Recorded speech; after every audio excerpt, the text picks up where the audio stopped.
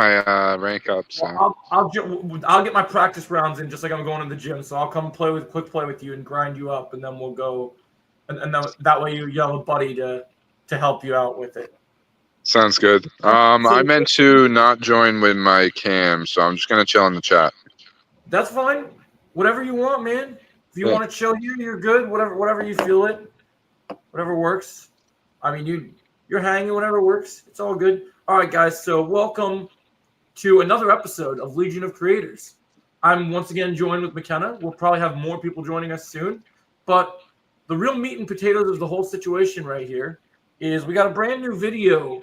Oh, not video. Sorry. So I'm thinking I'm on YouTube making videos instead. Okay, so Dinger. Okay, it says not connected. Okay, hopefully he'll fix this. I thought he said he was just going to be in the chat. But the other thing we have here, guys, is we have a whole article to break down where we have a big article that since we titled this stream, Marvel is back and DC is back, meaning that they're consistent with their content. Oh, we have a private message thing. Let's see who left me a private message. Oh, hey, he's in the private chat. Okay. You can be in the main chat too. Hey, Metal, welcome. We got 7 people watching already. Sick, guys. Make sure you smash that like button so we can get, so you can get even more good stuff. But so we're going to break down this article and talk about it. So we have Marvel and DC News Roundup today. So there's some Superman stuff. There's some stuff revealed from James Gunn. And there's some Marvel stuff. Because both, hey, Zarkus. Oh, is Luke going to come back up? Okay. He's just going to turn his camera off. All right. No worries. Oh, you don't have the link on Instagram? Oh, I forgot you're not in that chat, Underground. Let me just get you right here for you. I'll put it here for you. Hey, Jake, are you joining us as well? I liked your theory, by the way, Jake.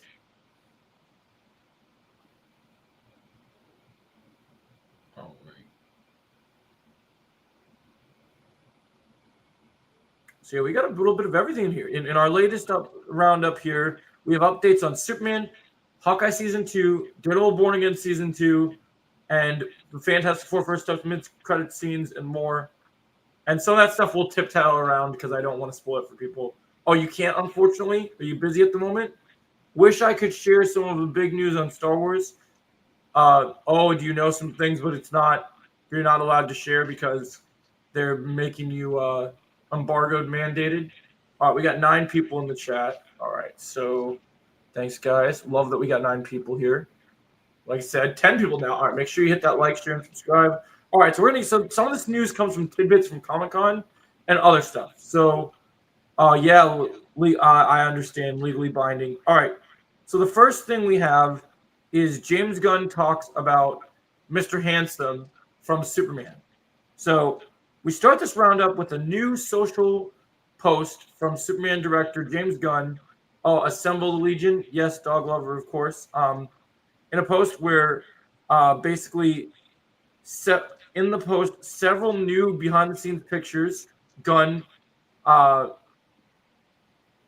Hey, can I? Yeah, I posted the link. Rock Kitten, you can come up. I posted the link so you can come join us. Yeah, the link was posted above. If you want to go jump in, I'll queue you up so you can come talk with us. So what did Rich Light say? I thought he saw something. But so make sure definitely welcome to queue up anytime. So definitely do that. Oh, good. He posted the mod post. Thank you. Yes, you guys, we're doing this topic, but if you want to join, just pop in the queue because I posted the link to the chat so we can have open people come in. Okay, where's my article now? All right, so we're talking about, I think it's amazing that Jason Momoa is coming back for Lobo. Yeah, that's going to be great. Oh, yeah. Oh, Dog Lover wants to come up? Okay, hello, Dog Lover. Hello. How are you doing today? Good, I am doing very good. Yeah, Dog Lover sometimes used to play Marvel Rivals with us, Kenna.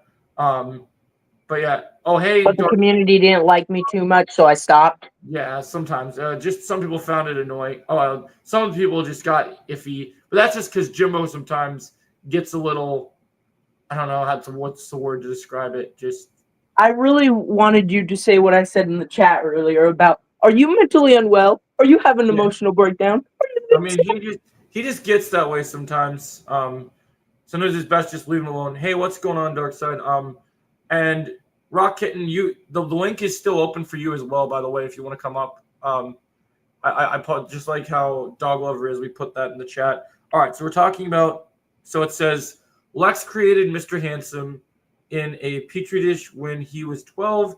He was trying to make a human. It didn't come out so well, but he just might be the only one in the world Lex has any true sentiment for, as evidenced by the photo on his desk.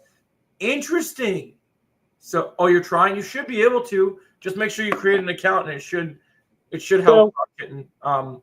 But so, what do you think about this, Kenna? This might be the only person that Lex has an ounce of love for. Yeah, I've already seen this before a bunch of times. I think it's very interesting.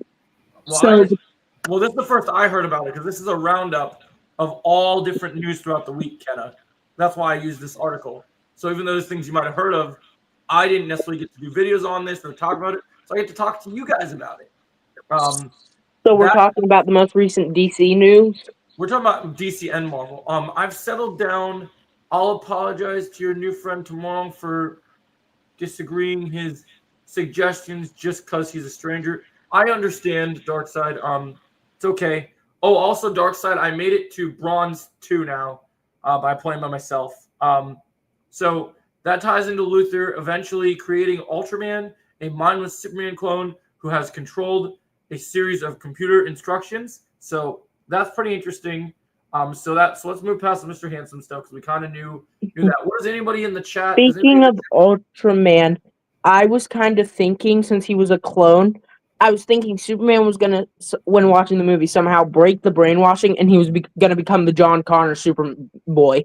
They got to save that for when they do Young Justice. That's much later down the line. We also have. Okay, so now we have some more debunking to do. Apparently, Melissa is here. Wait a second, the Instagram thing was blocking. Hey, Melissa Bonsai, good to see you. Okay, so we also have Entertainment Tonight also caught up with Gunn at Comic-Con and asked about Robert Pattinson's Batman potentially joining the DCU because we got to just clear this out because this has been talked about. Oh, Beyond the Kai is here with a Peacemaker photo. He's ready for the stream later. I was so surprised that Peacemaker cameoed in that movie. Well, it's not a surprise. James Gunn loves that character. And I know, it's just that he's rated R. So I was like, how are you going to put him in the same movie? That's the beautiful. Oh, here's Rock Kitten. Hey, Rock Kitten. What is that? The mic is loud. I think you're actually. Why is that so loud? Oh, okay. Anyway, but one thing of recent DC news to me, anyway, is that he recasted Jason Momoa as Lobo, which I just think is perfect casting. So here's the thing about that. I'm surprised you found that as new news because what happened is I, as a YouTuber, have known about this casting for over 2 years because I put the link in the chat, Melissa. It's available for you. I put it up there. Okay, so let's make sure people that are talking are actually up here. If you're not speaking, we can make space for people that actually have things to say. So we really want to build community for this stuff. So we got, okay, so we talk about, so I'm going to once again clear the air on this because this has been talked about far too many times. Yeah. Oh, no, we have space for, oh, no, yeah. Let's see. Rock Kitten, do you have your mic on? Are you going to speak and talk today? I'm going to chop your head off. Oh, you're Silver. Okay, let's get you out of here. Silver, you... That's too bad. Rock Kitten was someone that's been very, very, very kind in streams and stuff. But if it was been Silver this entire time, then that's too bad. He may have got Terry Silvered. I wouldn't even call him that. But yeah, so we're talking about this next. So Melissa, what you missed is we're breaking down an article, a roundup of DC and Marvel news that have been broken down through the week. Okay. So the next thing we're talking about is this. The topic has been addressed many times, but once again, it seems like James Gunn has clarified it. So now it says at Comic-Con, Gunn was asked about Robert Pattinson's Batman. potentially joining the DCU. And then he says, we've talked about it before, but it's not what's happening right now. He reiterated, everything's in flux, so we'll figure out what we're doing next, which basically means they're going to keep Pattinson separate and not let and not let the two universes collide like that. And Yeah, now, I think that's smart. Yeah, I think that's a good thing because I think that is probably so it can be kind of like a Christian Bale Batman type thing. Yep, and we're going to talk about this on top of it, which is what a lot of us believe is Brandon Sklenar is potentially been DC Batman. He's been training heavily for a role. Yeah, we talked about that earlier. What's the topics I might join? Darkseid, we're breaking down Marvel and DC topics right now. We're maxed out at 6 right now, unless Luke. I don't know if Luke's going to talk or if he's just going to chill with us. We'll see. We're going to try and give people the chance to speak. Because Darkseid wants to contribute. So yeah, that was the most from this article. That was the main DC topics, and now we have a list of Marvel updates to get through. Any final thoughts on what we learned about Mr. Handsome and just James Gunn reiterating once again that Pattinson isn't going to be DCU Batman and that we're getting a new Batman more like how we expect from the comics? Not really, but I have a suggestion on how to deal with Silver permanently. What's that? Why don't you make a Nightbot, take all of his old deleted messages, put them into Nightbot, and then program Nightbot to get any messages with like that type of wording and phrasing, or a profile picture that doesn't aren't allowed on YouTube, get auto deleted by Nightbot. I mean, I've considered that, but he changes his IP address every time, so it's hard. Yeah. That's the problem. No matter what we do. He's like over 9 million different accounts as he keeps saying. Yeah, I will retrolab right back now. to the DC thing. My take is just that it's just steady build up to the universe, and I like how Mr. Handsome adds more depth to Lex's character, and that we'll be seeing that probably again in the later Superman movies. I like that. I'm trying to send something to retrolab right now, real quick. Okay. I want to say that I really like the one post-credit scene in Superman where he just hugs Crypto, because that's just very dog-loving. Well, yeah. That's especially with your name being Dog Lover, it makes sense that you would say that. So yeah. But yeah. Oh, you're laughing about that. What about you? Dog Lover is a friend. I think Peacemaker season 2 will be a backdoor down the line for Christ. Yeah, I think that could make sense too. I think he's being smart. He's planning it out to go, okay, yeah, we can come back to this later when we need to focus on it again.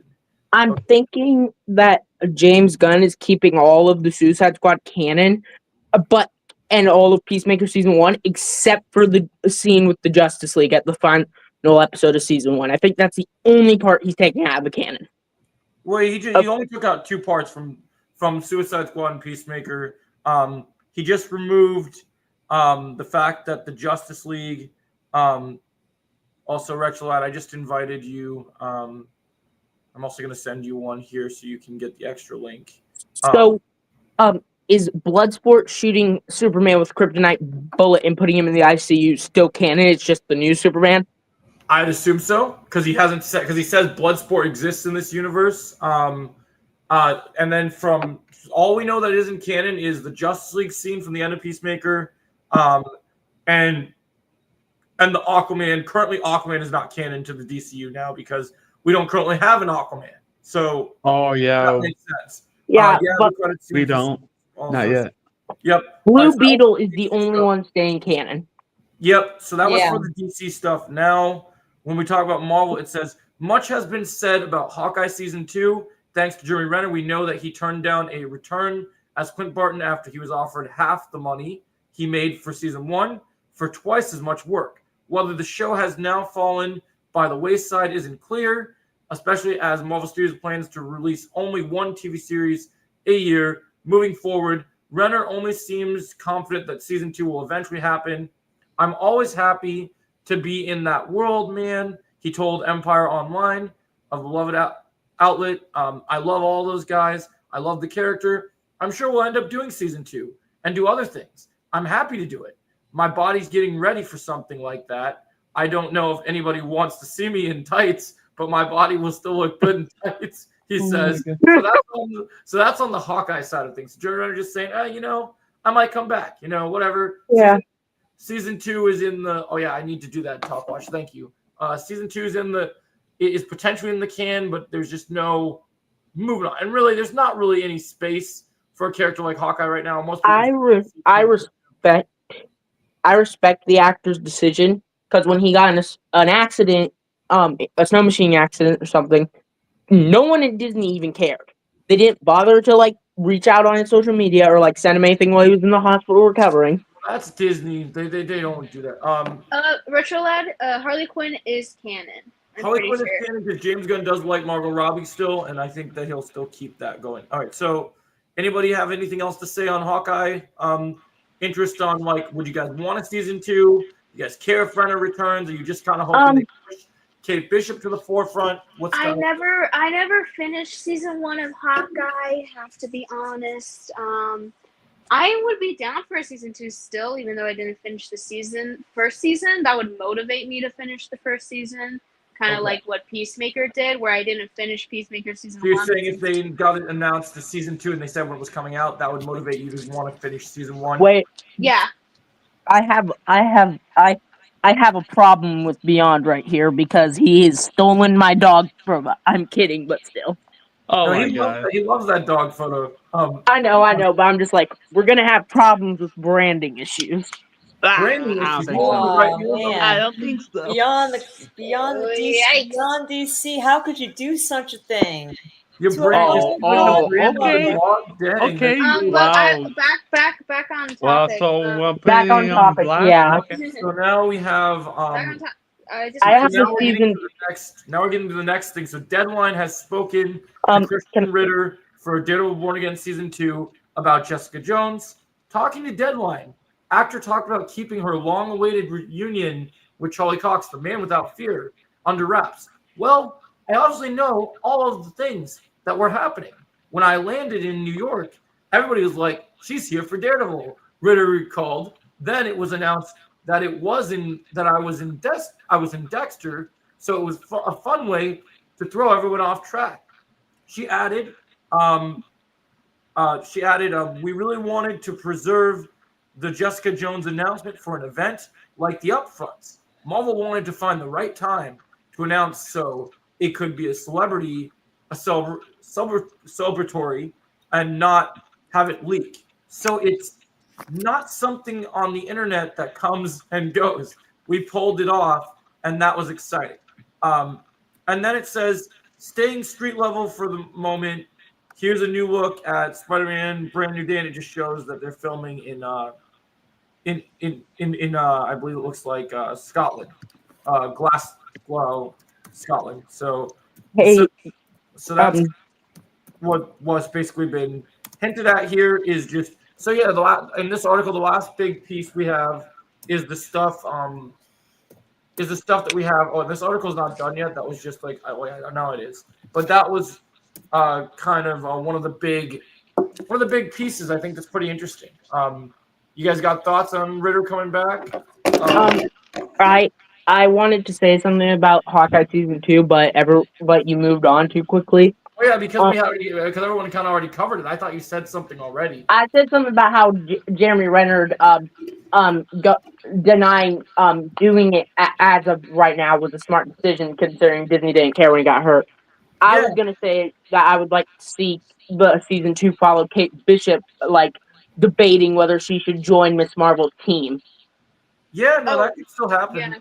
I was also wanted to add more to the Hawkeye conversation as well, because I had another thing to say about Kate Bishop is whether, even though I wasn't a super fan of the show, I really did like her relationship with Yelena when she showed up, and I would be excited to see her be more pushed to the forefront. But I also still want. It's just a shame because Jeremy Renner's Hawkeye didn't get pushed in the forefront a lot, so I would love to see have it be equal, where they both get to be the main kind of. Yeah, that's one of the problems with season 1 is it'd be nice to see it balanced better. Another problem is all of a sudden Hawkeye's death. Yeah. Well, that's not a problem. That happened in the comics. They did that to be accurate. Like, Still, though, it happened out of nowhere. how did it happen out of nowhere when it happened just like it did in the comics? They set it up. I know. I'm saying they didn't state that in Endgame, and then next time we see him, he's all of a sudden dead. Well, yeah, because they showed what happened post. Yeah, that's true. Retrolad. They showed after Endgame happened in the series. They moved into that happening because he was always wearing an earpiece in all the Avengers movies, being Hawkeye, all the different things was happening. Be honest, Kingpin's really only been good in either Spider-Man or in Daredevil. Like, yeah, that's I mean, that was kind of the thing. That's always been like his biggest, where he's been the biggest, baddest villain ever. Oh, yeah, and that's another thing. Hawkeye all of a sudden knows him, but has yet to bring him up.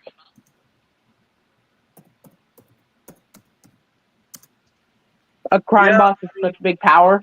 I mean, he's just one of those things. There's just certain characters that don't need to properly interact because they don't like. Hawkeye's a character that doesn't necessarily like they could interact, but they're not needed to do that. Okay, yeah, fair point. But anyway, that's all I had to say on Hawkeye season 2. Perfect. All right. So, anyone have anything to say about the Christian Ritter stuff? Like how they tried to she was doing Dexter, and then they kind of just are once again. If you've seen Daredevil Born Again season 1, they're kind of just trying to pave the way to make sure that you guys know that Defenders are coming. It's happening. Season 2 is going to be much more structured. It's going to be more focused. And also, I think it's really interesting that Marvel posts so many leaks of things that, they claim they want to keep a secret, but then they just leak it out themselves. But then they're like, oh, we have to wait for this announcement during the upfronts when Daredevil got renewed, right? But the funny thing about that situation is the fact that I'm trying to think how to word this. This is my best Venom run ever. Well, they didn't officially leak it out if people didn't pay attention. I already knew because when they first did Born Again season 1, when they were kind of like restructuring it, the original plan was Born Again was going to be one long season instead of 2 seasons split up originally. And it was originally going to be 18 episodes instead of, I think, what was it, 8? Was it 10 episodes? No, 8? Was it 8 episodes? I still haven't watched the show, so I have no idea. So I'm trying to catch up on the original. I'm trying to remember if it was 10 or not. It might have been 10. I feel like it was either 10 or 9. I'm trying to think. It was 9. Here, I can go on Disney Plus and confirm. Yeah, it was 9 episodes. I just looked it up. Okay. So it was 9. And so originally it was going to be 18. And Jessica Jones in the original cut was meant to be in the season 1 that they were doing. So that I kind of just knew things were going to happen that way, and they were being too obvious with it because you kept seeing pictures of Christian Ritter working out with Charlie and like having Daredevil merch on, and just they kind of just. It's interesting that they say in this article that, oh, yeah, this is a big surprise. I'm like, shocker to no one. Thank you. You guys just do. I have a question. Do you think that in this in any Spider-Man live action movies they could actually bring Shocker? Oh, Shocker would be cool. Shocker was in Homecoming. Yeah, he appeared once. He was the guy who fought in the homemade suit. Yeah, they developed him. Also, has anybody seen the new trailer that came out today for Eyes of Wakanda? The new I did project. I didn't watch all of it, but I know it involved Iron Fist. Yeah, it involves female Iron Fist. Because they're introducing. I love your Spider-Man shirt, Joe. Oh, thank you. That's because I'm recording some Marvel videos later, so I had to have it on. Spider-Man does whatever a spider can. Shocker deserves more respect for Ares. Yeah, I agree. They should have given him as much respect as they do in Insomniac. Slings it right at Joe's night. Slings it right on Joe's night. Hey, yo. kind of crazy. I'm trying to think what other one I had. I had another topic too. Speaking of, I was gonna say something I can't remember. Oh yeah, because of Spider-Man. Speaking of Spider-Man, do you guys all remember the SpiderMan trailer? Oh yeah. Yeah. I'm not the hero this world wants, and I'm not the hero this world needs, but I am the hero this world gets. That line is terrifying because it's accurate for heroes that are like not good at their job. Right. And also soon Spider-Man will come to Switch. No, I didn't delete it. It's hey Superman fan. It's still there, Darkseid. They better not remove Spider-Man. They better not put Spider-Man Insomniac on Switch because if they do, that's garbage. Because they ruined Arkham that way with the Arkham trilogy on Switch. The graphics look terrible. Those goated games on Switch because What kind of? I'm just curious, dog lover. What kind of dog is that? A golden retriever. Ah. He's my old puppy named Buddy. He passed away in November. Oh, like Airbud. Like Airbud. Except, does he know how to do sports? What? Does he know how to do sports? Retro Lads part, Darkseid. Okay, so you're gonna have to explain it to me a little bit because I do have special needs, so some jokes don't cross my head. Oh, yeah, no. I said, you said your name's dog was Buddy, and I said, it's like, kind of like Airbud, and I was like, oh, I get it now. God dang it. Sorry, I'm sorry. I didn't mean to offend you. If no, you didn't offend me. You did not offend me. It's just that I'm cringing a little because you made a dad joke. Did we hear? Bad joke. Did you not hear about the PlayStation is actually finally letting us have some of their exclusives? Oh, that's interesting. Good for you, Metal. I know that since you're an Xbox player, that probably makes you happy. Xbox has given PlayStation all their games for all their exclusive games except for Halo for years, and has been considering giving them Halo for PlayStation not to give them anything in return. Now they're considering giving them something. Oh, my PlayStation. Oh, Stingray. Oh, no, wait a minute. Which one of you is Stingray? No, that's from Cobra Kai. Okay, because I was about to be like, if one of you's name's Stingray, get out because the Stingray killed Steve Irwin. We got to talk about this. This is pretty funny. Okay, Pedro said something really funny today. That's pretty interesting. Pedro says, someone asked him how it's been shooting Doomsday with RDJ, and Pedro says it's delicious and loads of fun facing off against Robert Downey Jr. in Doomsday. He's Daddy Doomsday to all of us. Dude, I'm still so upset that I got blue-balled in the post-credit scene and deprived of RDJ's beautiful face. You gotta remember when they filmed. So, from someone who doesn't know the inside of Marvel, like I know, like a lot of the inside. Being a YouTuber, I see a lot of the insider stuff happening. When these end credit scenes are filmed, announcements sometimes come out first, right? And so, what happened is they filmed this end credit scene a long time ago. But I bet you when they filmed this end credit scene, they weren't ready to announce the casting yet. So even though they were hinting at it and alluding to it, you have to remember that in time when if somebody surprises things in flux, they don't always happen at the same time because they filmed this movie prior to Comic-Con last year. So so they could have filmed this and gone, okay, well, what if it's this actor? We're just kind of teased it a little bit. Hint at it. Yeah. Still, though, I still feel deprived. I was literally in the theater when I saw that post-credit scene. Whole time just saying, show me RDJ. Show me that man's beautiful face. I feel like it gives you enough, though, because I think the thing that people need to understand, because one thing I have to clarify that people, Joe, have you gotten the new Indiana Jones game? I haven't yet. I got to play it, RetroLad. It's on my list. But so the thing you got to understand is with this whole casting that a lot of people don't understand is I'll be dropping a video tonight about explaining it because the end credit scenes, when you watch Thunderbolt's end credit scene and you watch this because I did not have time at the theater to see the second one. So, no, I did not get a chance to see it, and I cannot find it on YouTube. Oh, that's too bad. So what you need to understand is like I'll be doing a video explaining how Doom's gonna work exactly. Because a lot of people, I've been a lot of videos about it, but a lot of people were mixed on it when the casting of it because they didn't understand. Because everybody, because of the way that they did the Kang thing, the multiverse, everyone's just like, okay, so all they're doing is taking Kang out and doing the Doom variant thing, right? Right. What you don't Kind know, of like Rivals. and I told Melissa, is what's going to happen is they're capitalizing on the fact that they have a villain wearing the hero's face. So what happens is if you know Doom from the comics, Doom has a mask stuck to his face. He doesn't show his face, right? So what's going to happen? Robot Chicken even made a sketch on it. Scene, for those that haven't seen the movie, we'll just simplify this.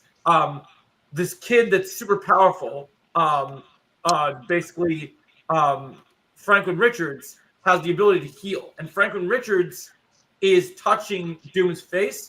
And the incentive that I've come up with is that that originally, because if you know the story of Doctor Doom, his face is scarred up, and what I think is happening is when that mask comes up, you're seeing his scarred up face from the radiation that they went through from because Doctor Doom went through the exact same stuff that the Fantastic Four went through. So, and because it's Earth, so what I think happened is his face got all scarred up from that, just like in previous iterations. And Franklin will heal him, but when he heals his face, instead of seeing what Victor Von Doom looks like, you're gonna see Doom use Tony's face to manipulate everyone. Because the whole play is, hey, this guy, let's manipulate. I can manipulate Spider-Man. I can make the X-Men and the Fantastic Four and the Avengers fight each other because I'm their best guy. I'm Tony Stark. I'm back from the dead. Look at this. Like I can play with that. Because Doom is a manipulator. That's what. Or it could just be a multiverse thing. Because Iron Man is Doom in one of the alternate worlds. The point they're trying to tell you is that Doom is not Doctor Doom and Tony Stark are two different people. This is but they could be double gangers. This is not Tony Stark being Doctor Doom. This is Doctor Doom being Tony Stark. That's how RDJ was cast. And that's the whole point. I mean, we don't know that yet. Yeah, they could be double gangers. Like it could still be Victor Von Doom, but he's Iron Man's double ganger.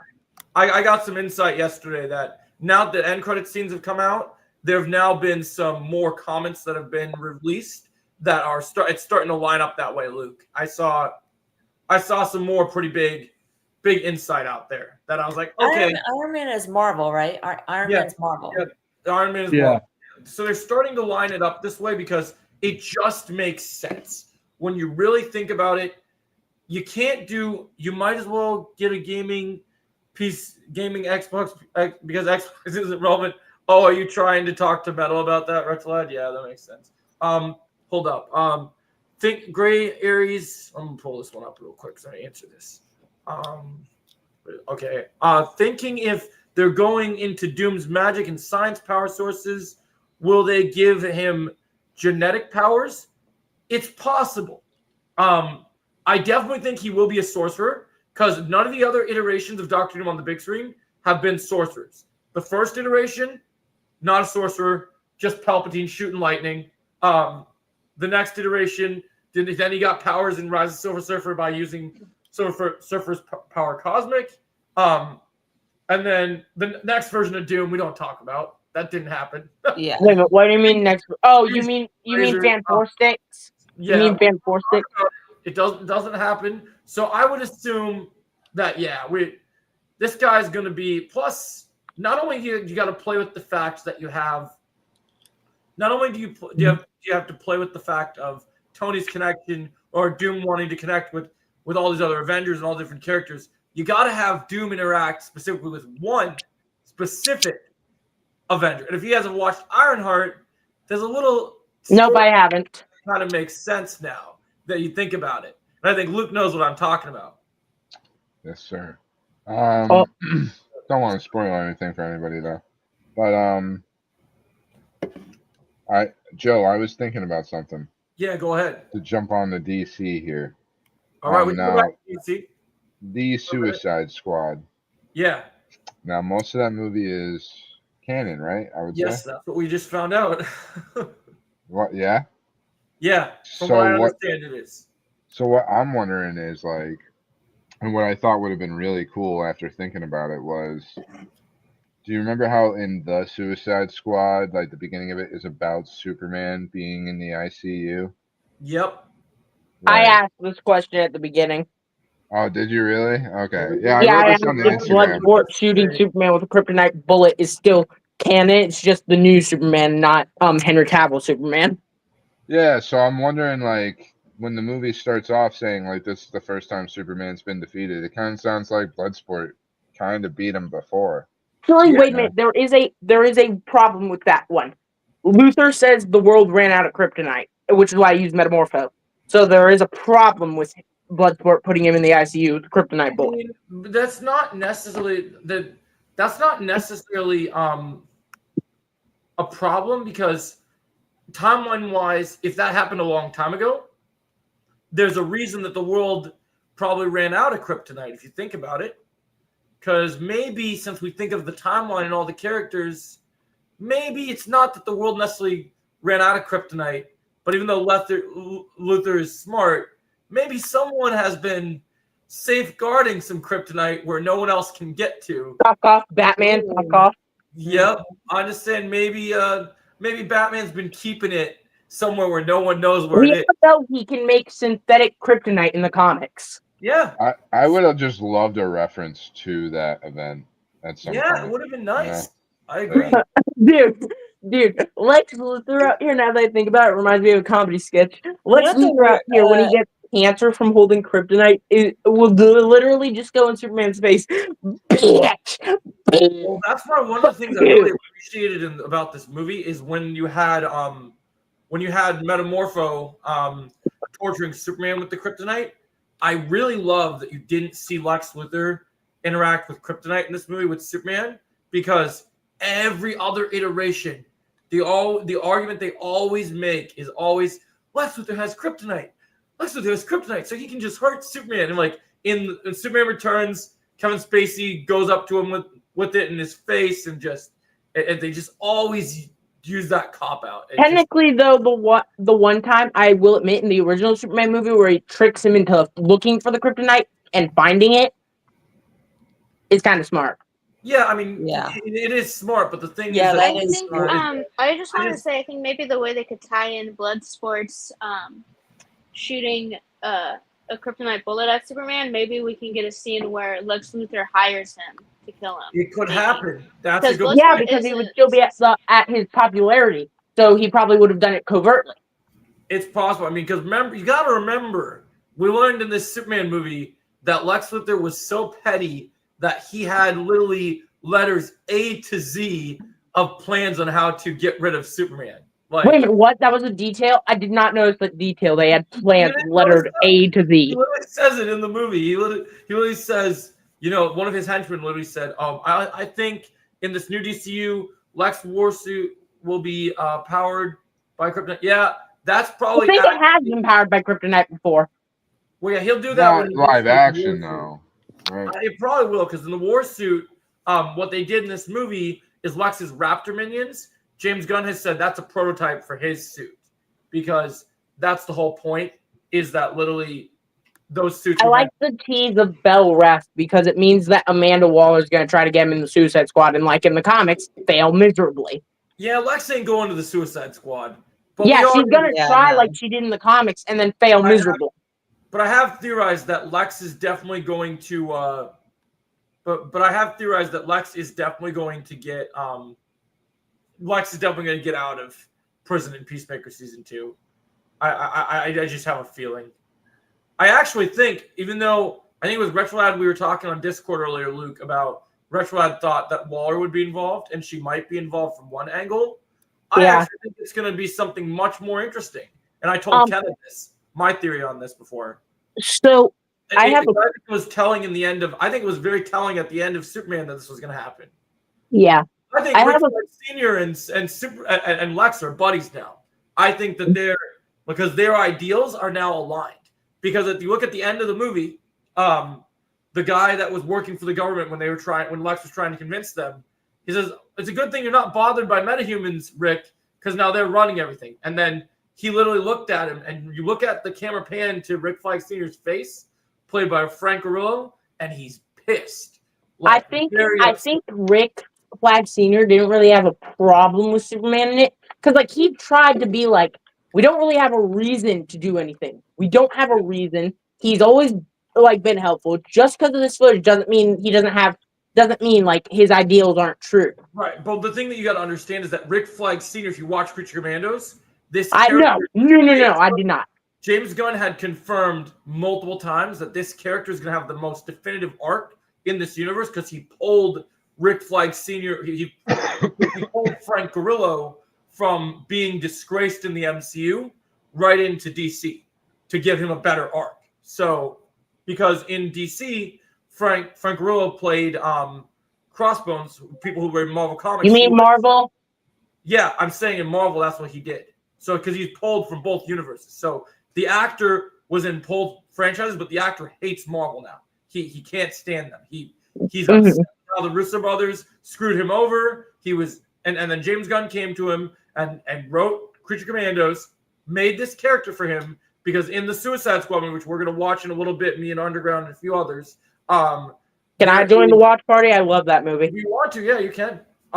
But so basically, what happened was you had you had from that point onward, that story was establishing, showing Rick Flag as a hero, or Rick Flag Sr. as a hero, even though he knew about what happened to his son in the Suicide Squad. But yeah, it was his story. But at the end of that story, things take a different shift and a different turn. And then in Superman, they're kind of still playing the hero angle. But as the movie progresses, as James Gunn said in his podcast, Rick Flag Sr. has now gone from sort of the hero to slowly becoming the villain. And then if you watch the trailer for Peacemaker Season 2, now he is full-blown villain. So, which means he would ally himself with other villains. In fact, if you paid attention to the first, not the official trailer, but there was a teaser that came out around the same time Superman came out, and in the teaser for Peacemaker Season 2, you can see Lex's old henchmen are working with Rick Flag Sr. So I think that's kind of interesting that the guy that didn't seem to like Lex is now working with his henchmen. I don't know. Something could be happening there. I think we see a cameo of Darkseid Lanterns for Justice League 2. It's possible. That's a good point. Retrolite, that's a good point. Metallo doesn't exist. That is a good point.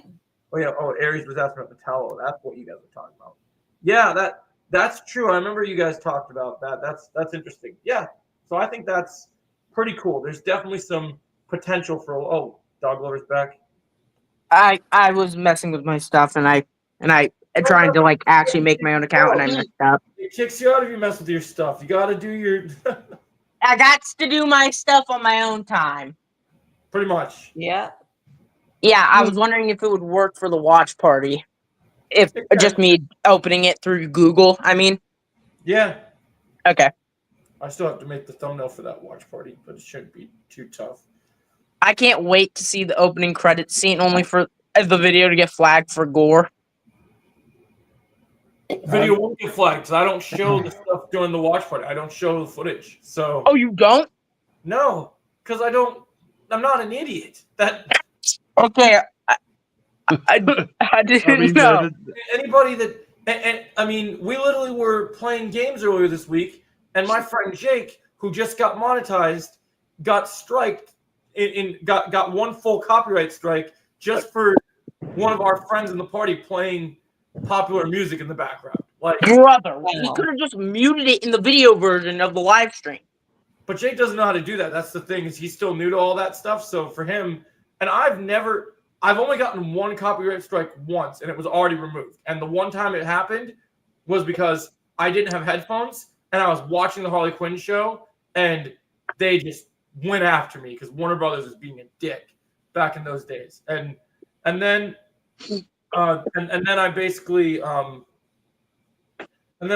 just vowed that never again would I ever, in a watch party and stream of anything, ever show anything on my screen that was from YouTube or any other like movie streaming anything on YouTube that never show the footage. Like if you do you can do like a reaction to something and you can kind of get away, loop it, and they might claim it. But if you're doing a full-on watch party, it's like an hour-long watching a whole movie or watching a TV show, they are coming for your ass. Copyright laws But suck. you can just do it on Discord, though, I believe, just like without actually streaming. I have a question for you, Joey. Speaking of reaction videos. Yes. Do you ever watch other YouTubers for reaction videos? It depends. They have because you have to be careful, right? So there's this one guy who doesn't get a lot of reaction videos, but all the ones he does, he's like really cool with it.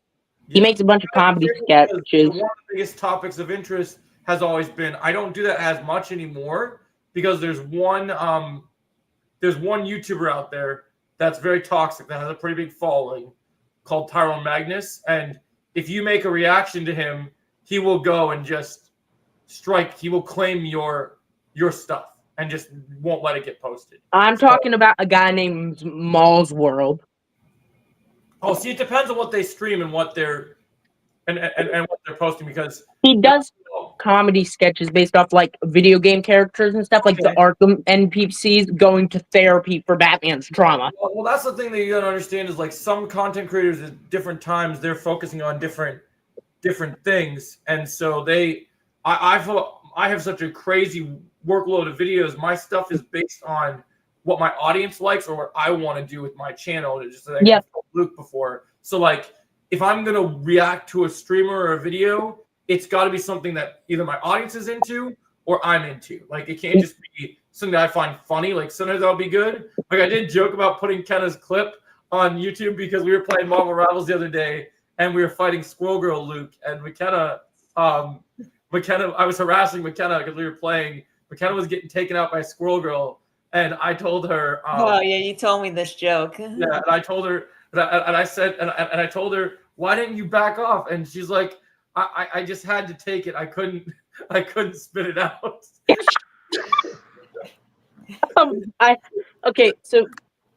is my last question before being quiet for a while.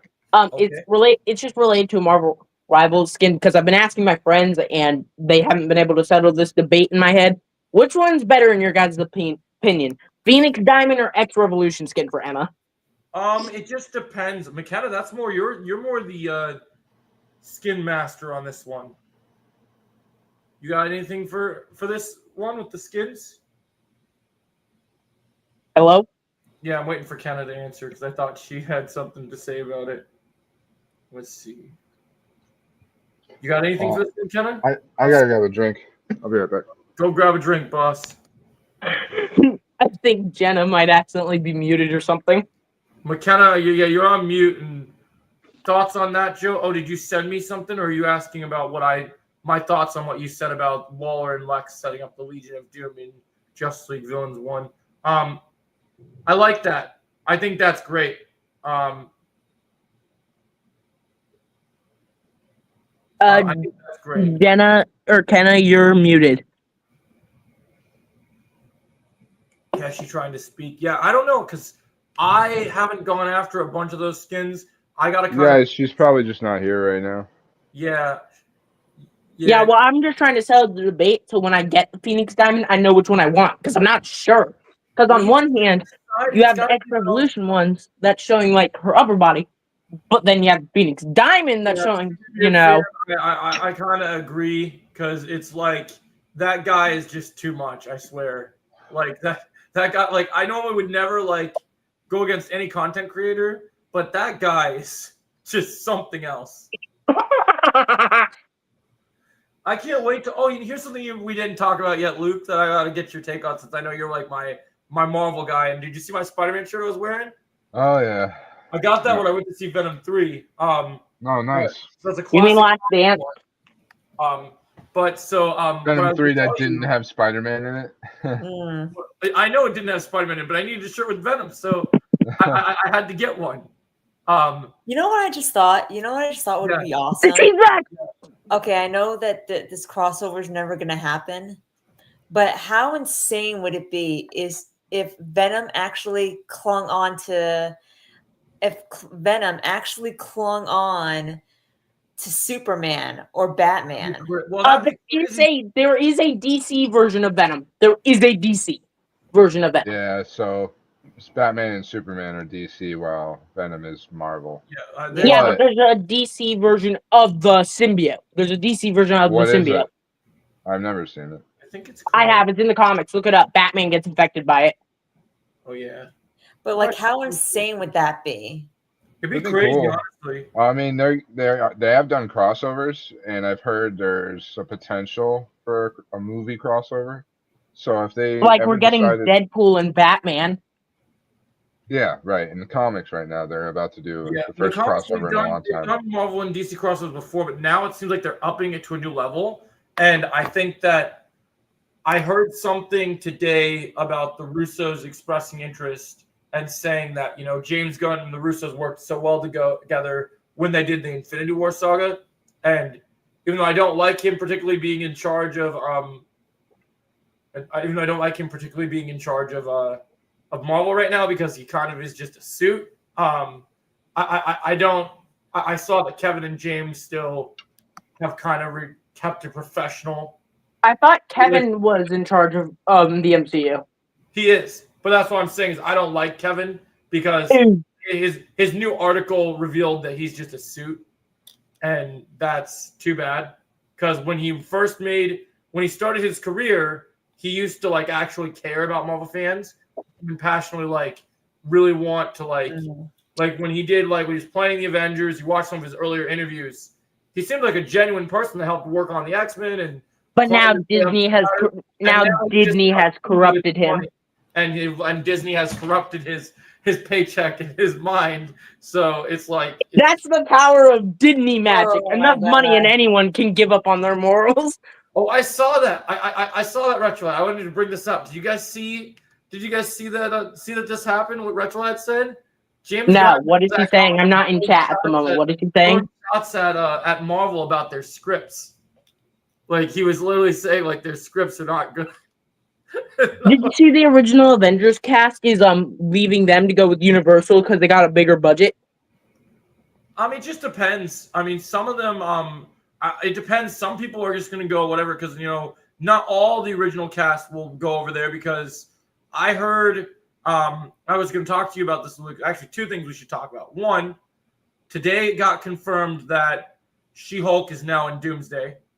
So that's brother. She has so much problem with Ryan Reynolds over being cut out of Deadpool and Wolverine. Yep. And now they're gonna probably. Why are they bringing? Oh yeah, Retrolad, that would be insane. Yeah, it'd be crazy if Superman had the power of the Phoenix Eye. You know what I just thought would be even crazier? What if Wolverine got infected by Venom? We don't want that. We don't want that. His berserker rage already makes him go on a bloodlust. That's what I'm saying. With Venom in his head. That's what I'm saying. That would be even crazier. Venom on him. No, can I explain this one real quick? With Venom on him, if he went into the berserker rage and Venom infected him and managed to take control of him, there would be no stopping him. Yeah, literally not. That's what I mean. They would be suicidal. But the thing you have to remember is even though Wolverine is as powerful as he is, the one thing you have to worry about is the symbiote's weaknesses are still the symbiote's weakness. So Wolverine would still have. Yeah, but Wolverine has his own healing factor, and the symbiote could kind of. Yeah, but once you use sonic manipulation to get the symbiote off of him. Okay. How about this then, though? How about this? This would make him truly unstoppable. Wolverine and the anti-venom symbiote, because it can't be affected by sonics or fire in the comic. The anti-venom is a good guy, isn't he? Yeah. No, he's not. That's in the game. In the other one, in the comics, he's even worse than Venom. Like Carnage. Yeah, they could do that. That's definitely. Wolverine infected by Carnage. No, Carnage is still weak to the same weaknesses. Anti-Venom Anti-Venom is not weak to any symbiote weaknesses. Let's not give Deadpool the symbiote, please. I don't think that's no, bad Retrolad. We've already experienced that in the comics. It did not go well. Bad Retrolad. Shame on you. Yeah, we don't need to talk about them nerfing Carnage, Superman fan. I know we don't talk about Let There Be Carnage, man. It does not. We don't talk about Venom Pool. Venom Pool. What's wrong with Venom Pool? You just said we don't need to give the symbiote to Deadpool. Yes, that is true. I did say that. So yeah, we don't talk about Venom Pool existing in the MCU. Wait, Carnage doesn't have the Darklight said Carnage doesn't have the weaknesses. No, Carnage does have the weakness to Sonic. They use it in Let There Be Carnage. Carnage is weak to fire and sound. They use the fire.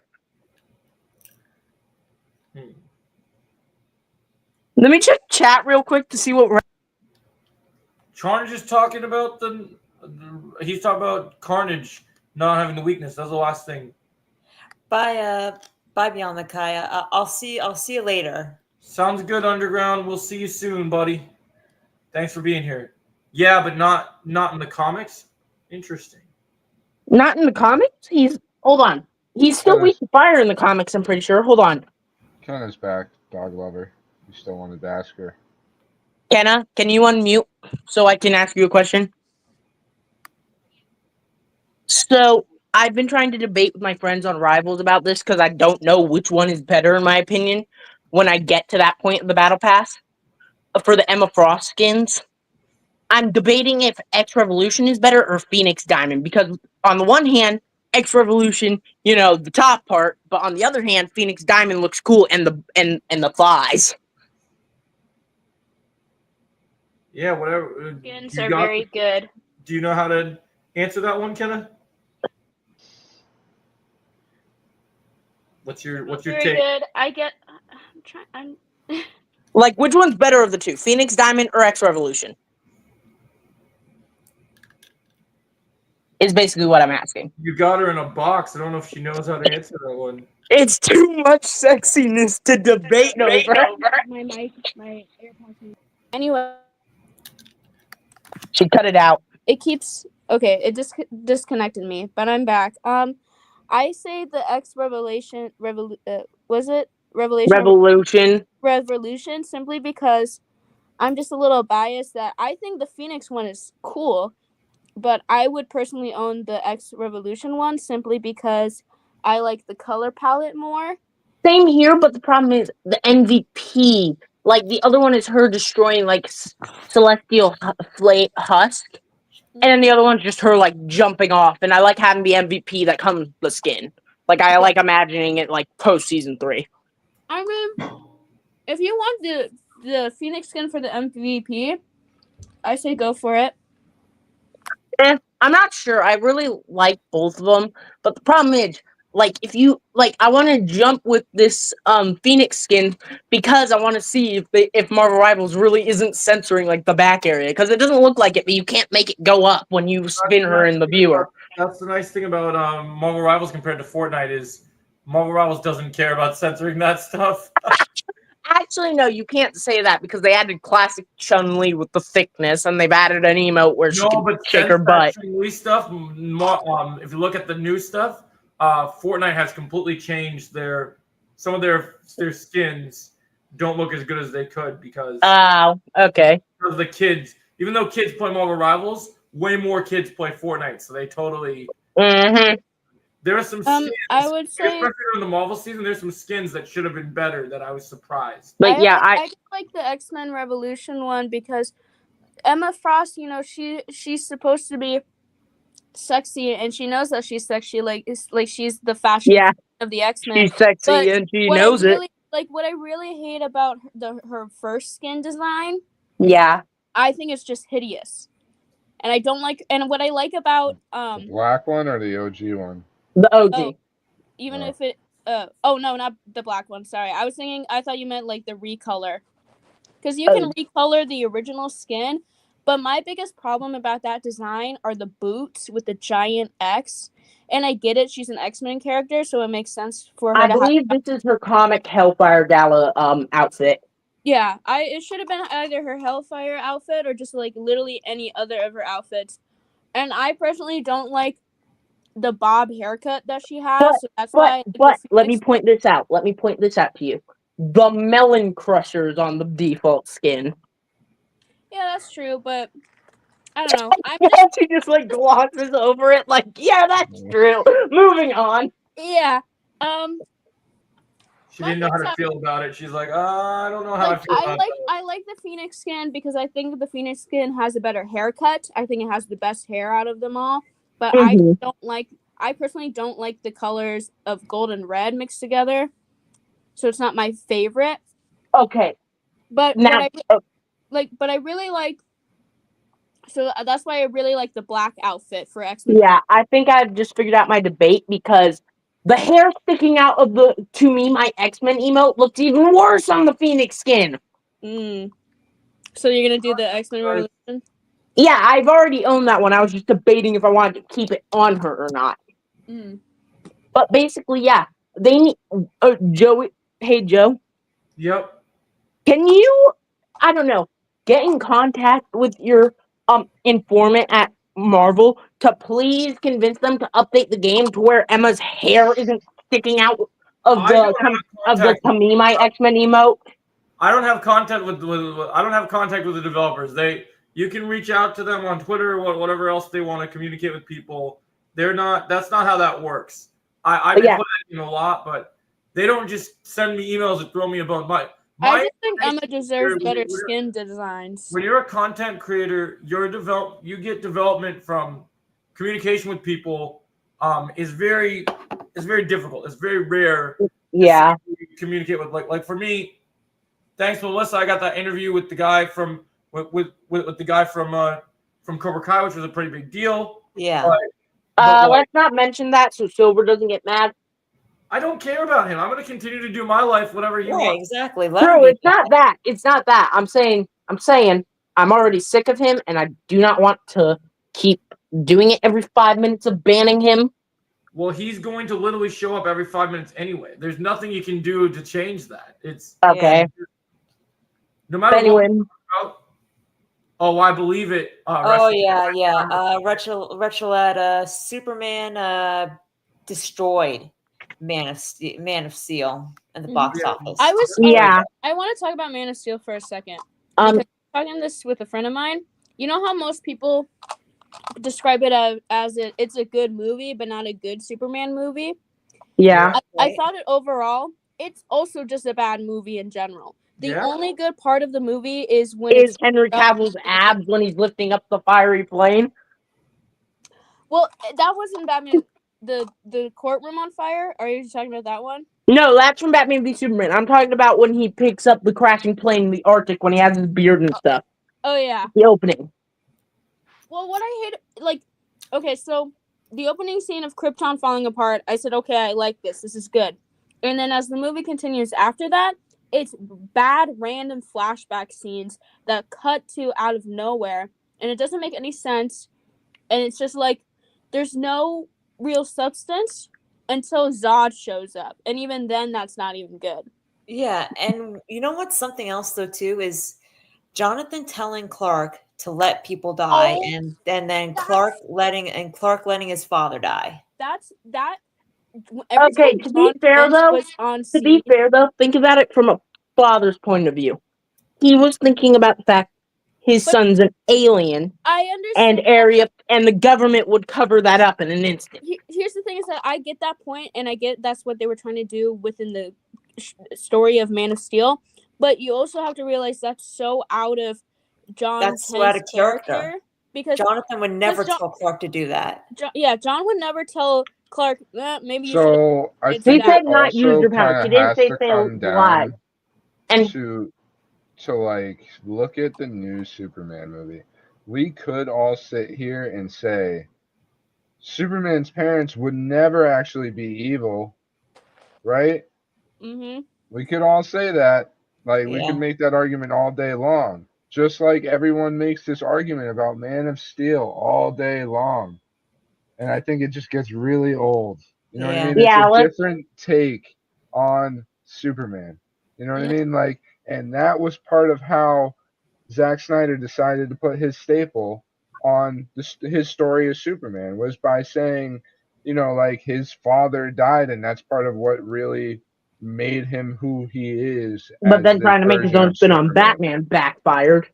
Sure, but like that's all it is. I know, like if Yeah. people just want to I be like, have a it's problem. bad, it's bad, it's bad. Yeah. For me, it's different, and I can still Same. enjoy the things about Man of Steel that I enjoy. Yep. That's how I feel personally. Yep. That's a good point. That's a good Yeah. point, Tinker. I don't really mind the scene where John sacrifices himself in the tornado. I think that someone makes sense. Yeah. It rubs me the wrong way to have John Kent be like, "Oh, you should have let those kids drown in the school bus," Yeah, no, I get it. Yeah. And then like that's the whole and argument it of like, just what was I supposed also to do? just also too kind of rubs me in the wrong way, like where you get Jonathan Kent's death is a significant moment for Clark, and you get why.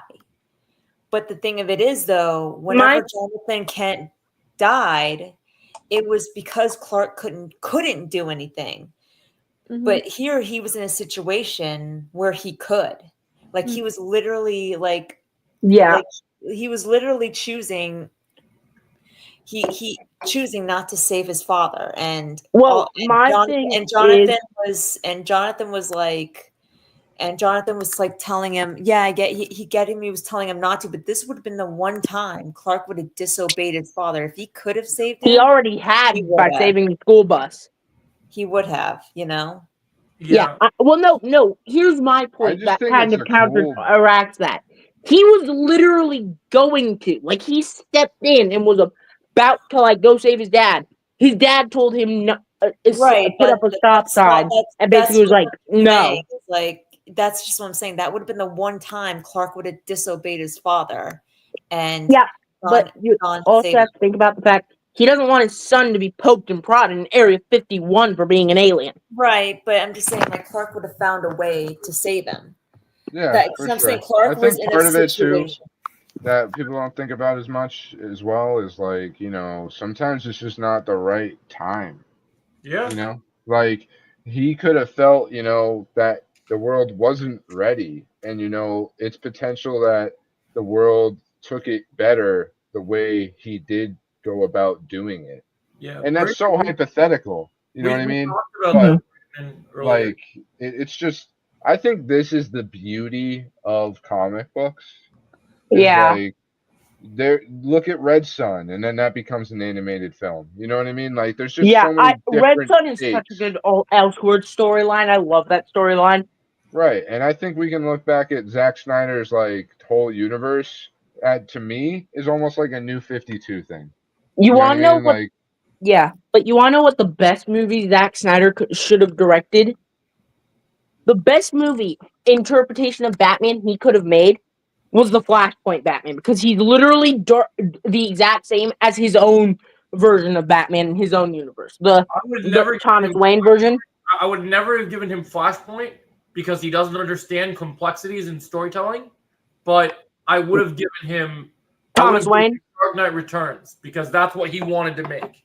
Yeah, I'm not saying that. I'm not saying we give him Flashpoint. I'm saying we let him have control over the Flashpoint Thomas Wayne Batman, basically just being like his Batman from the old DC cinematic universe. Agrees with my point. Yeah, agreed, Retro Lad. Agreed, Retro Lad. With what you said. Batman vs Superman essentially is Dark Knight Returns. Yep. Like that's what that story is. Yep, they're missing certain characters and certain things, but yeah, basically it's his version of Dark Knight Returns. That whole Batman vs Superman story is entirely inspired by Dark Knight Returns. I saw your thing, Brandon. I heard about that earlier. I was talking to people about that. I think it's ridiculous that they're making beef about that. I think it's so. Retrolad has another point that goes into my argument. Flashpoint Superman, when he landed in Metropolis instead of in Kansas, the government literally had him starving and skinny and like not knowing anything about the outside world. So that's another reason why his dad probably told him not to. Right. Yeah, no, I hear what you're saying, Dog Lover. I just don't agree with the fact that because that whole thing of Superman, not even Superman can save everybody. can save everybody, but here he was in a situation, and that's true. Oh, I would have preferred that he would have been put in a situation where he or he had literally to choose couldn't. between saving like 10 lives or his dad.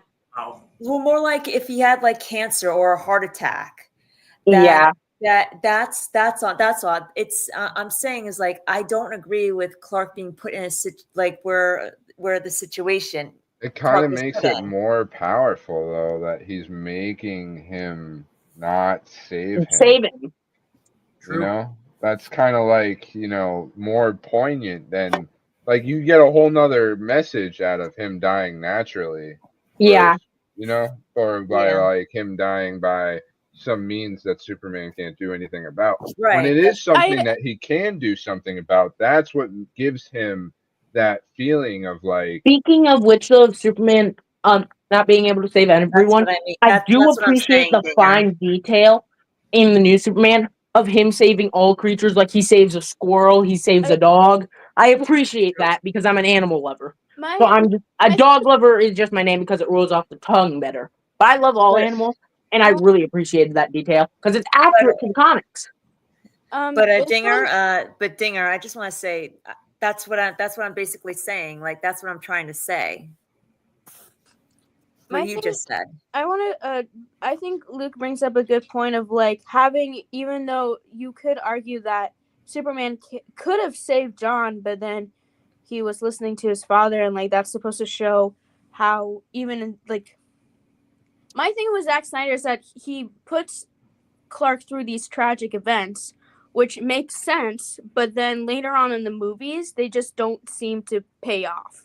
Because it seems like he's just ruining I'll agree with that. Clark's life for the sake of it, and there's like, okay, Okay, you're putting him. But counterpoint. Spider-Man comic writers give Peter Parker a harder time. Yeah, but yeah, he still gets it paid off, or there's a better reason for the reason. There's a better reason No, why. he doesn't. No, he doesn't. He never gets it paid off. He literally in the Spider-Man Reign storyline gets MJ cancer for his spider nut being radioactive. All right. But we're not really talking about Spider-Man right now. Yeah. So yeah. Okay, sorry. I'm just like I didn't mean to trail off on that. I was just trying to make the comparison of the thing is Spider-Man writers when I give say him more of a hard time. being paid off, I don't mean that the characters get the perfect happy ending, but they get something out of it. So yeah, Spider-Man goes through a lot of hardships in the comics, but he, at the end of the day, he gets to be the hero, and that's enough for him that he saved people, even if he didn't get to save everyone that he wanted to. He saved people that he may not even know, but he's happy that he did. Yeah, and but then counterpoint. The same thing with Superman, though. And I would agree with that with Superman, but for specifically Zack Snyder's Superman, again, goes through these lots of hardships, but doesn't really get to do what he wants to do. Superman, Okay. I agree with that. I understand that. I understand. He can really want to save people, but Zack Snyder we just don't get to see it as often. And I do believe that he clearly loved Amy Adams' portrayal of Lois Lane, but again, we don't get to see that fully developed. Yeah. Well, I feel like where the MCU really tries to be like this reality-based version of Marvel, like you kind of see that with Zack Snyder's version of DC, where he so I'm not tried gonna to make Superman have like all these extreme challenges compared to this like happy-go-lucky Superman. Yeah, agreed. But all I'm gonna say, I'm not gonna like continue this argument anymore. All I'm gonna say though about Spider-Man having it tougher than Zack Snyder's Superman, one more day storyline. That's all I'm gonna say. I mean, the way I look at this whole situation, the one thing that I think that people, whenever they have this argument, the one point that ends this argument forever is the fact that, to me, that when you look at when you look at the essence of Superman, you look at his character. Henry Cavill was an amazing actor, and he was absolutely the right actor to play Superman. But the biggest problem that we run into is he even refused for them to use CGI to add the muscles. He was so dedicated that he got the muscles himself. This isn't about the suit. This isn't about the muscles. This is about characterization. Zack Snyder does not understand characterization because if he knew Superman, it is possible to make Superman a powerful godlike character and still give him personality. It is And tough humanity. to still make him not a if you watch Batman versus Superman, he's depressed throughout the entire movie. There is no hope in this Superman. Yeah. Superman is a symbol of hope. But I like the idea of like this version of this Superman and how we got there. Yeah. Yeah. You know what I mean? Like, because we Me get too. the steps of like, how did we get with this stoic, Because you see, devoid of personality Superman? I have It a actually non- makes because sense. for the first time in a long time. I have a non-related question Wait, for hold Joey. on. The only reason Can I that just would can I just happen. speak for 1 second? Yeah, let's let Melissa go first. Yeah, what were you trying to say, Melissa? Sorry. Go ahead. Sorry. I think what makes this Superman so unique, because it's a Superman we haven't seen in such a long time. Yeah, it's a Superman that not only embraces hope but embodies it, and he tries so, and he's And the message at the end about him being more human than alien. coming to the point where he's Kryptonian, but he's human too. Yep. You know, he's got a soul, Mhm.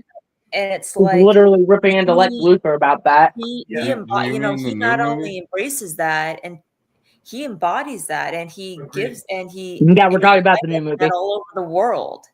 No, it's Like, of he never course. thinks of himself as a god, but he always And thinks of himself as a person. Yeah, I agree. I love that. And Brandon made this great point that I was just trying to make here, which is exactly what I was saying. Is the problem with this whole argument is, so Brandon talks about Zack Snyder's Superman is Injustice Superman, but it's serious most of the time. If you read Injustice, Superman should not be acting like that unless Lois is dead. Yeah. The only way that Superman gets that way is when he is shredded of the thing that gives him hope through everything that he deals with as a character is that relationship. The reason it was so important for Superman and Lois to be gotten right in this new Superman movie is because that is the essence, that those two together hold the glue together. And so if you don't have, even though all the acting performances with the previous takes have been good, the thing that I think is very important is the fact that in the Snyder universe, whatever the vision was, whatever the version of it was, they're trying to start this version of a universe, this trilogy of Henry Cavill's Superman, but the character gets no development. Yeah. He doesn't change. Yeah. And also, he comes back, he's the same guy. No change. Well, Not a single change. I just want to ask if it's okay if after this topic, I have a different topic in Marvel in mind. I was just wondering if we could do that after this topic. Yeah, we will. Well, I want to end this quick by just I want to. I just want to add to something. Yeah, we'll switch to something. I just want to say something real quick about this topic before we switch it. Is that to go I remember Luke was like the whole it's nice to see the steps of how Superman became super stoic, but then again with what Joey said is that I feel like the jump from Man of Steel to Batman v Superman is too quick of a jump, especially because my biggest problem with Batman v Superman is that it does the death of Superman arc before the Justice League is even officially formed. Right. And I think Zack Snyder was trying to do that differently, to where Superman's death inspired the Justice League, only for them to be little bitches who can't do anything without it. But that's my other problem. I think Joe has a great point too, though, where it's about Lois being his yes, that you don't get that kind of Superman without Lois being gone too, which is it's like that without really Lois, there's no Superman. And I think you could make that work, but pointing that out, what that does, I think points out an even bigger problem, which is what Joe also said. The fact that Superman has no development. See, that's that's where I was gonna actually say is that the difference between this Superman and the Man of Steel Superman is that this Superman has evolved. Right. Already. That one doesn't. Right. I like what Led said here about he said about Superman saving the squirrel might be Chip Green Lantern. That'd be interesting. Yeah, it actually might. Oh my god, that actually could. Oh my god, I would love that to actually be the case. Please let that be the case. I wish actually that have they to would. head out. Oh, Now. well, it's nice talking with you, We gotta head Melissa. out, Melissa. Yeah. No worries, Dinger was really nice. I liked what you said about. I like what you said, and I agree with it. I was like trying to, that's how I like this conversation with you, Melissa. It was really engaging. Melissa's great to have around. Yeah. It makes no sense because he's. I'll see you guys later. Okay. Okay. Have a good See ya. night. All right. Bye bye. Agreed, Brandon. Yeah. No. Okay. So that's an interesting point that you brought up about a restaurant. I brought up about saving the squirrel might be Chip Green Lantern. That's really interesting. I would really like that to be the case. I would really like that to be the case. And then in Marvel, I would love for them to show Throg finally. Yeah, I'm waiting but on Throg. Yeah, that'd be great. So I had a. What was your other topic? You said you had another Marvel topic. My other topic was I wanted us to discuss how the comic writers for Spider-Man don't know what being happy is, considering all the stuff they put him through. Well, so let me explain Spider-Man since I'm wearing the Spider-Man shirt for you. When they created Spider-Man, Stan Lee wanted to create a character that was going to have real struggles and was going to deal with he had to be a superhero, but deal with the day-to-day life that we all deal with as well. Oh yeah, I'm talking about the newer comics, not the older ones made by Yeah, Stan Lee. but still, that's the whole point of Superman is that he deals with. We're not talking about constant Superman struggle. anymore. We're talking about Spider-Man right now. I'm sorry, I meant Spider-Man. I'm sorry. Yeah. But here's that's his whole one thing that I think that I recently learned was over the top, and the fact of that is, as a kid, Spider-Man was diddled. What? What do you mean? Yeah, diddled? it's an actual thing in the original comic. Look it up. Spider-Man was actually touched unconsensually as a kid. I've never heard of that, and It's true. Look it up. Look it up. It is actually true. It is a very old comic, but it's actually real. That's crazy because Google it, and the first thing that comes up is a Reddit post with the picture of him telling Aunt May and Uncle Ben about how he was uncomfortable by one of their neighbors. Right, but so this is a different take on Spider-Man. This isn't the 60s Marvel Spider-Man. Yeah, true. We're talking about Right. Spider-Man like Spider-Man Reign Spider-Man, Superior Spider-Man. Is Galactus one of the top? I think he's up there for sure, Brandon. I think he's up there. I think that's a good question. And we're going to talk about him in one of my videos I have coming tonight as well. But yeah, all I wanted to say was just Spider-Man writers nowadays straight up can't let him be happy. One More Day is a good example. It's Tony manipulates him into revealing his identity. Aunt May gets shot. He has to make a deal with Mephisto, and Mephisto shows him what his child could have been like had he not revealed his secret identity just to torture him. Well, and then he wakes up the next day with his identity being a secret again. This is the point of Spider-Man.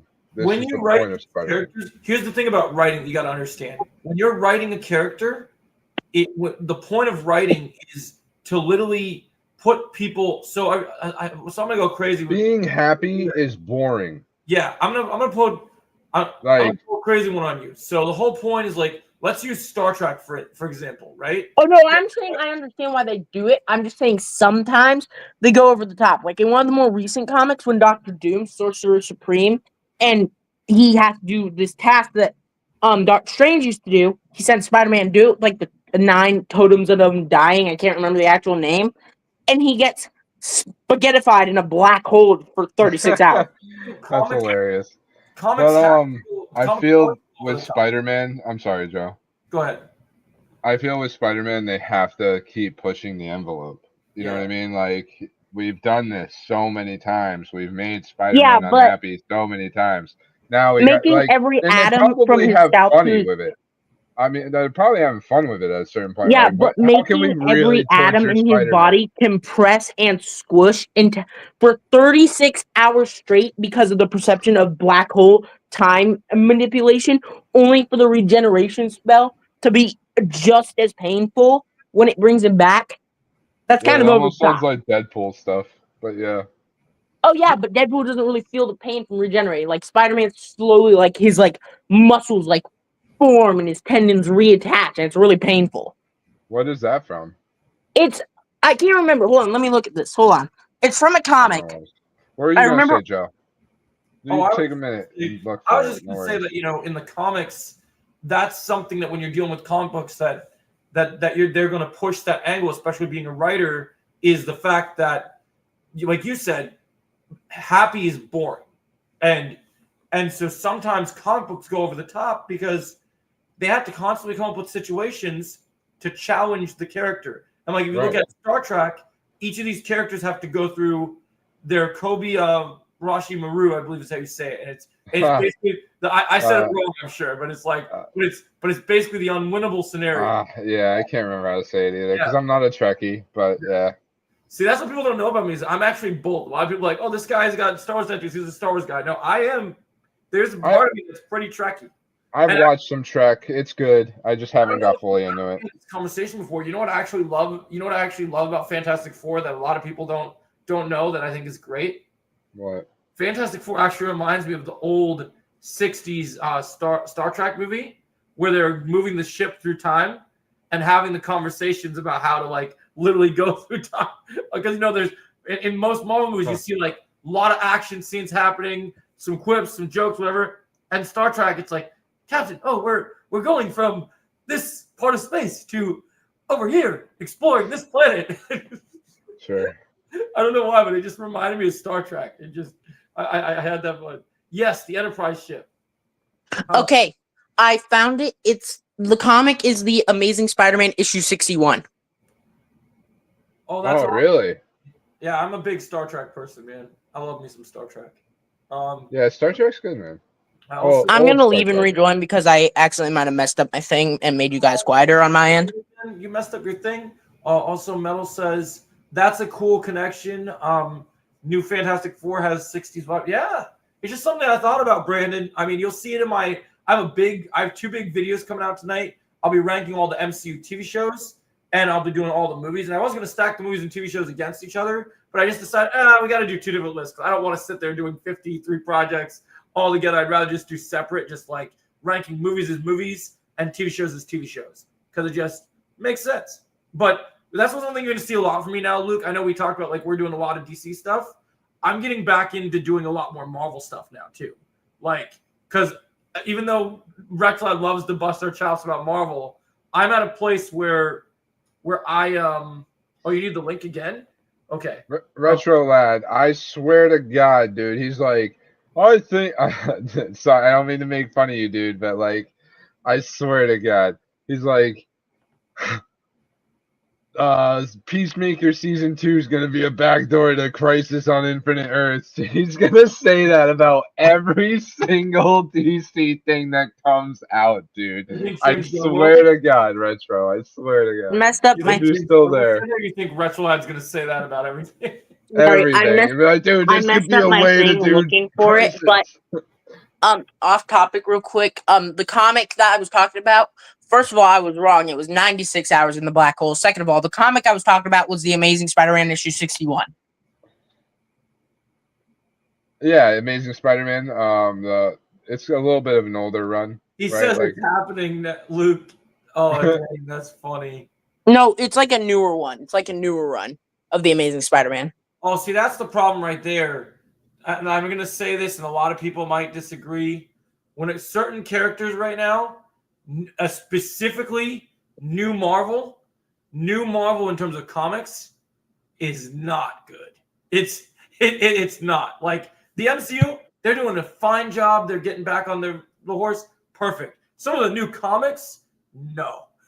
No. I haven't read some of the new stuff, but from the last 5 years or so, there were things that were still good. Like Venom was really good. It was being written by I can't remember, but I've lost a lot of creator names not reading comics as much in the last few years. I heard Jim Lee and James Gunn met each other for the first time during the Peacemaker convention at Comic-Con. Oh, really? Wait a minute. Can anyone hear me? Yeah, we hear you. Okay, because I glitched out for a sec. That can happen. How could that happen? How can you glitch Because out? my Wi-Fi wasn't on, so I was Oh using no mobile data. I'm sorry. No, I mean what Retro Lad is saying. I think DCU Peacemaker will kill DCU Peacemaker. What does that even mean, dude? It just means that. What So the you know, heck? Oh, I think he means the alternate Earth one. I think he means the alternate Earth one that he's gonna try to take lives with. if you watch the trailer, I that's haven't watched the trailer. So I have. because you finished season 1, right? yeah. Okay, so in the trailer, you see basically in all the footage they had even before they did this trailer, they basically have shown one of the theories I had, which is that after we saw Superman, I knew we were gonna get the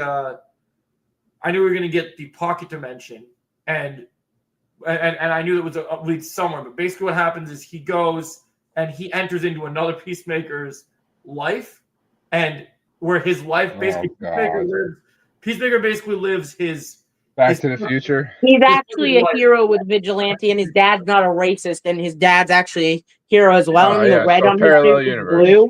Live as well. And also, he's married to the blonde Argus agent that he has a crush on. Yeah, he has a crush on James Gunn's wife. It happens. Oh wait a minute, that's James Gunn's must wife. love writing. How do you He not must know be that? having a blast I writing don't all know that. that's James Gunn's wife. Yes, Yeah. that was always obvious. Did you No, Not to I don't me. go. Well, the I problem didn't know is until that the I other don't go day. onto any social media other than YouTube and Twitch. So There's interviews of it. They say I don't look them up. I don't go out of my way to look them up. I feel you, dog lover. I normally don't do that myself. I didn't know until only a few days ago. I started listening to the newest DC, the official podcast there. It's super good. If I love anybody, it. I listen to it every day when it's out. yeah, it's awesome, and it's got video too. And the So- Peacemaker one, the one they've been doing for the Peacemaker rewatch is even better. Like if you watch how now every week now at the countdown to Peacemaker, they're having the cast of Peacemaker go on with James Gunn, and Yeah. they're not just talking about Peacemaker, they're actually talking about like the music behind Peacemaker, Yeah. season 2, and other. Speaking of Peacemaker, does anyone else remember the season 1 scene of him just going freedom as he's railing a lady? Did he say freedom? I don't remember that part. But Yeah, he does. He goes. That's He goes. interesting that you said Freedom. if Peacemaker season 2 had a sex scene with the two Peacemakers, then I'm sure James Gunn will have funny things to say. Oh, you're saying a sex scene. Oh, I get what you're saying. You're talking about the husband and wife thing. So you're Yeah, saying no, the wife, not the two Peacemakers. Wait a minute. Well, that would be funny Would it be too. considered masturbating if they do? If the two Peacemakers do with each other because they're the same person? Or Superman fan. It's not a poster. It's an actual comic. oh, Thank you. no. Someone needs to answer my question. People have actually had this topic before. If it's like a clone or a multiverse doppelganger that is you, like your name, your DNA, is it considered masturbating if you have sex with them, or? So, as someone in fandoms for a really long time, this type of situation is called self-cest, and because there's two people, it wouldn't be masturbating. It would just be sex. But they're the same person, though. Yeah, they're but the it's two same of them. person. How about, but Especially we're if it's like a breaking clone. the time-space barrier or something like that. That's the real What if it was important like an thing. exact clone from like a cloning machine? Would it be considered masturbating still? No, No. we established no. Yeah, no is the establishment answer. No matter what, it's. Do you guys watch the? Yeah, we were talking about. We watched the DC Studios podcast as well, Retrolad. I guess Luke's just started listening to it now too, which is cool. Yeah, it's awesome. Hey, White Vision Prime. What? When are we getting White Vision back? I've been wondering that. Vision Quest is happening still, so I think that. Oh my God, that's almost like a Blade project. Also, at this White point. Vision is going by. So apparently, original Vision was Vision, and now he's. Oh, give me a second. What dog over? You can keep talking for a second. What I was gonna say was apparently to fix the problem of confusion, they're gonna go from they're gonna refer to the original Vision as just Vision, and then the new Vision as the Vision. Okay. Because that's what they're doing for merchandising, like with the Funko Pops for WandaVision. That's what they were doing. Like I'm just all the laughing ones. because I don't know why they wouldn't just be Vision and White Vision, but yeah. yeah, they could do it that way. That would make more sense. I'm just laughing because Retchalad is probably making me kind of very angry right now when if she reads that chat in the comments. Wait, what? No! Yep. I hate Sylvie. McKenna hates Sylvie. I If you would- already know anything about Kenna, she Okay, so can I? despises So that character. hey, so here's my thing about Loki and Sylvie is that What are you talking about? I don't consider it self-cessed because Sylvie shares nothing related to Loki except for the color palette of her outfit. Yeah. You think so? You don't think they have anything in common at all? I really don't because I think throughout Are you the kidding show, me? from what I've seen, the way of how Sylvie has acted throughout from season 1 to 2 He's becoming is that Anakin. He's becoming a Skywalker. Everyone's okay. Skywalkers are always okay with a little bit of incest. okay, I gotta talk about the Skywalker thing in a little second, but hold on. Back to Loki and Sylvie. My biggest problem with Sylvie is that she doesn't seem to care for our main Loki, nor is she always been kind The of. fact that they made out when they were about to die says otherwise. Well, I just felt that was shoved in from writing standpoint to force Loki to be in a romantic relationship. And my biggest problem with their relationship is that people try to use the argument of like, well, of course he's in love with another. No, they just had an argument. She wanted to destroy Kang. Just wait a minute. Let me finish. Let me finish. Yeah, I'll let you finish. All right, I need to get used to that. That was the main problem with the community with me. My problem with Sylvie and Loki as a couple is that it was clearly for the sake of giving Loki a girlfriend, and that I lost my train of thought. But it's just like I think the biggest problem. Oh, I remember. The reason why people are okay with Loki being with technically another version of himself is that they try to push the point of, well, Loki's a narcissist.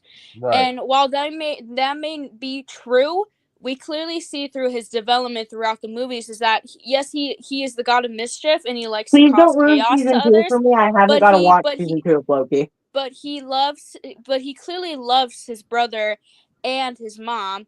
His dad is questionable. I wouldn't blame him for not loving his dad because his dad wasn't a great dad, but that's okay.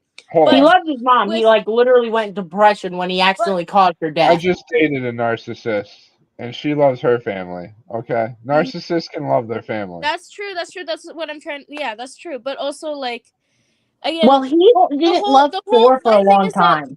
The problem with Loki and Sylvie is that I feel like him getting in a romantic relationship was too fast and too soon, especially because he was dealing with insecurities, very strong insecurities, because I personally believe that you don't have to be a perfect person at first to get into a relationship, but you also need to learn to love yourself a little bit more than you do, so that you're more confident to be in a relationship and to love another person as well, because you need to equally love yourself and your partner. Well, and I think Loki I think season what 1 plays into that, right?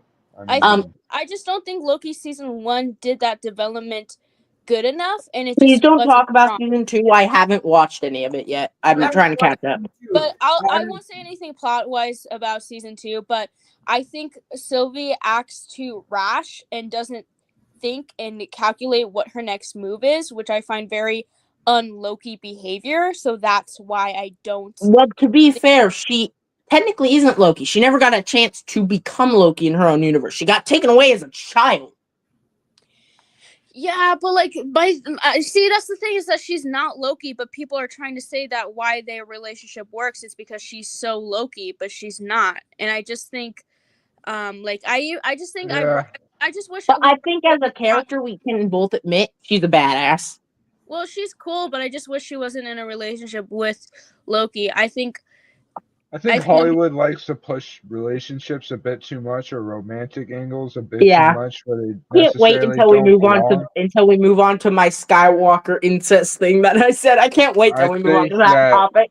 Loki does this, and actually to relate to that, I think that episode 9 of Skywalker saga of Star Wars actually does the same thing with Rey and with Kylo. Yeah.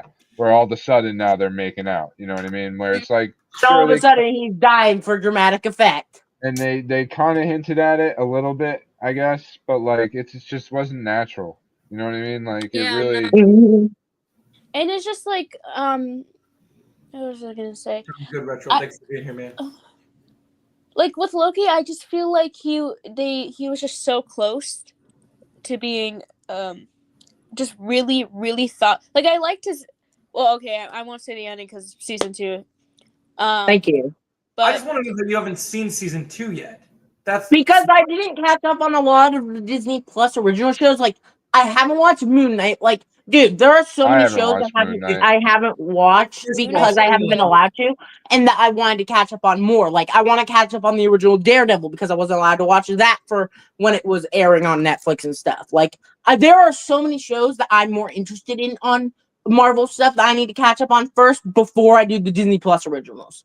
Well, what you need to do is you need to whatever order you're going in, you need to fast track that order and get caught up. It also doesn't help the fact that I have like day have daily and PT every weekday and PT almost and PT half of the week.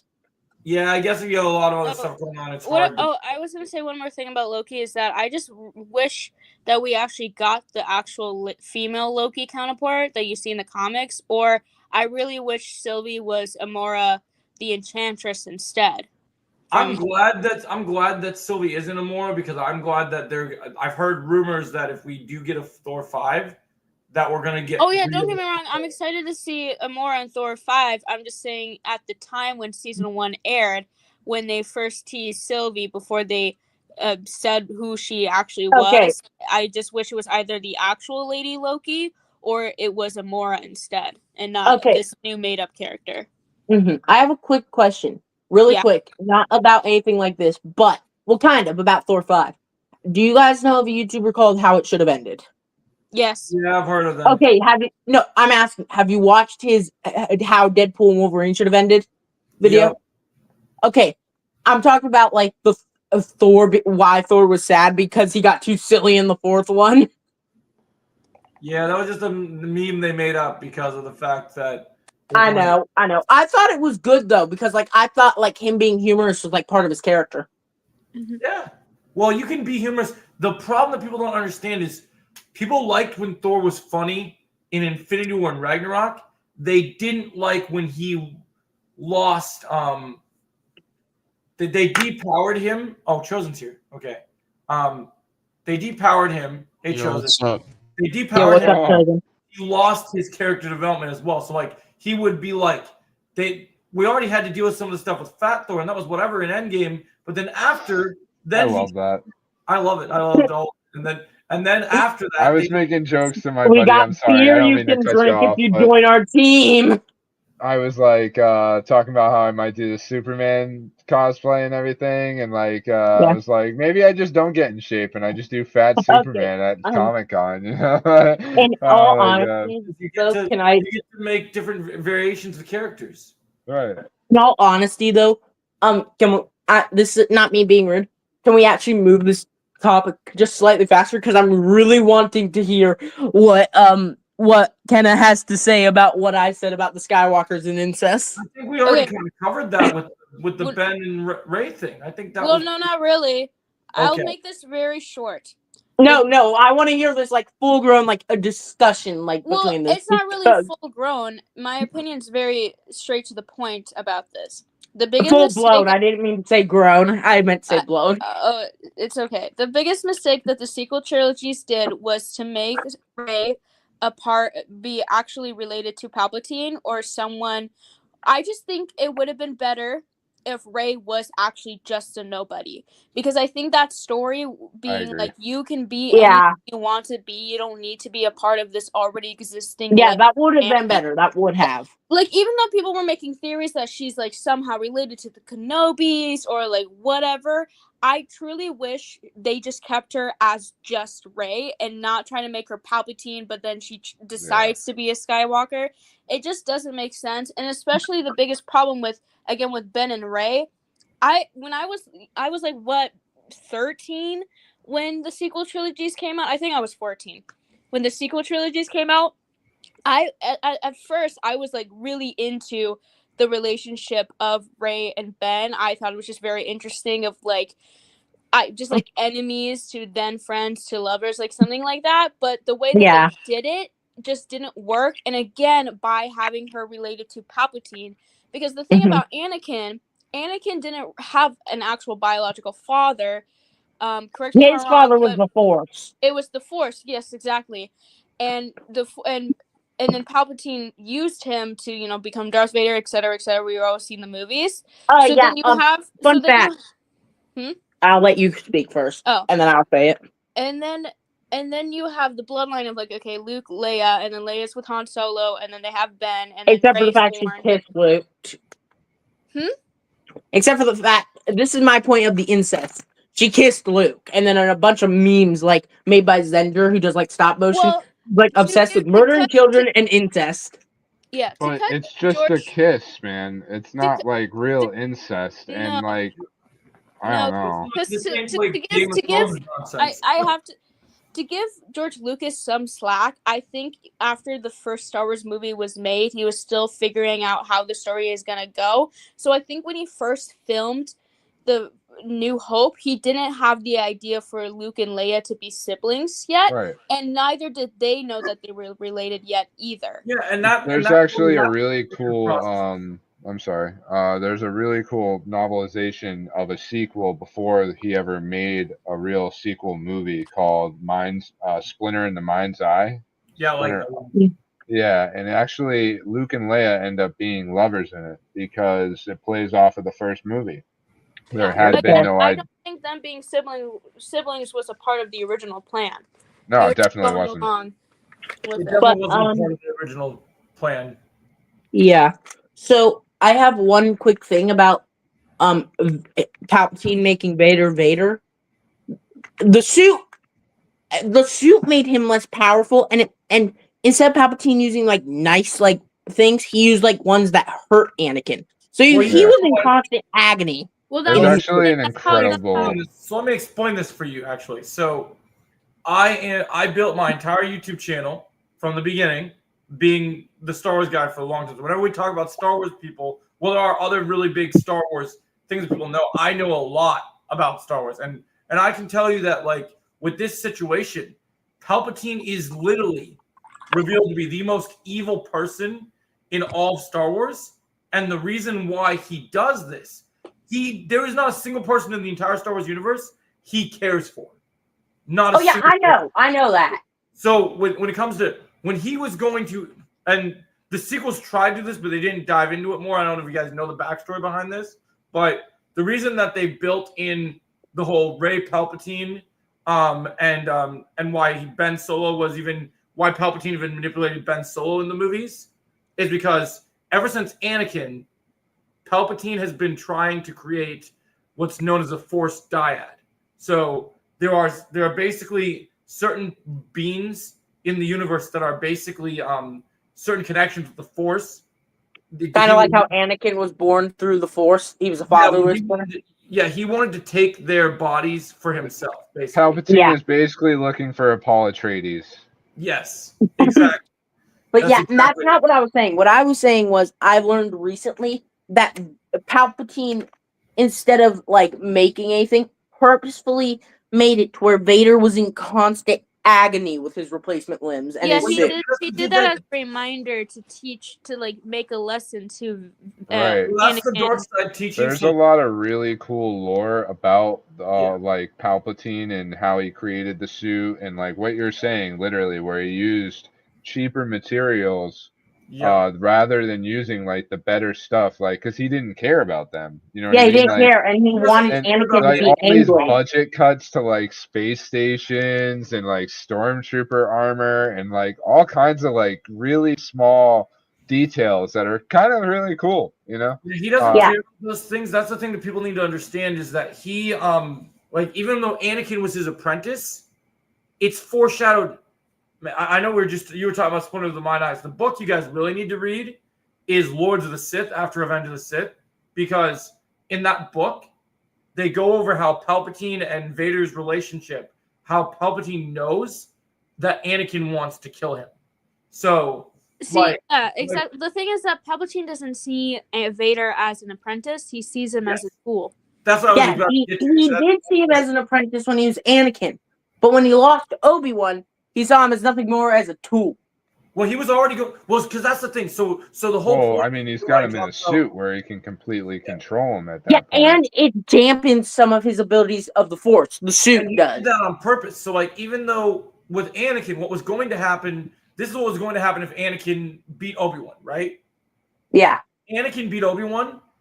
Palpatine was going to take Anakin's body for himself, so Or he could be Anakin, younger like in and the more alternate powerful. ending. So of that's the- part of what Splinter of the Mind's Eye is about as well. Yeah. It's actually Well, originally I'm this gonna- author that had thought out the sequel had thought that Luke was going to go and find this force sensitive item that would in turn allow Obi-Wan to control his body, and then he could fight Vader as Luke, and that, that was the whole original sequel idea. So yeah, but what I was gonna say was, it could have also been like if when Palpatine arrived, if he had defeated Obi-Wan on Mustafar. What I was gonna say was Palpatine could have ended up getting killed by Anakin immediately, like in the one video game when you get the bad ending. Well, yeah, you could get if Anakin was in his senses at that point and was overconfident as he was, that could have happened. But here's the one kicker that the video game forgets to mention in that lore, and that is that Anakin still needed Palpatine, and that but I'm pretty sure that video game says that when he kills Obi-Wan in that ending, it fully turns him to the dark side. Like he full on does not care anymore. But here's the thing: he goes to the dark side either way. Anakin already goes fully to the dark side the moment he murders the children in the temple. The moment that Mace gets thrown out the window, he is full dark side. Someone pointed out this small detail in episode 3. Someone pointed out this detail during the whole Obi-Wan fight after he slays the younglings and he sees a Padme on Mustafar. His eyes are never the Sith orange until he is crawling up and like being burnt by the lava. Until he gets burnt by the lava, his eyes are not Sith orange. But here's the thing: is that I'm glad that you brought up Padme because I was gonna bring her up because I think that's what everyone is forgetting about. The biggest motivations for Anakin's actions as a whole that led him to the dark side is because he's madly in love with Padme and he would do anything for her to stay by his side. Yep. Which essentially his but downfall. Palpatine gave him those dreams. Yes. Well, no, that was him. Palpatine only used Palpatine knew that he put wanted the to ideas Padme in his head and used that to manipulated him. Right. Yeah, because but he knew what he wanted already. those visions weren't natural, like with his mom's death. Those visions Palpatine put in his head. I bet there's a theory for that. Yeah, there probably is a theory for that. I'm pretty sure it's been confirmed. I understand what Dog Lover is saying by Palpatine. Again, this is Palpatine's manipulation. He's causing stress and anxiety towards Anakin, making him paranoid that Padme is going to die. So then Palpatine uses that to be like, hey, I can save your girlfriend, even though I don't plan on to. But you have to do this first for me. And again, Anakin is so desperate and madly in love, he is willing to do it. And then he did, and then, the story continues. Yeah, one thing. I think everything with Anakin turning to the dark side and stuff could have been prevented if Qui-Gon had talked to him after Mace told him to stay in the council chambers. As a Force Ghost? No, as a Force Ghost. As a Force Ghost. As a Force Ghost. As a Force Ghost. As a Force Ghost. Sequels. Here's the thing that happened. You missed a major flaw in that situation because you said Qui-Gon. Qui-Gon was dead.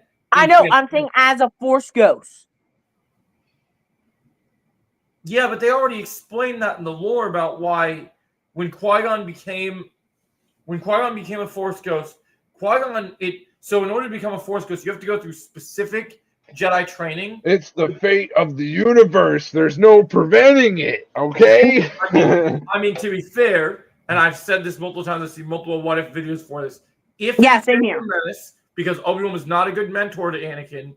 Yeah, I was going to say either Qui-Gon lived or he talks to him as a ghost. Yeah, well, Dude, to go based off on what Luke said about like it's the fate of the Force. We can talk about how one action could change in the Star Wars mythos, but it never will because sometimes destiny is just not doesn't Yeah, always but turn out let's to be happy. pretend in Star Wars real quick for this conversation. Let's pretend that Star Wars has the multiverse. Let's just pretend for a sec. It does. It's called the World Between Worlds. That's time travel. It's different timelines, not the multiverse of different realities of different galaxies. That opens up the multiverse. If you pay attention to Ahsoka and you pay attention to watch I haven't watched any of those shows, dude. I've hardly watched any of Star Wars. I've been meaning to. I know the base storyline.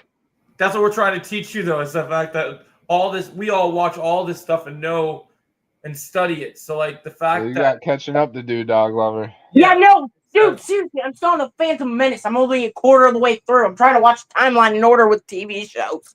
And it's dumb because, okay, do you guys know this? I know in one of the TV shows, you have to watch one episode or one of the movies. Then you have to watch half of the TV show, then the next movie, and then the other half of the TV show. What are you talking about? Yeah, what order? In the Star Wars timeline. It's either Rebels or Clone Wars. I can't remember.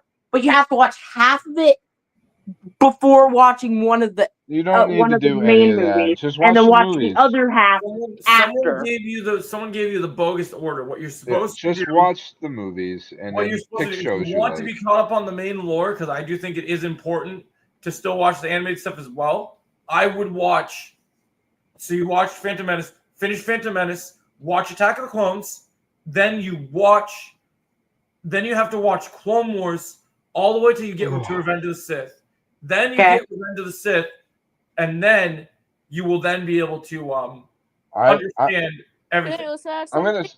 You can also but anyway, all I was videos saying that was that summarize the plot for certain things. from what people have told me and what and how Qui-Gon like was much wiser from the bits of Phantom Menace I've seen.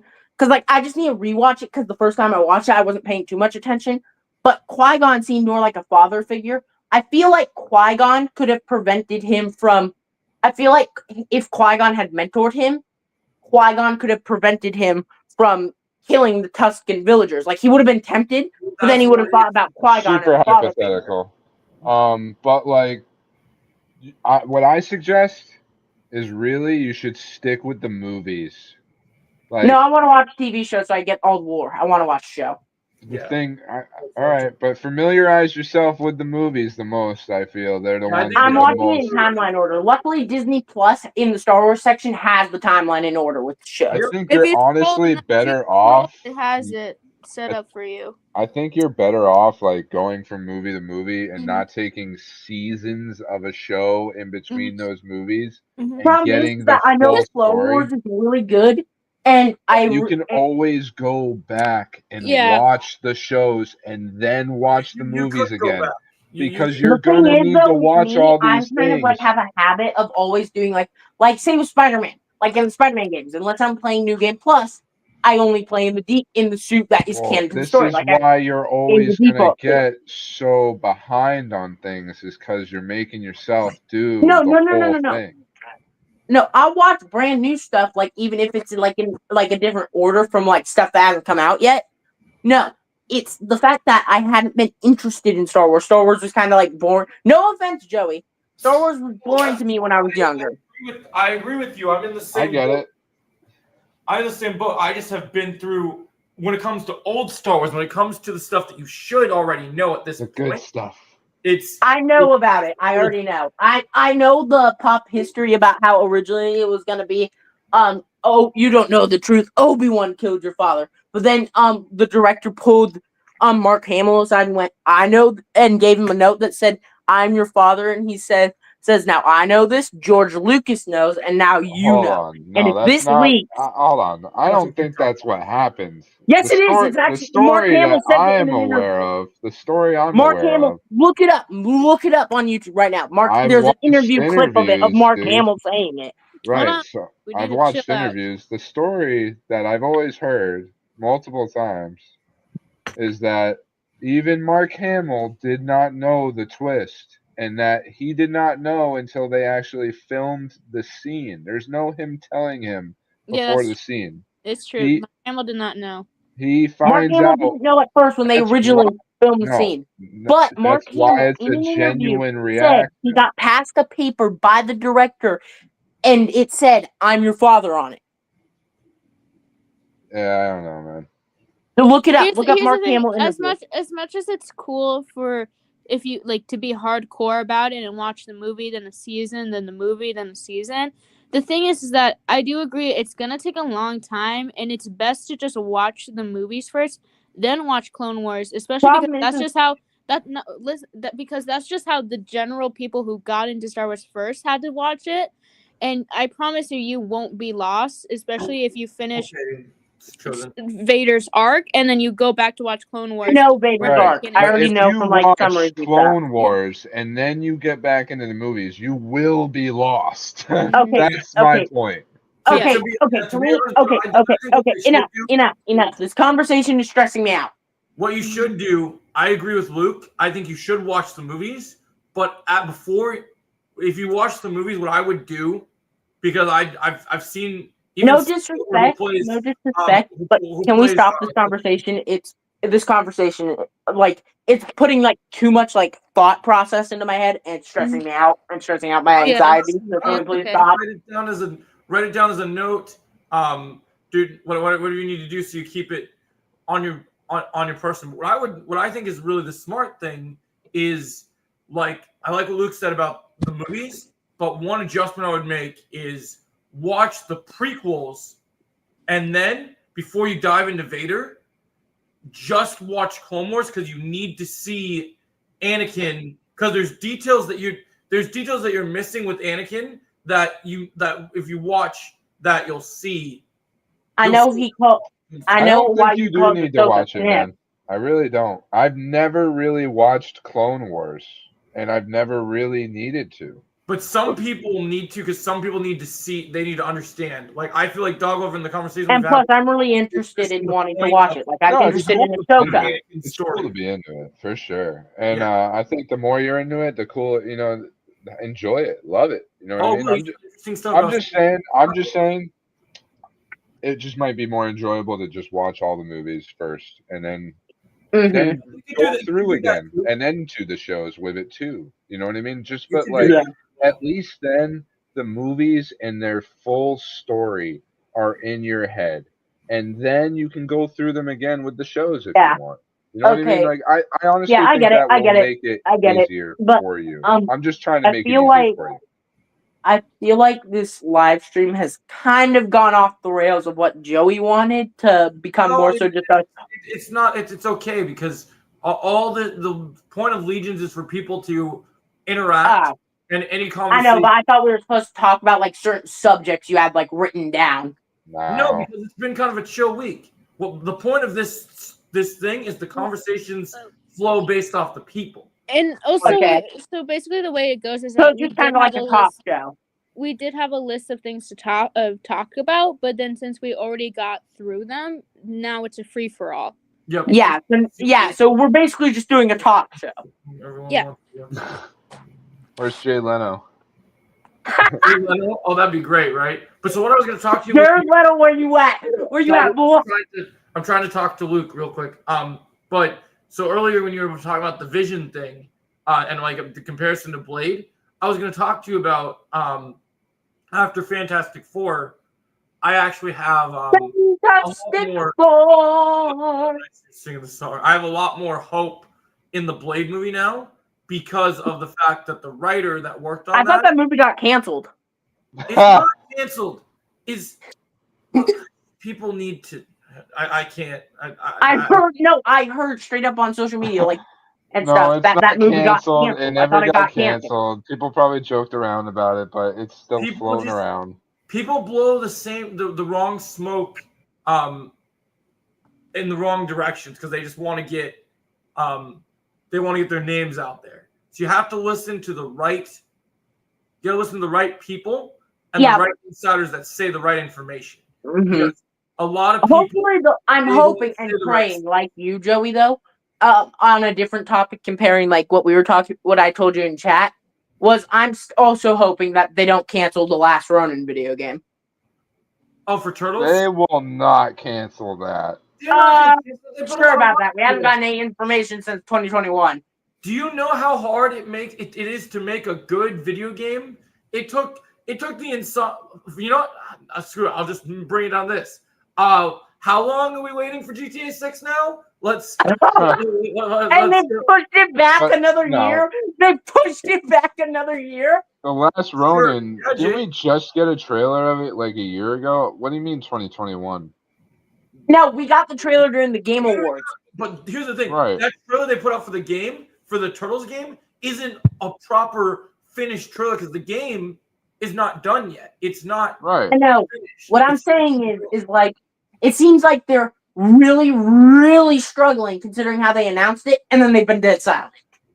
Here's It the thing. hasn't been long though. You want good projects to come up. Jake, I'll send you a Yeah, note. hold on, man. It takes years for these games to come out. Hold on, let me look it up. Look it up, but they're just announcing it. That's all that was. You know what I mean? It could be a year or two until we get a gameplay trailer or a cinematic trailer. That's totally normal. I mean, look at Okay, I'm dumb, but I could have sworn it was more than a year ago. I could have sworn.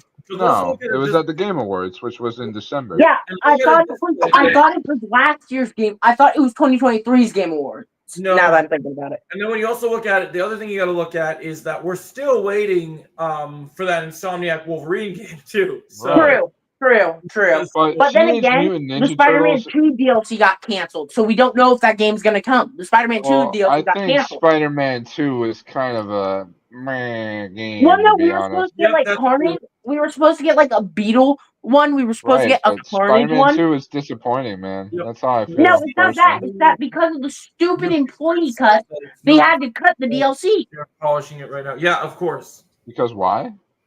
Because of the stupid employee cuts because of PlayStation. Oh, And so, I mean, I believe that too. But yeah. That's true. But yeah, Spider-Man 2, I'd rather see efforts go somewhere else, to be honest. I think Spider-Man 2 I is actually like that game, and I really like Tony Todd's performance as Venom. Rest his soul. Yeah, no, it's a good game. I just think the first one's a better game. But also, rest in peace, Tony Todd. You will be missed. Tony Todd? He was the actor for Venom in Spider-Man 2, and he also played Candyman. And he was the guy in Final Destination. And he passed. That's right. He's a horror legend. Yeah, he passed away. But my favorite line from Spider-Man 2 is during the Venom boss fight when they're like going back and forth, and it has like the dramatic music, always same like tone, and he goes is like saying, "You replaced us with Miles, and he turned you against us even more. No, he saved me, just like I'll save you." And he goes, it's messing with your head, Harry. You're my best friend. Then why don't you trust us? That's my favorite line from that game. Oh, that game, like the story for Spider-Man 2 gets really good. Yeah, really good. Yeah, I was just saying, for me, that's my favorite line in that game. Sure. And Spider-Man, for me, if you've played the Insomniac Spider-Man games, the first one has this character. Oh, I'm speaking for everybody right now. But there's this character called Sideshow, where you, I believe that's her name. You do a bunch of side missions and strains of missions. Oh no, that's not her name. I know what you're talking about. Her name is Screwball. Screwball, you're right. So and she's connected through the DLC. She breaks free after doing her side quests in the main story, and then you have to do all of her side quests through DLC, and only you catch her in the final one. Yes, but my whole point is she has very challenging missions in the game. Yeah, there's a lot of hers are kind of like the Taskmaster ones. Right, and those are good too. There's a lot of really good side missions that are actually challenging in that first Insomniac Spider-Man game. Now, in Spider-Man 2, we don't have those. We have riding a bike around the city. We have using a little hologram thing to shoot holographic bees. Technically, you know what I mean? we do have that. Technically, not in the same way, but in the way you rated the bases, you would get better medals, the better you did, ranking in the basics. Right, but my point is they weren't challenging. They Yeah. they Like brought they the could have like I like how they difficulty solved it way by down. yeah, I know. I like how they solved it in Really? Miles Morales by making it to where Peter left training videos for Miles. See, my problem with Miles is That game was good. The Miles Morales game was good. like you kind of take away all challenge of stealth because you See can how you just doing. go invisible whenever you want. Actually, no, because they don't lose you. Once you have punched someone with the sight when you're camouflaged, he can they know where you are. The problem with the Miles game is it didn't need to be a whole game. It was glorified DLC. Just add on. It didn't. Yeah, the problem with the Miles game, it didn't feel like a whole game. Oh wait a minute, Right. Jake's here? Jake's here? Here. Yep. Hi Jake. Yeah. Hey. It's been a while. Hey.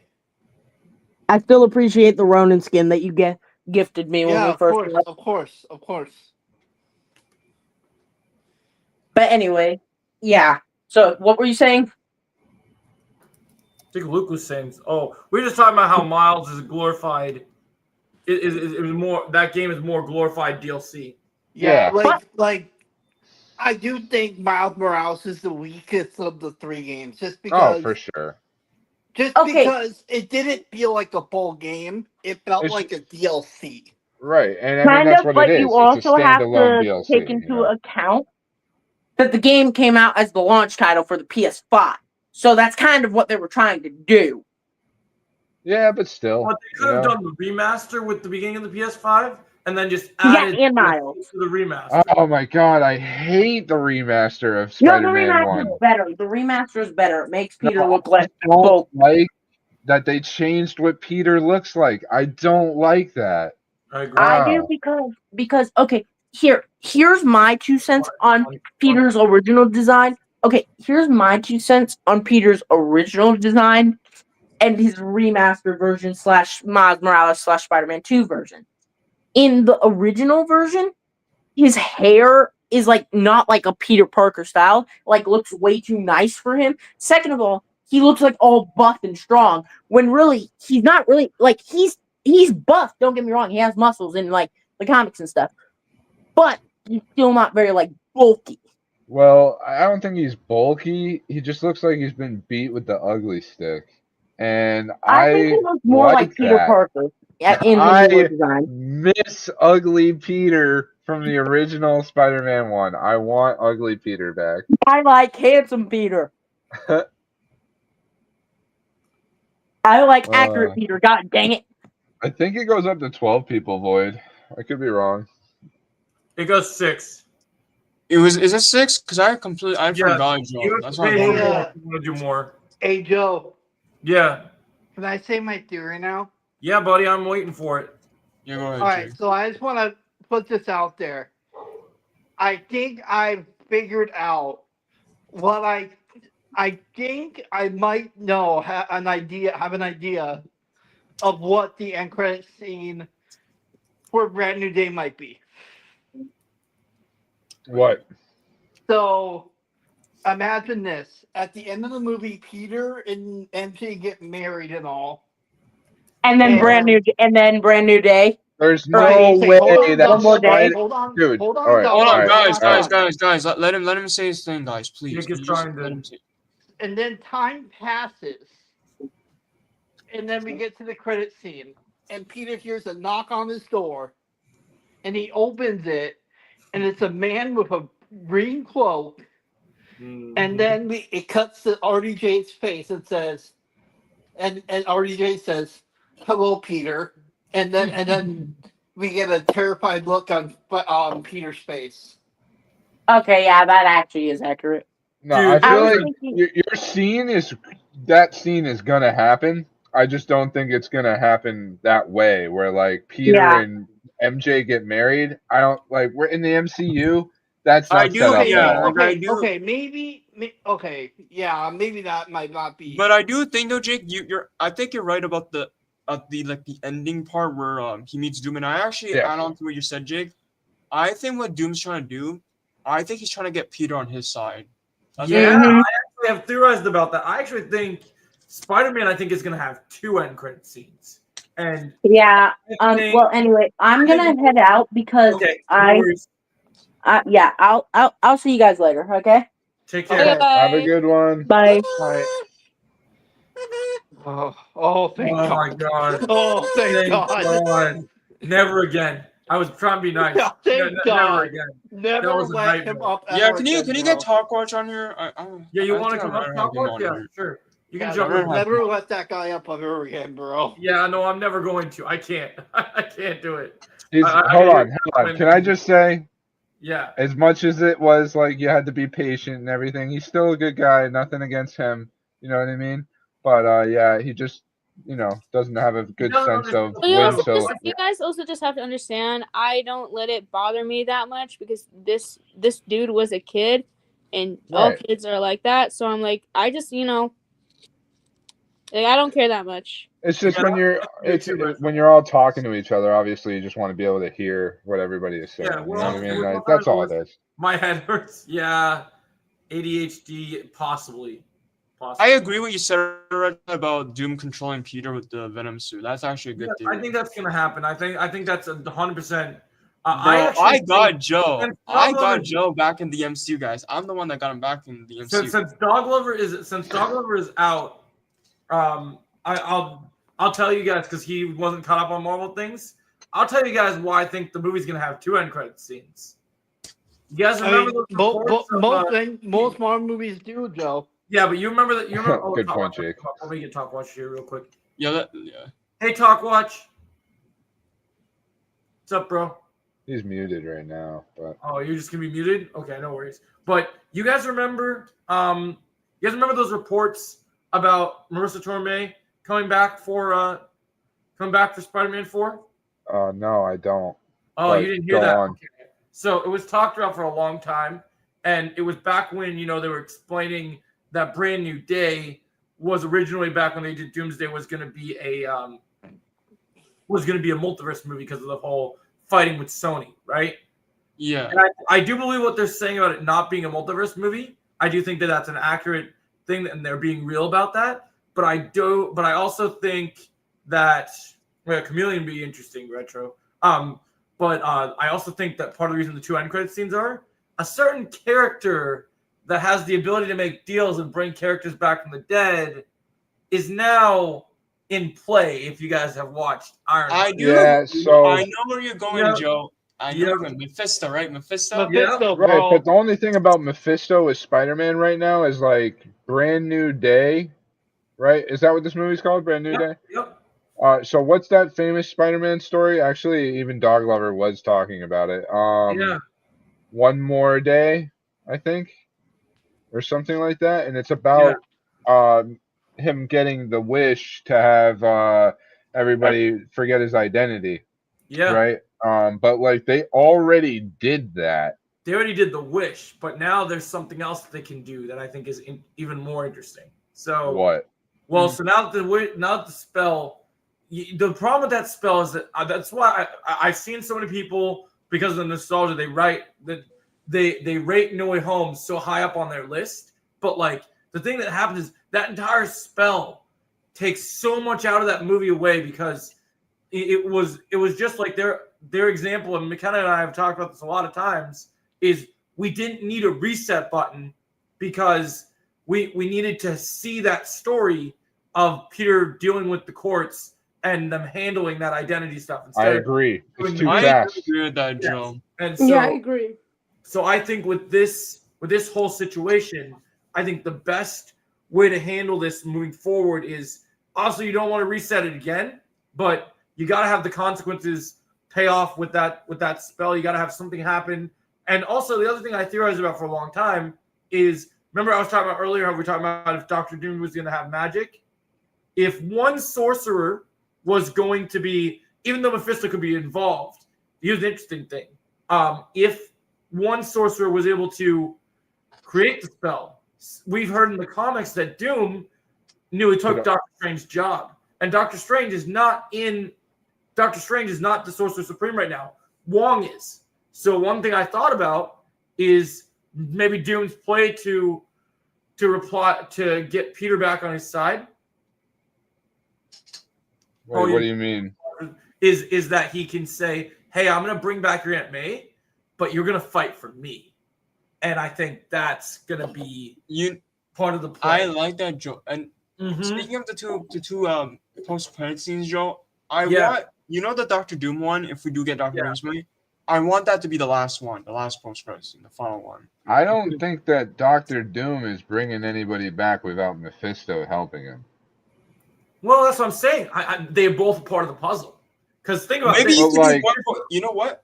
I have it. Maybe you could do one post-credit scene where you have Mephisto, and then the other one you have Doom. Like, well, you gotta. It makes sense to have both because one of the things I hope they do, and I wish they would have done this in Agatha, because they could have explained this character.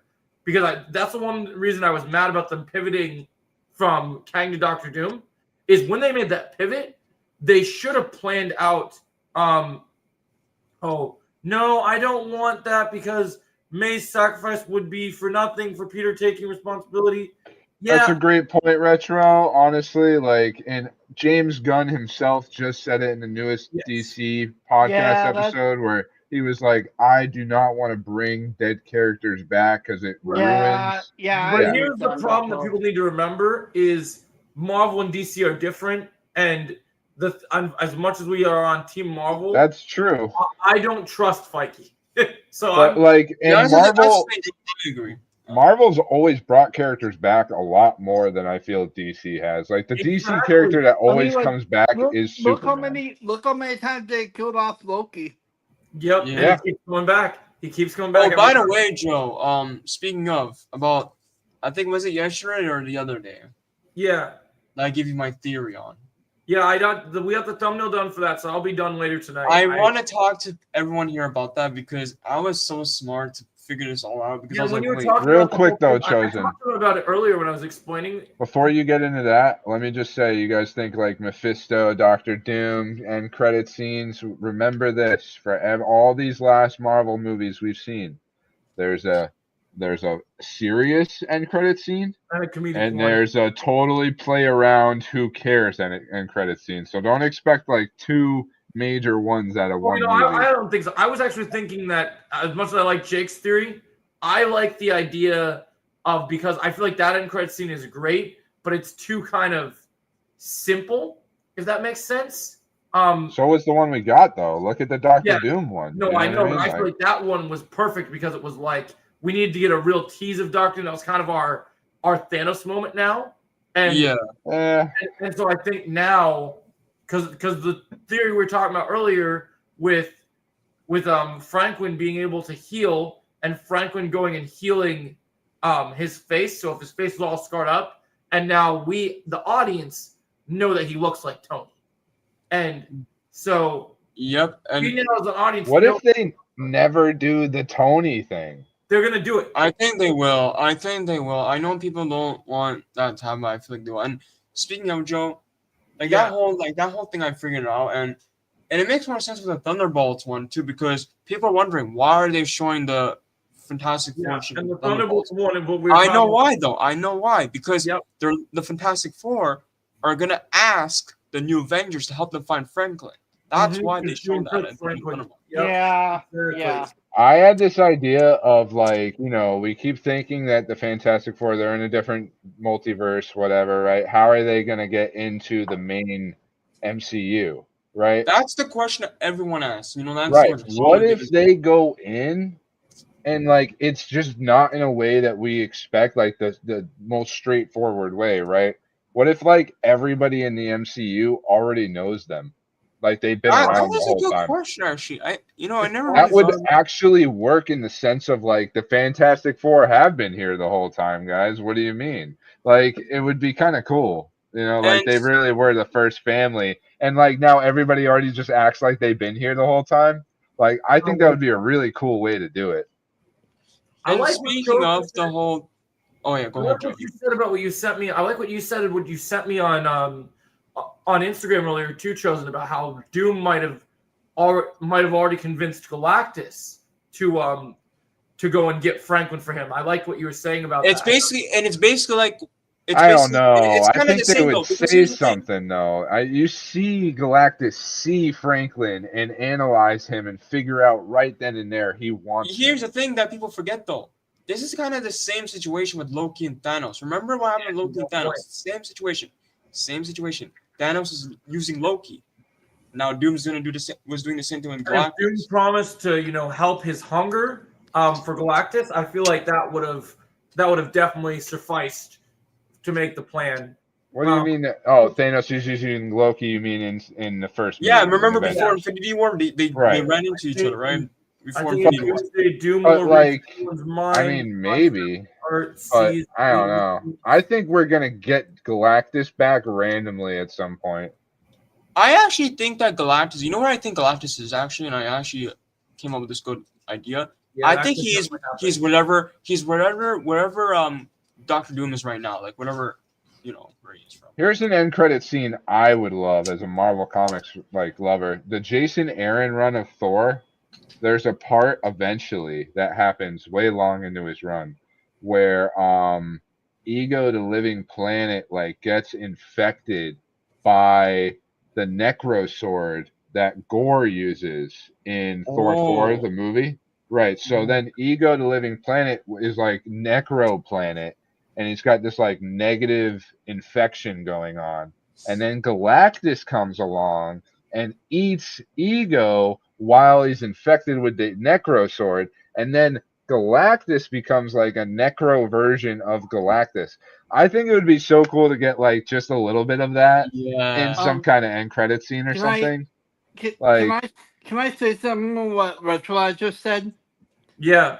Retrolite, he's Chris Hemsworth's been teasing. He's gonna die in Doomsday, bro. Yeah, but that could also be a fake out. Let's not forget. I'll also be honest, and I know people have said this before. I really do think, even though they built up that whole announcement, I'll be honest. I know it's crazy. I know with that new report with the with that Kevin Feige put out that whole spread with Variety and stuff. I actually think that, because we also going to talk about this in a minute. I had it planned, but we didn't get to it yet. I was talking to Jake about this earlier this week. I agree with Ant-Man dying in Doomsday. I think Thor might stick around, similar to Wolverine, longer than people Thor realize. just got signed for 10 more movies or years or some shit. Longer than he can. And by the way, wait, Joe, I have a question. Do you know where Doctor Doom is? Do you know what was that area he's from? That place. He's from I know it's crazy. I don't know if you noticed this, Joe, in Fantastic Four. They actually there was a chair, and no one's in the chair, and that word was in the chair. Did you notice that? And you know what I noticed, and I was going to talk about this, and I might have to do a whole video about this, because I was worried, because I heard when they were first planning Doomsday, I was really mad because I heard reports that Marvel was specifically interested in the reason they wanted to do, and I told Kenna this, the reason they wanted to do the Tony Doom thing is because they wanted to build in on the RDJ Tom Holland connection because of how those two actors interact.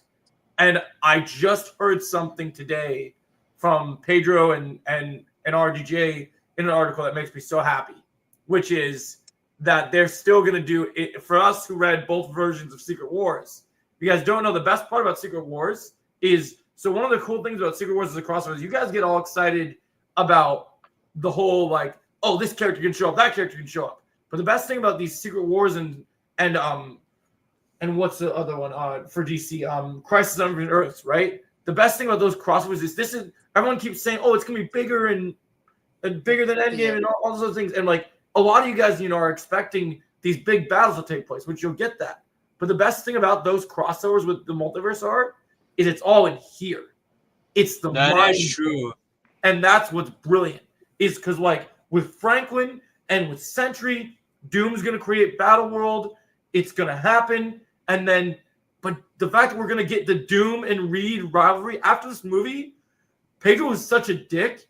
Pedro with Doom's Tony is gonna be the greatest scene in that movie. I'm just shocked because I figured out the whole Liberia. Yeah. Easter egg. I saw that too. I questioned that when I saw the movie. I was like, oh man, gotta go talk. I was like, it's funny because I was like, wait, why is no one sitting there? Why is no one sitting in that chair? And I was like, wait, it's because that's Doom's chair.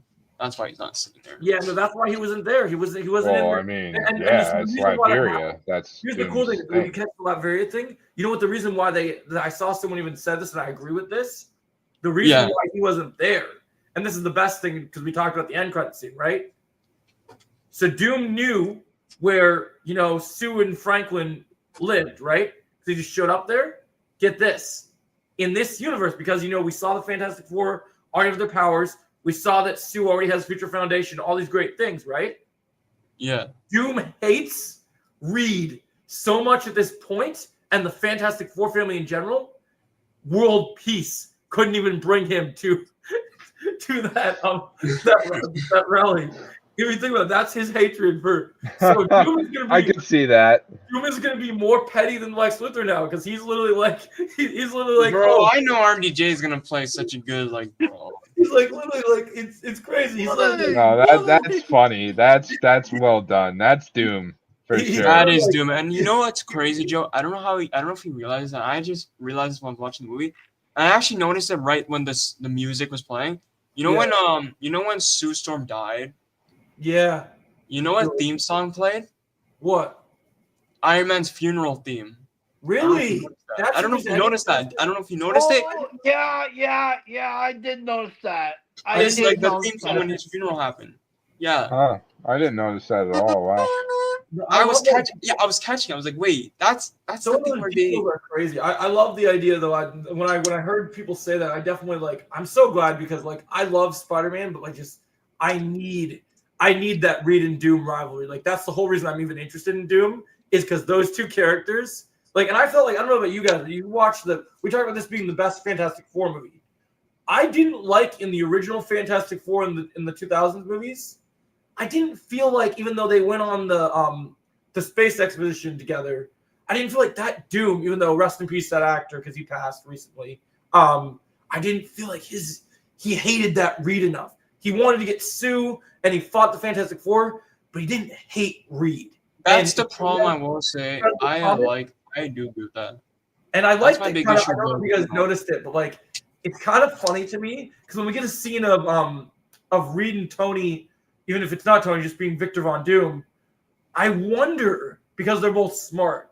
Even though we did the Spider-Man angle, because you made a great point about how everyone knows that they might have already met the Fantastic Four since they're the first family, right? Imagine this, right?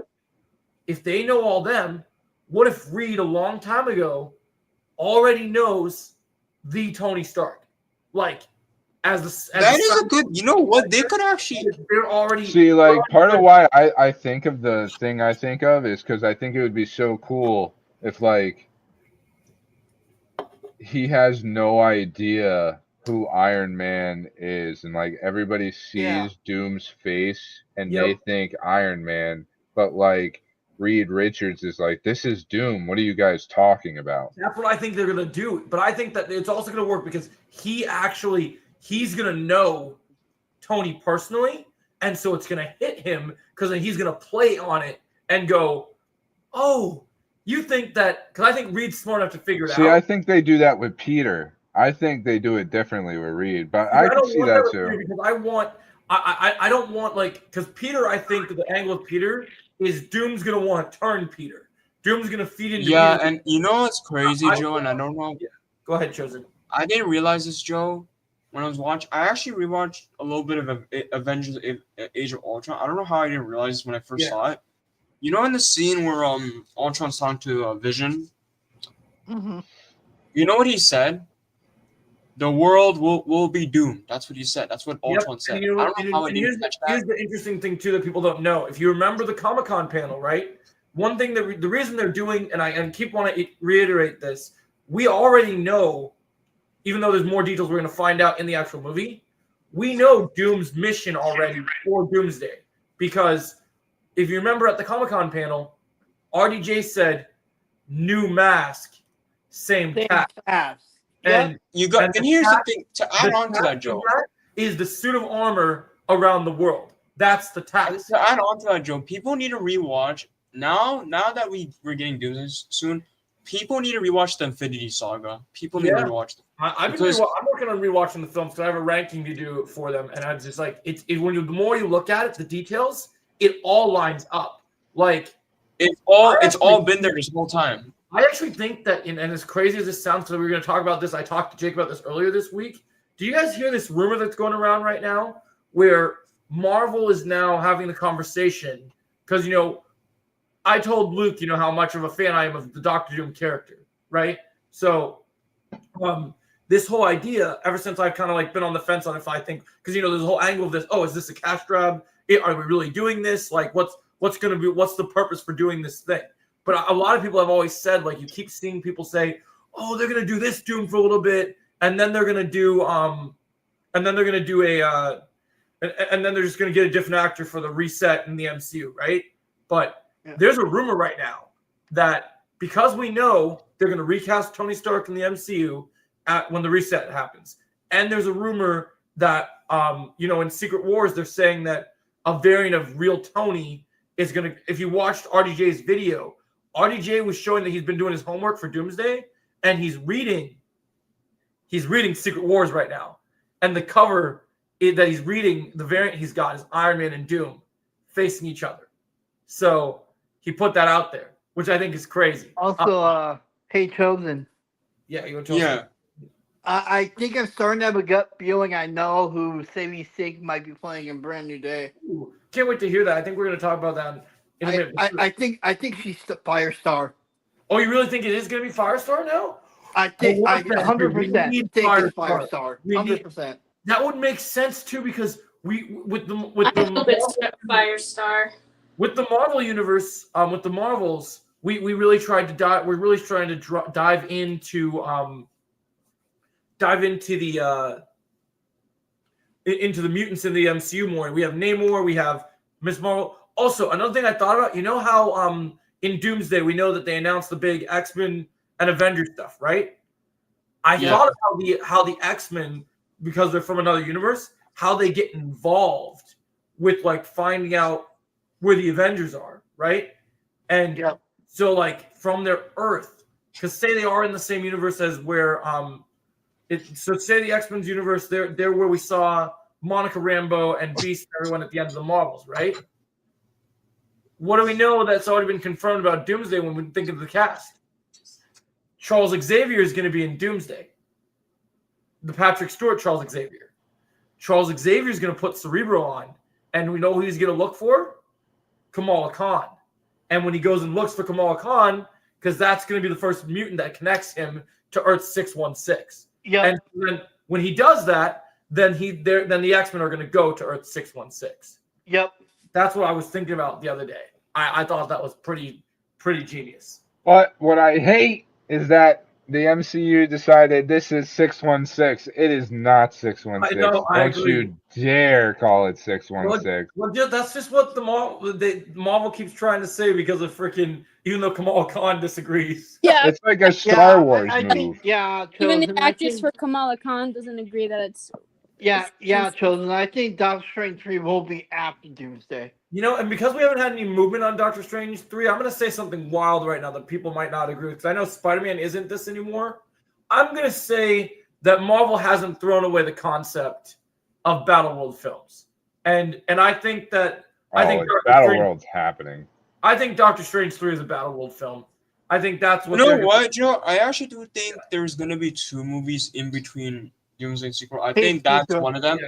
And then the second movie is Thor 5. I think Thor 5 is You think that's going to be there too? So okay. I have a theory. Thor 5, do you think we could bring Galactus back and do the Herald of Galactus new Thor story? I hope. You know what? I'll be down for that, actually. Did Jason Aaron write that one too? He did. Because they owe Jason Aaron for Love and Thunder. Maybe. I think that was actually Chip Zdarsky. I'm not sure, though. Because if I was Jason Aaron, I'd be pissed about Love and Thunder, man. That's why I think I like the idea that you gave. I think the whole Galactus thing would be cool. Oh, yeah. And see, the other thing about it that would work is like we just sent Galactus way out there, right? The beginning of that Thor story starts when Galactus shows up. He starts talking about how he's just seen like something so terrible in the universe, and I forget what Marvel calls it. It's like Black Winter or something. I don't know. But the other thing you have to remember is that the previous Herald, betrayed Galactus, so he's got to be looking for a new Herald pretty soon. That's true too, right? But Galactus sees there, like, he even explains that when he was a man and he saw like what he saw this time, it was so incomprehensible to him on that planet because of how powerful it was that like you just wouldn't be able to even process what he was really seeing. You know what I mean? And it ended up being like a cloud essentially, right?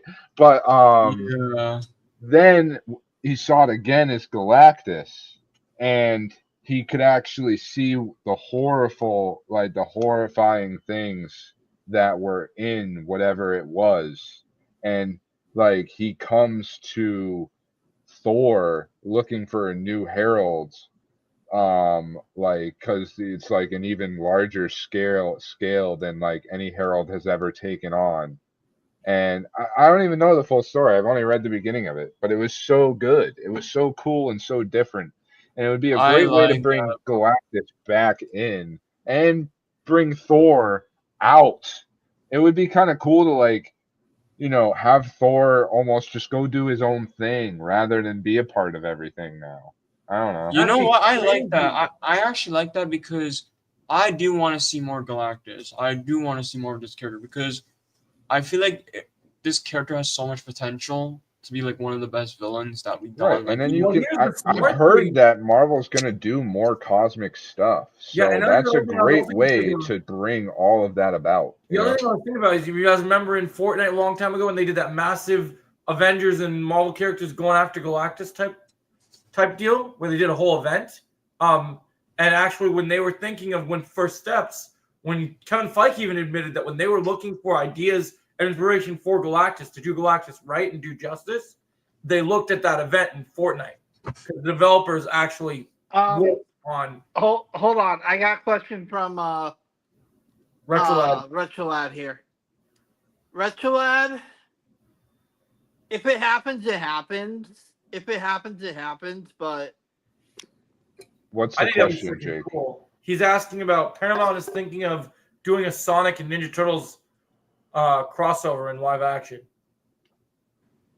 I don't care personally, but I haven't even watched the Sonic movies. I should, just because Jim Carrey. Yeah. But I've never cared about Sonic at all personally. TMNT is cool, but all the TMNT movies are bad.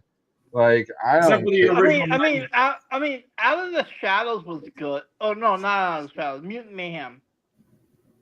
You like the newer one? Animated though, right? It's like all the live action ones are bad. I like the 90s live action ones. Yeah, those are fine, but everything they've tried since then. Like the best part from Out of the Shadows was Stephen Amell as Casey Jones. Yeah, I do have a question. I do have a question for you, Joe, because you said Doctor Strange 3 should be a Battle World movie, right? Yeah. What would you, if that's okay, what would you title Doctor Strange 3? What would be like the title for that movie? That's a good question. Well, there's a couple different ways to look at it, because if it's a Battle World movie, because I do think, even though I think Benedict Cumberbatch has been lying before about things, if some random way that Doctor Strange is really, really out with Clea and they're looking for Dormammu, like we thought, at the end of Multiverse of Madness, I think there is a possible that it could be called Doctor Strange and either the Reign of the Dark Dimension, or Doctor Strange, something to do with the Dark Dimension, like something like Doctor Strange. I'm trying to think, how do we say it? What is it called? There's a name for it, right? Is it just the Dark Dimension, or what do they call the place that Dormammu resides? I don't really know. Also, I don't know if I talked to you about this, Luke, but I had a theory after First Steps, because it's out in the cosmos, right? Do you remember in at the end of Ironheart when they're talking about when someone confused Mephisto for Dormammu, and he laughed it off. Yeah. I was thinking, do you remember the shot in so I think we haven't seen the real Dormammu in the MCU at all yet. Yeah, I believe that. So do you remember the scene? So the scene in Doctor Strange, I was even telling a couple people this. There's a scene in First Step when we're first revealed to Galactus. I actually think that Doctor Strange might have seen Galactus as the first real threat, and that they've been playing a long game with this entire thing. That Mephisto? Yeah, no, not Mephisto, but that Doctor Strange in his first movie was actually either that he saw Galactus, and Galactus wanted to eat the Earth, but Doctor Strange was able to hold him back. You know what? I would have to rewatch. I'd have to rewatch it. It's been so long. Scene, right? So you never see Dormammu's form, but he's in the shadows like Galactus, and he's wait, Joe. I see where you're going. And he wants to. The whole point is Doctor Strange had to make a choice that Baron Mordo didn't like, because he said that you can't mess with time or do any of this stuff, and because Doctor Strange keeps going back in time. And Dormammu, I've come to bargain.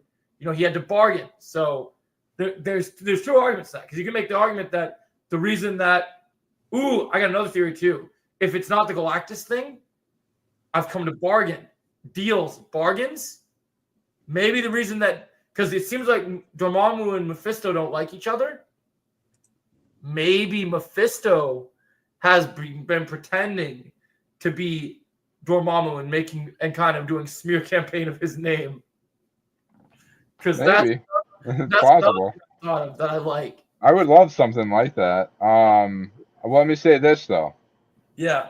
I think Battle Worlds, you essentially have the opportunity to do, like, in between Doomsday and Secret Wars, you can literally do all these Battle Worlds movies.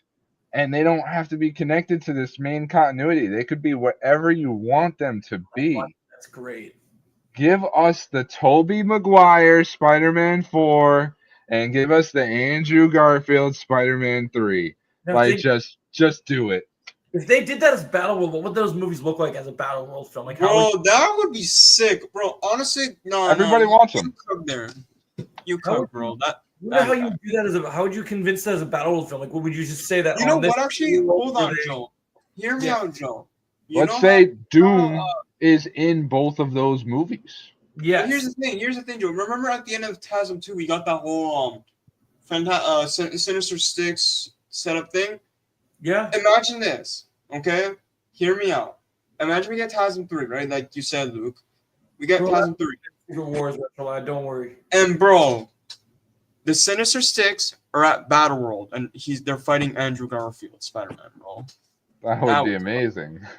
Oh, Sinister Six, though. Oh my God! I mean, then I feel like you're jumping the fence. You know what I mean? Like, you're jumping all the way up to like something we haven't even got a touch of in the MCU. You know? They gotta start cooking some six-person villain team. They got serious competition to work on against now, so they gotta start cooking. Because that's what I want. TASM 3 out of all the Spider-Man movies, TASM 3 needs to happen, because it wouldn't surprise me though. Like, if they just pulled it out of nowhere, like, here's Kraven, here's Morbius, here's all the Sony movie people thrown into the MCU all of a sudden, I wouldn't put it past them at all. I'd be down as long as they get good at accurate takes of the characters. I'd be happy. Well, there'll probably be better takes if anything. Sony messed it up so bad. Takes would be good. And that's the thing, Joe. I don't know how you feel about this, but I just really want. I don't know if it doesn't have to be Gyllenhaal. They can recast whatever they want, but I want Mysterio back, man. The fact that Mysterio was fumbled the way that they fumbled him, we need Mysterio, man. Well, how do you think he was fumbled? Hold on, Joe. Hold that thought. Yeah. Did you say how was he fumbled? I think. Yeah, how is he fumbled? Because he's not. Because one, according to No Way Home, he died, and two, he it's Mephisto. The performance was good. We're talking about Mysterio, not Mephisto. Oh, I'm sorry. I'm- It's Mysterio. I don't even believe he's dead. You know what I mean? You know what, Joe? Hold Yeah, I on. hope so. Let me cook, Joe. Let me cook. I Okay. don't think he's Cook, dead dude. either. You know why it happened? What if? And this might be. I might be reaching here. What if Doom took Mysterio somewhere? Hey, Joe, Yeah, Jake. I still don't think there's any way Mysterio's dead. Yeah. Because- That's what I'm saying. Because What if? here's Hold the on. thing. Here's the thing. Here's the thing. How do you think J. Jonah Jameson would have gotten the message? That's true. I mean, I just And- thought the movie was trying to make it seem like he And was. here's the dead. thing I was trying to say, Joe. What if Doom took him? Because I said to make up. I think No, there's a chance. You could have. that It's Doom very took him. true. That's the really cool question. That's what I like about doing Doom way more than doing Kang. Is with Doom, we really don't know. With Kang, you know, there's all these little weird things with like, oh, how long has the Kang variant been around here? With like Doom, if we've had this like retro 60s Earth, Earth 828 this entire time, think of how long Doom has been active and has probably already been scheming and planning in Latveria. You know what would be so crazy, Joe? Since I mentioned whole Mysterio thing, what if this is crazy? You know how you said that Doom is gonna try to get Peter on his side? Yeah. What if while he does that, he secretly works with Mysterio without Peter knowing? He could do that. And that's gonna be heartbreaking He's gonna for work with Peter anybody. because Man. He's gonna work with anybody. no, We're giving Marvel way too much credit right now. Joe, We're think about it, though. That's heartbreaking, though, Joe. Think about Well, if it. we're giving them credit, then start sending them checks. We're Like, giving them way too much credit, dude. You don't understand how heartbreaking they We'll are. take those paychecks right now. Thank you. Yo, Joe, imagine if Kevin Feige was watching our stream and he was like taking notes. He was But like, Joe, "Who the you don't fuck is this understand how dog heartbreaking lover it is. guy?" You don't understand. You don't understand how Give me the heartbreaking it is. office. Give me the office. Get me in the office right now. I'll take a job. What do you want? But Joe, you don't understand how heartbreaking that is. Because let's not forget, Joe, this guy literally took Tony Stark's glasses, the glasses that he's wearing, right? Just to trick Peter. And this is more heartbreaking because you got the man that Peter was that he really cared about, the man that he cared about, working with the villain that exposed him. Oh yeah. That's heartbreaking. Like that, you know what? I'm actually okay with Mysterio working with Dr. I mean, they gotta do something though, because even though Fantastic Four is a step in the right direction, they need to start just cranking out bangers now. Because you know what, Joe? You know how you mentioned. You know how you DC mentioned is Kang not, earlier. yeah, because DC is not gonna be slacking. They're gonna be. You know how you mentioned Kang earlier, Joe? You know how you mentioned Kang earlier? Yeah. What if? Okay, this is gonna be such a funny scene. But what if Doomsday somehow, some way they, you know what'd be funny? Imagine if Doom actually like tells us that, oh, I killed all those Kangs. Like he tells us. I think we're gonna get some sort of explanation. Because they gotta explain it somehow. Somehow, they gotta explain it. Because just have Doom come out and say Kang was a punk bitch. Bro, I hope. I don't know if the Russo Bros are gonna do this. I want to see that Doctor Doom and Thanos fight, please, bro. Oh, we'll see it. I think Thanos is coming back. I think he's that would be great. I would love to see Thanos come back and fight Doom. Oh my god! Yeah, and then What Doom movie do you think it is, though? his skeleton into ash. Oh yeah, I was just gonna bring up that comic book panel. That would be cool to see. But what movie do you guys think it is? Do you guys think it's Doomsday or sequel? DC animated universe, Superman animated series, just like animated. I think it's Tuesday. You think it's Doomsday? I don't know because I heard that Doomsday opens up something else. Didn't they You know say? what? I'm surprised we don't just get a Doctor Doom movie. Our first movie based off a villain, where we get the villain What was origin. planned a long time ago when Fox had the rights? There was a guy that was working on it, and they canceled it. Okay, so Rashad, you think that's the okay? So you think Rashad that the whole Doom and Thanos fight opens up with sequels? Okay, that's actually better. Actually, They could open Secret Wars like that. That would happen because he has to be God Emperor Doom for doing that. And I already know. If we see him rip, bro.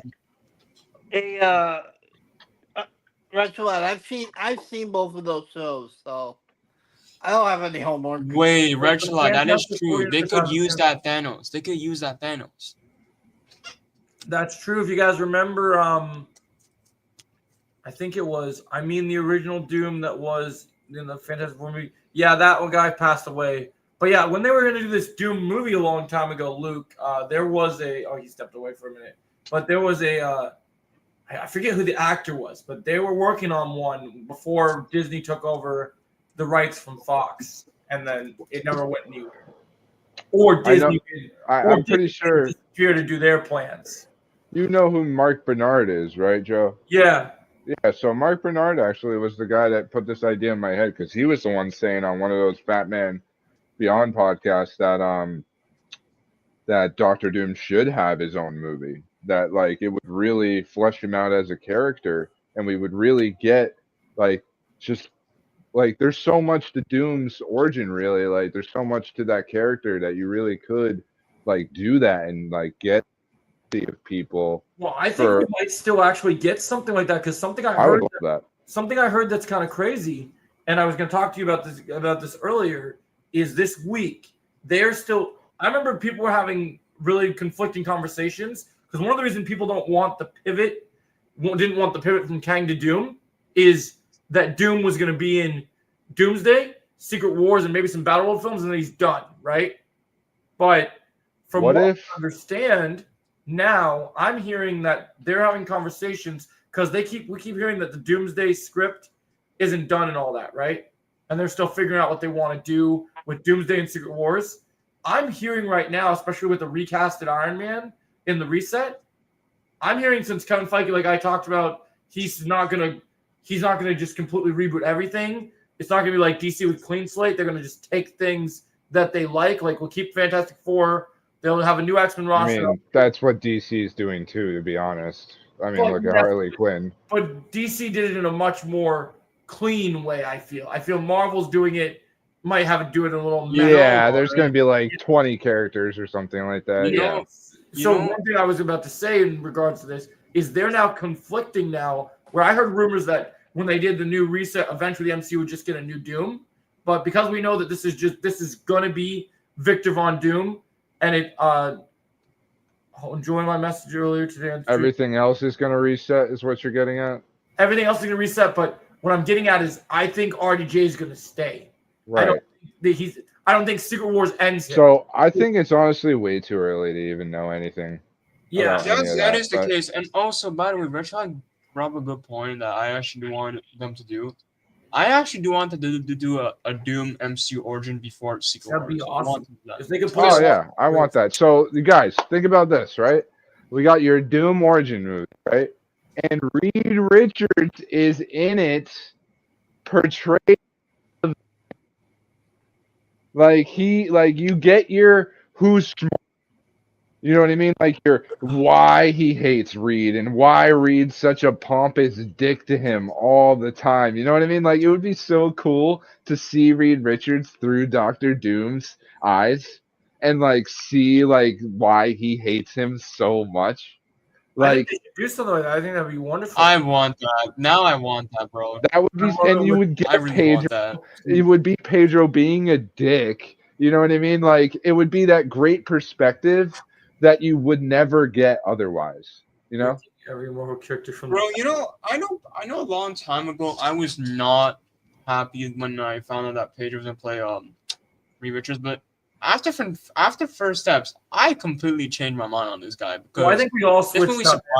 Oh yeah, I mean I have a feeling like for the last month or so, I've kind of been on the train of like Pedro's gonna nail it. He's an amazing actor. There's no way he doesn't. That's also great now is like when people think about, what I think is really interesting. People were complaining about seeing Pedro fatigue, that he was in all these different roles, but he's just that good. He's just that good. Like he is just killing it, and it's not like fucking Star-Lord. Like he's not that good. That's the thing about him. He came from Parks and Rec as this like comedy role, and like good for him and everything, but he does not have the range. I know people might think this is crazy because they love the Mario movie. I wish instead of Chris Pratt going over and playing Mario, I wish Pedro would have played Mario because that would be something. Skit that he did, yeah. Oh yeah, I forgot about that. That was so funny. mean, he's got the stash for it, man. He was so fitting for it. That's what's great about Pedro is he can play anything. His roles like I don't care if we go 10 years later and Pedro's just in every major franchise moving forward. Bro, Retchlot, if we get that, bro, I'm gonna freak out, bro. I'm not joking. I will agree though. And I have the poster back here, but I wish Pedro played a character where his face was visible. Like I really do.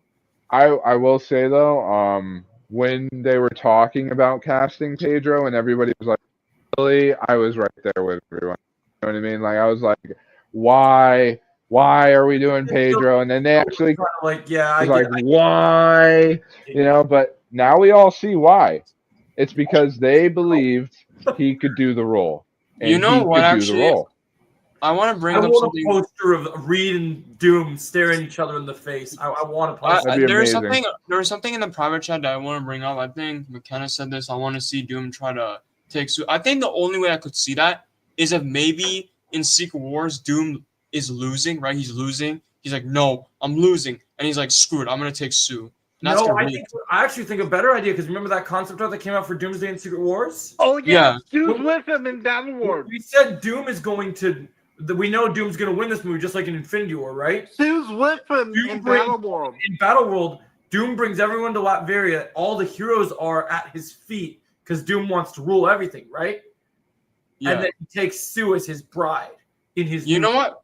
Screw it! I said that's better. Screw it! I said that's better. I'm telling you, man, it just makes sense. We even saw that artwork way before we saw Thunderbolts. You know who was in that artwork that nobody talks about? Sentry. Doom was already had Sentry on lock, whatever he needed him for. Like, dude. I want to say to go on with the whole like taking Sue as his bride. What if like she's all because Franklin's already born, but Reed and Sue have another child named what's her name? Valeria. Yeah, Valeria. And she's the goddaughter to Doom. So what if when Doom takes Sue as his bride, she's already pregnant with Latveria, and then just like extra hater like behavior, he raises Reed's daughter without him. He probably will. I could see that. I think they could do that. That would be crazy. No, yeah, I want Cyclops too, Retro Lad. He's my favorite. Bro, I want to see that moment in Secret Wars. Like, imagine he's like, to me, my X-Men. And like Joe, you just brought up Sentry. I feel like we could actually see real Sentry later on in the MCU, where you get the actual Void. You know? Oh, I think that's gonna. I think Doom is gonna tap into that. I mean, I actually think now when you think of the MCU moving forward, we think of Doomsday and Secret Wars. I think Sentry, Void, Franklin Richards. That's the key. That's the key to all of this. Because with Franklin Richards knowing his powers now, we have unlimited possibilities tapped into that we can. Because now Marvel unfortunately has a crutch that they can use, which is for me, Thunderbolts was a good movie, but the ending literally made it a failure for me. Like where because of the way they did the depression stuff. Because of the way they did the Void. Like we look back, we make fun of Doctor Doom not being done right in old Fantastic Four movies. We make fun of Galactus being a cloud. We make fun of Dormammu being a giant face. We are at a point in the MCU where I feel like it's just not acceptable to do these kind of excuses for these villains. Like, you have the technology, you have all the power, everything you need to make these things more accurate. When you choose to make the Void not the Void, again, another character you're doing this to, for me, that really ruins the character. I'm sorry, Ken. I disagree with that, actually. I don't know much about the Void originally in the comics, and I personally thought his, the way that he was written in the movie was okay. My only critique about Thunderbolts, just because of me personally, who I am as a person, I thought the messaging of the movie was like, I get that. Like, I agree with the message of the movie, but I do believe that it was kind of hounded on us, where I'm like, okay, we get it. Like, they said it, and also, like, I really wish they kind of pushed in the flashbacks, every time Sentry touched them, they get a traumatic flashback, and we get to see John Walker and Yelena. But I really wish the movie was slightly longer so that we got to see more in depth of each character's individual trauma. I agree. Make the message stronger. Those are the parts of the movie I love. Mm-hmm. Well, one thing I thought about, I'm glad that you mentioned that, 'cause one thing I thought about that on that front too is the fact that I know this for fact already, that the entire reason that they were planning on doing the whole new Avengers, and now you're gonna have Doom's probably gonna have his Avengers as well, even though Chris Evans can deny everything until he's blue in the face. I think they're gonna use the old Avengers to really test the new Avengers. Like, I don't care about what Sam Wilson, Anthony Mackie endures. I think Steve is going to push John. And I think Steve's going to push Bucky. And then I think... I have a question, Joe, about the new Avengers. Do you think any of them are going to die in Doomsday? I think they want to save them for a while, but I don't know.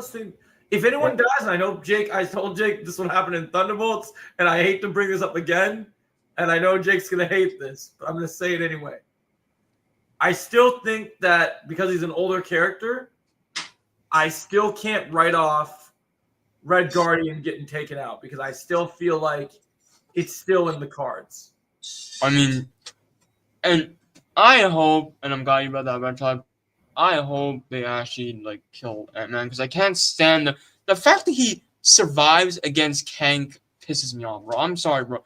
Kang should have taken him out. Kang should have taken him out. I agree with that. I think it's sad that we love Paul Rudd, but we just want Ant-Man to die. We're just so. It would be so funny, Joe. Imagine how funny it would be if Ant-Man's like, "Hey, I've beaten Kang before. I can beat you too." And then Doom's like, Doom is like, "Hold on, Joe." Doom's like, "I'm not Kang though. I'm Doom." What makes me so sad about that is the fact that we saw Kang, even though I believe that there could be a good villain potential for Kang and seeing a whole world thing. The thing that makes me sad is I want Ant-Man to obviously his character has outlived his usefulness. But of all the characters that Ant-Man could die to, I'm so terrified because if you guys know Doom's powers from the comics, I'm terrified for Scott thinking he can take Doom because oh no.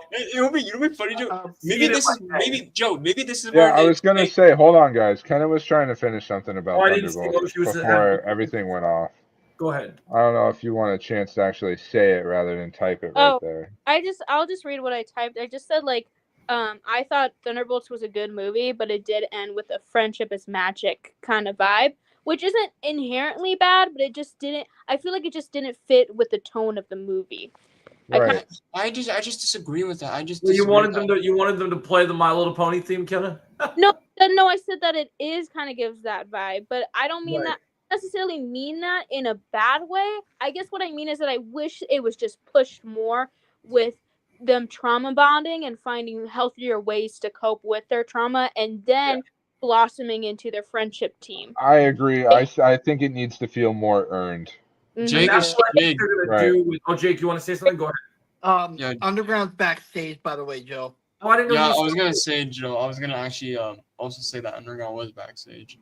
Hey, Underground. Hey, yo. I just also wanted to say about Thunderbolts that I kind of when it comes to Sentry, we get what is the classic MCU. We're trying to make this grounded. We're trying to make this realistic, take on the Sentry essentially, right? But I want James Gunn, bring the comic books to life. Give me the real Void. You know what I mean? Right. And James Gunn's never gonna do that with a villain, where they're gonna deviate so much of it so that it's not even really what it was. Wow. You know what I mean? So it kind of is, but it kind of isn't. I think with James Gunn, every time we're gonna get the villain we want to get, we got Lex Luthor. And it's only gonna grow and develop more and more into classic Lex Luthor that we know. By the way, I was gonna say to Joe earlier about the whole Ant-Man thing. It'd be funny, Joe, and maybe this is how they can explain the whole Kang thing. Imagine Doom, right? He's fighting Ant-Man, and he's like, "Hey, Scott, funny enough, I killed all the Kangs. I killed them Yeah. all. You know, it was pretty easy. He's All I very know weak. is That would be great. all I know He's is the thing pathetic. that makes me nervous about Doom fighting Ant-Man is, do you guys remember? You guys have all played Marvel Ultimate Alliance, right? Yeah. Yeah. Have you seen the Ultimate Alliance cinematic when the X-Men went against Doom? Oh, I don't remember it. I'm sorry, Ant-Man is cooked. Have you seen that cinematic?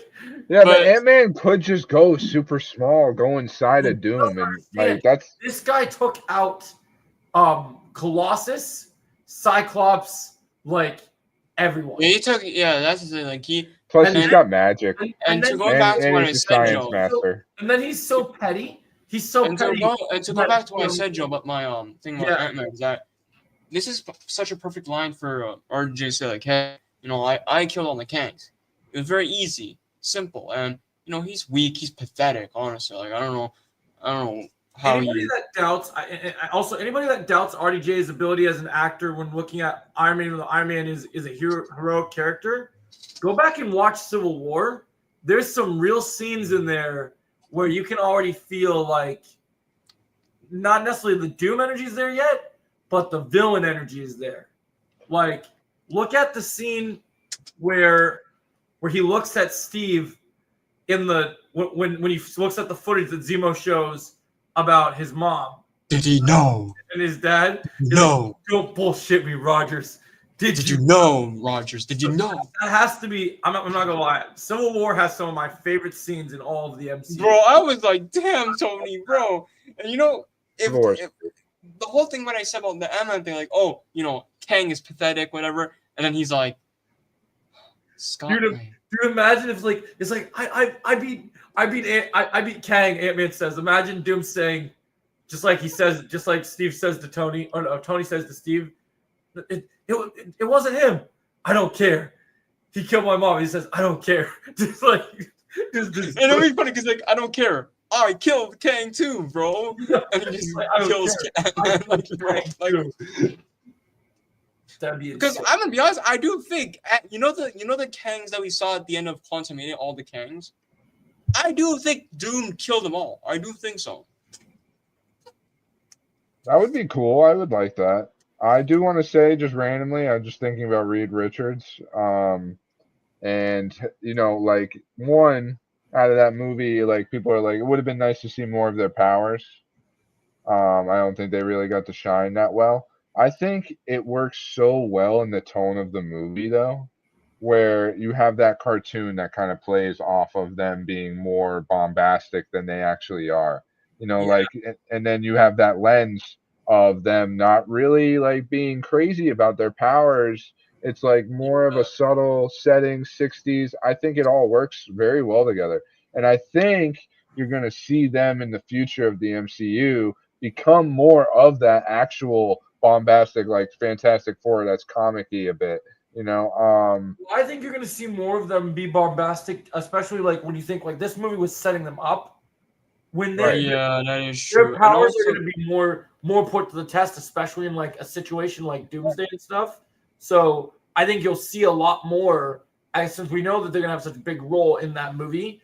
I think you're going to see a lot more of that kind of grow over time. And also, Joe, to go back to the whole Fantastic Four, you know, I see a lot of people hating on the second act of First Steps. I'm like, bro, the second, I'm gonna say a hot take. Maybe this might be a hot take. I don't know. I think the second act of First Step is the best part of the movie because, and you know what the second act is, right? When they're in space and that whole sequence with Silver Surfer. That's the best part. That was awesome. That's the best part. The whole movie. Anyone that nitpicks certain parts of it. What I love about this movie, I was talking to so many people about it. I was already explaining it to Luke before you were here, Chosen. I don't know if you ever watched Star Trek, but I love that, and I can't believe I'm saying this because I love action, but I love a Marvel movie that. So I was watching Comic Book Man the other day, and I think I was told. I don't know if I told Luke this, but maybe I did. I love that when Stan Lee was about to quit Marvel, he goes home to his wife and he says. And he says, I'm going to quit. You know, they just want me to make action, panel after panel. They don't care about characters. They don't care about storytelling. And then she's like, before you quit, here's the thing. Why don't you make one book the way that you want to make that book, and then if they could fire you because you're going to quit anyway, and then he goes and makes Fantastic Four #1.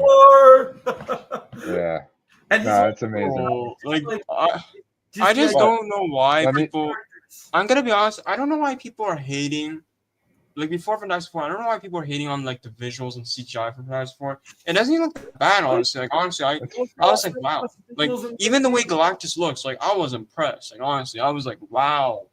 I think people were looking for an excuse to not like the movie before it came out. I think so too. Yeah, One and thing that's that I also typical. thought about that's even better is you made the point about the bombastic stuff with Reed's powers, right? Right. I know so much about Reed Richards, and I love that he stretches. We play with Marvel Rivals, all these different things that he can do, expanding, and that's cool, right? But Turn into an airplane or a helicopter. Yeah, but the thing to me, I didn't care about any of that because the thing that Pedro had to nail that I loved that we got an entire 2-hour movie of was his faces when he's the one that starts figuring out like I'm the smartest person in the Marvel universe, and look at how he's like thinking. Like one of the best scenes of this movie is when they contemplate throughout the movie that Reed's already thought about using Franklin to bring Galactus. Right. And she's like, oh, no. You already, And she's looking at him and he won't say anything. And she's like, you already thought about it, didn't you? And then just like his face, I love it. I really do think, though, when it comes to Marvel Rivals, that they need to make Reed more, he needs to be able to move better. Yeah. And they should use his elastability, where you know how you can use the button and you can become like a shield and then you can projectile things off. What if when you did that, you could just hit like jump and you could do like one of those stretchy leaps, forward, and you could at least do that once. You know what I mean? I just think it'd be a cool way to like bring the character in more. Maybe they could make some more improvements. They've been changing stuff over time. It's cool. The Thing, they gave the Thing in the game now, and I've won 3 competitive matches today as him. Not trying to flex, but just and so. But, Joe, real quick before you say, can you share my screen real quick? Yeah, you got something to show me? Okay. Yeah, you could say your thing though while I'm sharing my screen. Okay. Oh yeah. Let me see if I can find it. Hold on. There's one shot in the movie that we didn't see. We didn't see this shot. Hold on. This shot right here of Galactus. We didn't see that. Yeah, we did, didn't we? Didn't the director say something like, I feel like he said something where like he said it wasn't going to be a director's cut. I wonder if there's just certain shots that they realized they didn't need for the movie, and they're. You know what? It makes sense, Joe, because if you look at the way Galactus looks, he looks too small in that shot. Yeah, I did notice that actually. I think that's why they cut out, because they're like, nope, we're not going to do this. Fine. He's probably just pulling it up on Facebook, Jake. Honestly, so when I was talking about we were talking about Marvel Rivals, so the Thing, I counted all these characters in the game. You think their combos and their power sets.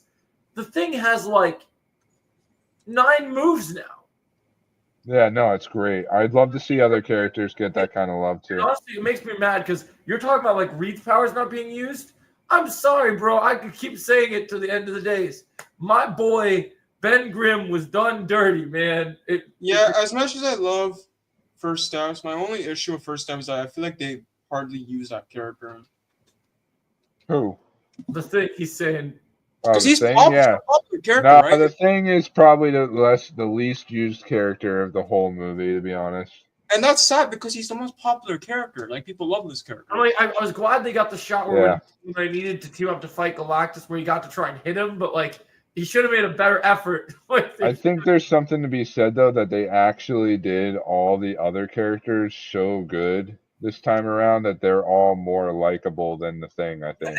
And the crazy thing for me, because I think the one they had to really focus on, as much as I do love that take on the character, especially after they took the piss out of him in Deadpool and Wolverine, I'm just glad that it didn't matter what the actor is, but now, even though I could go back and watch those movies and still have fun with them, when I think Human Torch, I can't not think about Joseph Quinn. Like when I look at like how the Human Torch is meant to be and how and like now you imagine like Tom Holland's Spider-Man and him like Future Foundation or like Chris Evans. No, dude, this guy literally nails what he should look like 60s version of him and all.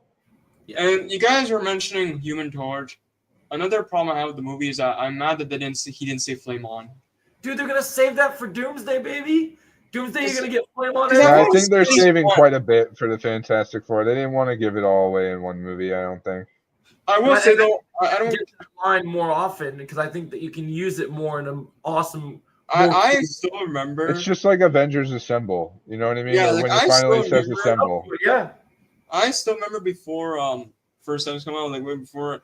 Joe, I remember all those times you're like, oh my god, I'm not excited for Sue Storm because the whole thing of the rumors of her being a leader, which I'm gonna be honest. No. I feel like they actually did a really good job with it. No, they did, and Reed was the leader, but they did because Marvel was in the limbo of the Marvel Shiyu nonsense they were doing and they were pushing. But I liked how the movie. And one thing we haven't talked about because we haven't talked full. This is the first day I think we've talked full spoilers all together. It is actually. But one thing I'll tell you is, I love, and I can't believe I'm saying this. I predicted this was going to happen, but I thought I was going to hate it. When Sue nearly dying, and actually literally kind of dying, taking down Galactus with her powers, with how strong she is, because I main Sue as a healer in Marvel Rivals, I could appreciate that even in Marvel Rivals, she's a healer, right?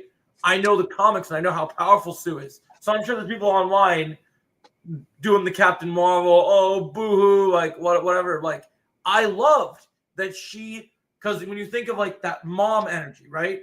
She has to protect Franklin.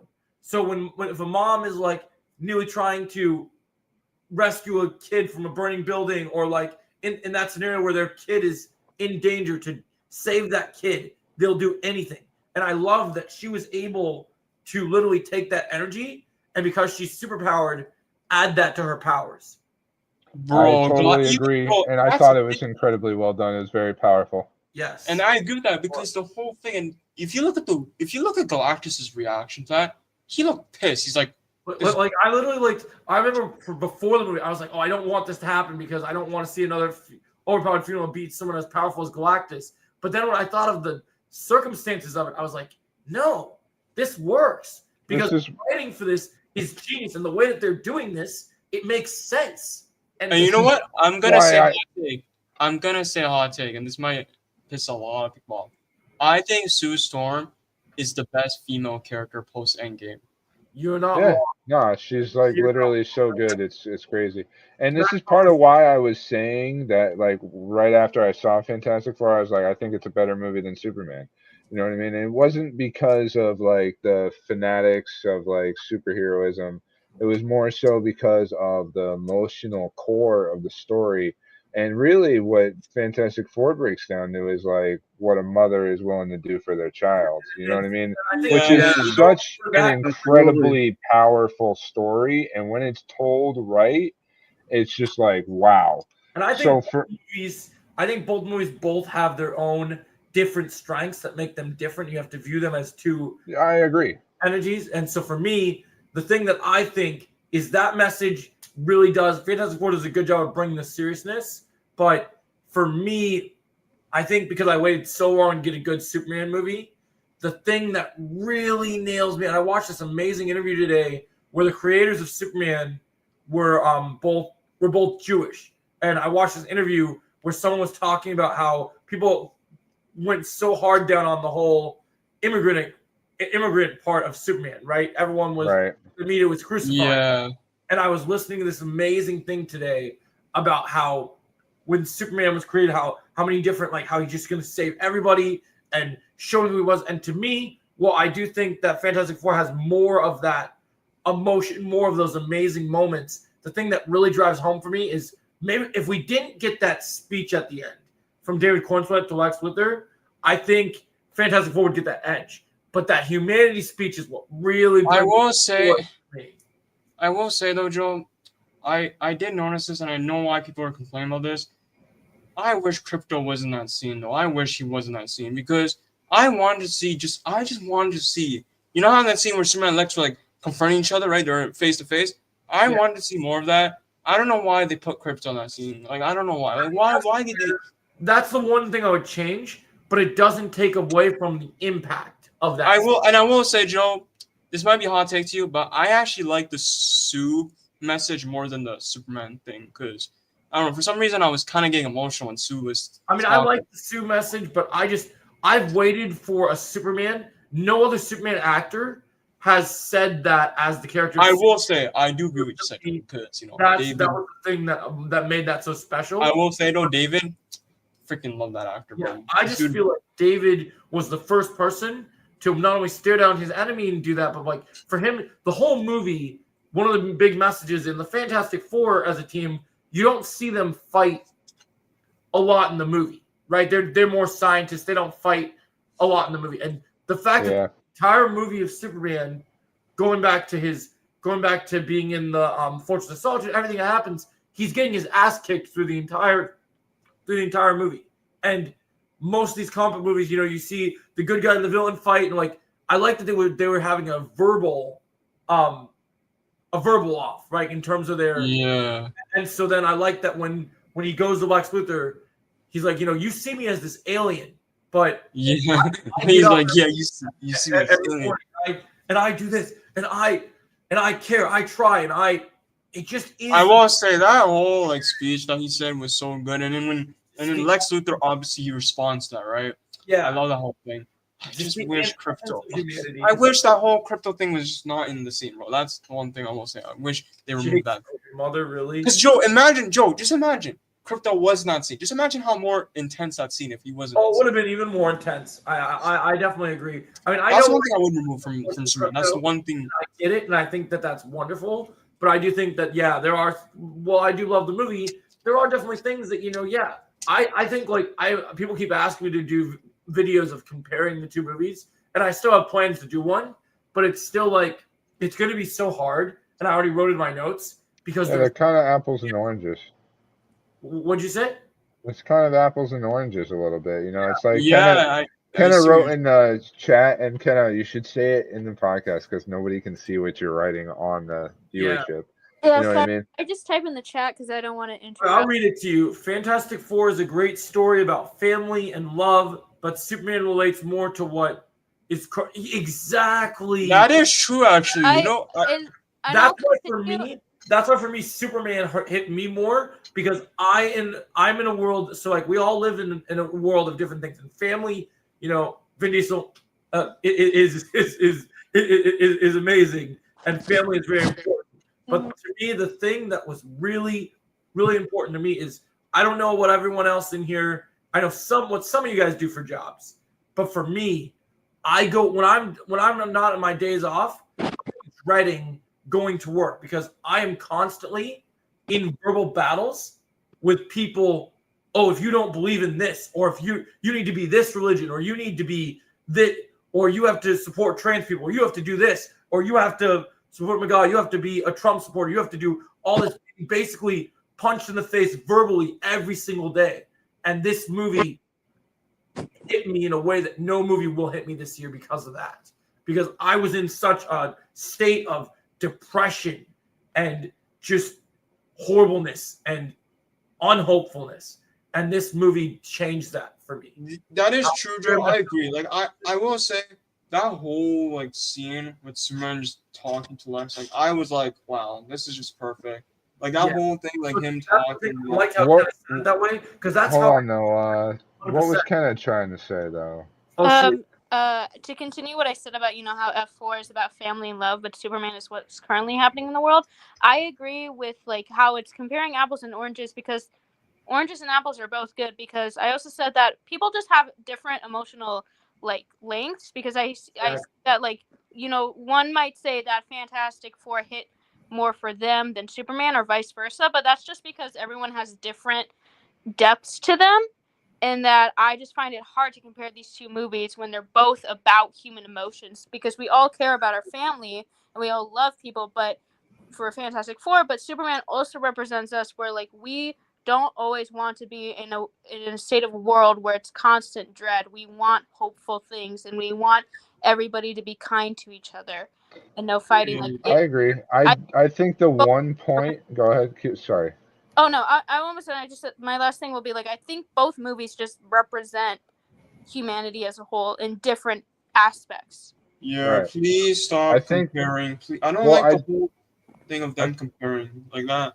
I think the one point that is kind of comparable is like the message of hope, right? Because you have that with Superman, but you also have that with Fantastic Four because like it's the scene where like the entire planet is turning their backs on them because they're honest about the fact that they have to give up their baby to But they don't Galactus. want to give up their Right, and everyone's mad at them about it. And I think the scene is so well done where she just walks out with the baby. Yeah, I think You know what I mean? And starts talking to everybody. You know what I mean? Like, and it's like there's times of like a feeling of hope of like, oh yeah, no, like humanity actually listening and hearing and feeling out someone because they're being relatable to the point of like, trying to like And the also just, entire like, world. I haven't seen Fantastic Four yet, but with the whole, but I know the plot of it's okay. I know the plot of like, I already knew that the plot was gonna be about the baby and Galactus wants the baby. Right. People obviously the rest of society are mad of like, well, we're all gonna die if you don't give up this baby, and we see this thing where like I think again represents what's going on in the world right now is that the very lack of sympathy and the lack of people thinking of like, well, what if I was in their shoes? Because would you easily give up your own child to save the rest of the world? Because it is a sacrifice for a good reason, but it's still a major sacrifice and it can take a toll on you. Right. I think people, and I think the people that scene hits very hard for me. Where like it's like a moment of people having that sympathy. Yeah, that's the thing that will be sorry, like. I didn't mean to cut you off at the end there. No, it's okay. And that's the thing that I was thinking of, like in terms of comparable notes and things that are different. Well, that like Hedda says, well, that scene hits hard for different people, and that's beautiful and that's wonderful. For me, I think personally, the Fantastic Four in this movie are praised by the world before this baby decision. They're praised by the world and see all these things, and with them, they skip over more the timeline with their story than they do with Superman. So like with Superman, you see early days, right? You already see the American people respecting him and doing all these really great things, and then Lex pulls the switch on the on the parents thing, right? Yeah, in front of them, and to me, that scene is so powerful because I know what it's like to be an outcast, and so to me, the fact 1A. Sorry, I didn't go with 1A. Like the people, the press with Fantastic Four, when she's not willing to, when they're not willing to, like when they address the fact that later in the movie where they think that they're supposed to beat Galactus and they don't, and they say what he wants, right? Right. The crowd, they get angry, but they don't get like. They don't send the government after the Fantastic Four or no, but I get what you're saying. Well, they but start. I feel like it's hard to compare 60s. the situation with Fantastic Four team and Superman because Superman's on his own, and again, he is an alien from outer space, which I understand where the outcast comes from. But also the reason why people aren't super harsh towards the Fantastic Four is that they've been doing it. They've been a team longer than Superman's been Superman, and they're also a American. They were born on Earth and they're a family. So I feel like I get what you're saying, but it's also like. Well, like they have saved how many? Like they're the only heroes. Right to compare. Yeah, no, I wasn't even comparing them. I was just saying different feelings of like they both are giving different vibes off. Was my I think there's like a couple points where you can compare of like these things happen in both movies that are somewhat similar, but on their own. Like there's different messages. They're both as doing a whole. different messages, and that was the point I was trying to make. Was that they're both. Also, can I say something real quick? Simran, I can't get over the one scene, the scene where he just lasers the guys, the robots thing, Those guys, you know, the laser eye thing. Oh, it's a great. That's a great scene, bro. I'm sorry.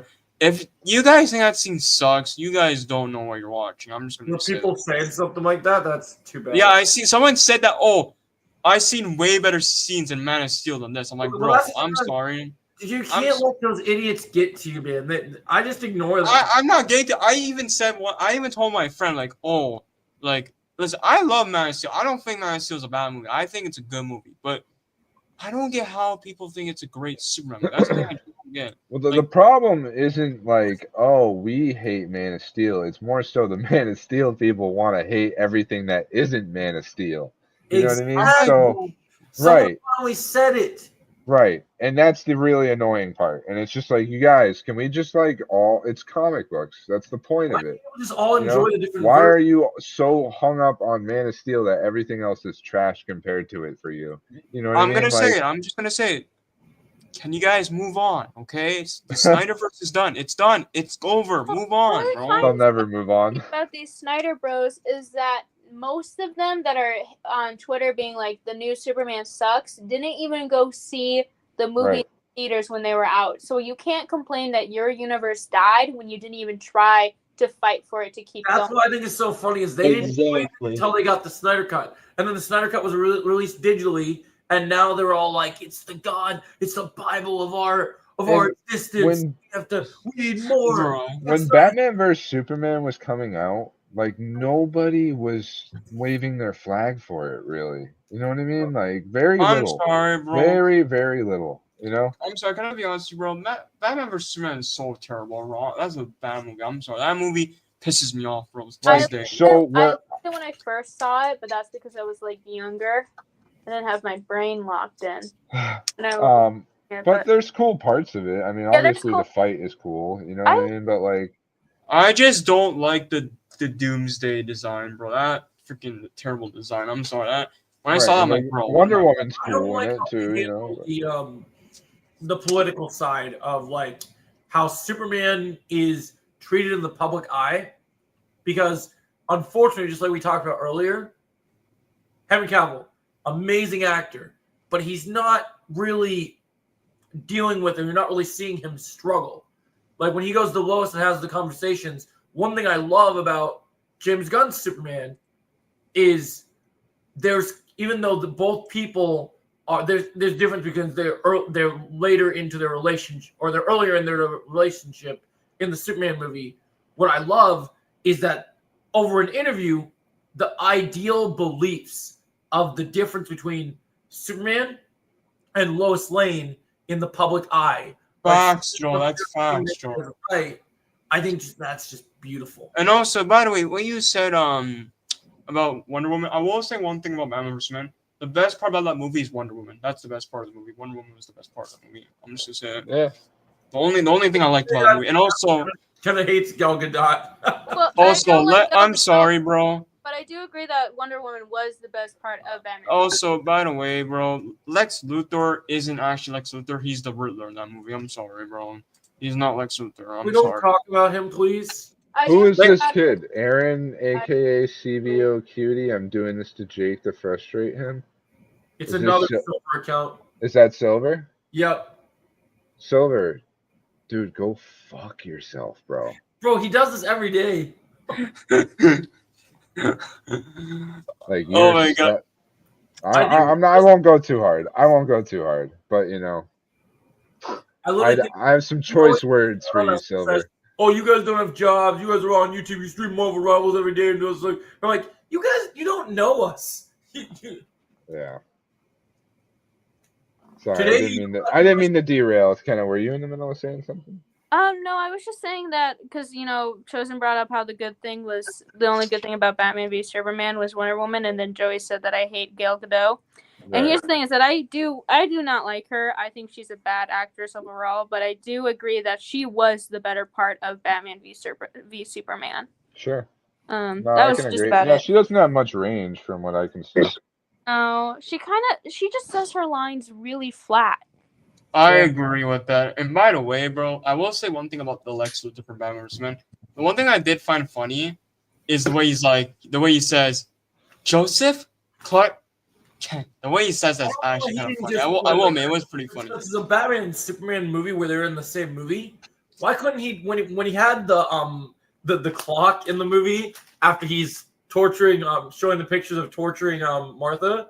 Why didn't they just make him Mad Hatter? Because he literally mentions White Rabbit, Late Rabbit. Like he could have been a good Mad Hatter. I'm sorry, bro. Man, I haven't seen that movie since theaters. It's funny. It's just the way he says it, Joe. Like Joseph, Clark. Yeah. Well, we all rewatched me, Underground, and Kenna. We did an entire Superman/Superman related content, like nightly watch parties of everything. So like I just filmed a video that I just finished editing that my phone's charged right now, but it should be dropped later tonight. And the whole video is broken down my recent viewing on all the films. And each of the films I hadn't seen in a long time, except for Superman, I saw twice. But when I did my ranking, I looked at each of the films and broke them down to a science of like, okay, here's what makes this a good movie. Here's what makes this not such a good movie. Here's why this just doesn't work anymore. You know, like when I was a kid, I loved Superman Returns. Superman Returns doesn't work for me anymore because it just is boring. I will say, I will say though, Joe, one thing about Man of Steel. I do think Man of Steel, me personally, I might have to rewatch all the Superman movies, but me personally, it's still a top 3 Superman movie. I don't think it's like... I'll give you a surprise. Despite I don't love it, it still made the top 4. For me personally, it's top 3. Yeah, obviously, it's not number 1. It's not a bad movie. I gave good points for why it made top 4 for me. I feel like it's slightly more entertaining. Well, it might not be a good Superman story. It's a better movie than Superman Returns because you're literally you're actually getting a movie with like that feels like a movie. Where like Ken will always say the plot was boring and like you just that Returns rewatch was not good. It drags. But Man of Steel, I have good moments with it. Like there's a lot of moments I like. Even the opening scene, like the I opening love scene. the prologue. I love all the stuff on Krypton. I wish we would have stayed on Krypton. Yeah, the Krypton. that part was great. And you know what? I really liked in Man of Steel. I really did like how Superman was not happy that he had to kill Zod. Mm-hmm. But again, I think it's like almost there with the development, but it still misses the mark because I think it's just due to the pacing. Because I think Zack Snyder has these great ideas, and I don't think he's a bad person, but I do think he just misses the mark due to how much time he puts in. And I've thought about. I hope they play on. Watch one thing I thought about. And I don't want to cut Luke off here because I see you had to say something. I thought about it. I'm not bothered about the snapping the neck part anymore. Like everyone's like, oh, it's the killing Superman. Do you know what bothers me? And this dawned on me when I rewatched Superman 2025 for the second time. Yeah. It's that one other Kryptonian, like Superman, and in this universe, Superman and Zod are both equal power on Earth and are trying to fight, right? Right. Yeah. Superman is a hero. I know this is in the beginning of his journey, technically, and they're starting a new universe. But I just can't see Superman to get one guy allowing so much collateral damage and so many people getting hurt and literally dying just to get this one guy. Like I understand. Oh yeah, I agree with that. You know, I don't understand how he's flying through the city, causing so much damage himself. That was always the joke about that movie. And speaking of the whole like Man of Steel, I will say there's a couple of things I liked about the movie. I think the first flight scene was pretty cool. I love the final fight, by the way. I think the final fight was actually take on the movie that a lot of people don't agree with, and I told Kenna this, which is why we kind of have been kind of anti-Superman for a lot of years. Is I don't with Superman as a character. This is why it's so hard, I think, to do a good Superman video game. I just don't like Zack Snyder's interpretation of like because it's such a powerful character, the fight scenes, like especially with Zod's minions, right? Like when they go back to the farm and stuff, or even before the farm where they're in the restaurant. I think it's like an IHOP or whatever. Yeah, I remember. His right in command fighter had a lot of different movesets, but she's more interesting and better done in Superman 2. Where here it's like they made her all super powered up in Superman because they're all in this same. We're Kryptonians on Earth. We can all fight like this. We can shoot lasers at each other. We can gets boring. Well, so I feel also, that by the Superman way- Returns kind of had some of that old video game creativity where, like, you play against the health bar of Metropolis. You don't really have a health bar because you're Superman. Is You the know what I game mean? And Like, was fun? and so it gives you challenges for you to complete. Like, oh, here come all these like missiles that you need to stop, and like you literally have to fly up and like laser sight every single one of them. And I'm like, this is cool. Like, I actually enjoyed this.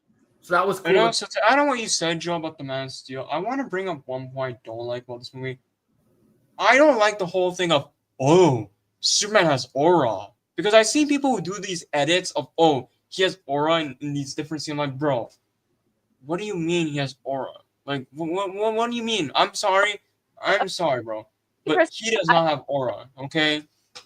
I'll be honest with you. Or farming, because what they really mean is that they're just like, usually when something bad happens and Superman doesn't prevent it, Henry Cavill, I think it's just due to how Henry Cavill looks, because he's a fairly conventionally attractive man, that when he looks sad, he kind of looks like he's like, you know, kind of modeling, but I think that's just the way his face looks. So I wouldn't necessarily say that I agree that Henry Cavill Superman was quote unquote aura farming, but I do think those kind of jokes are funny personally. But again, I said this earlier, is that I think Henry Cavill Superman did actually want to save people.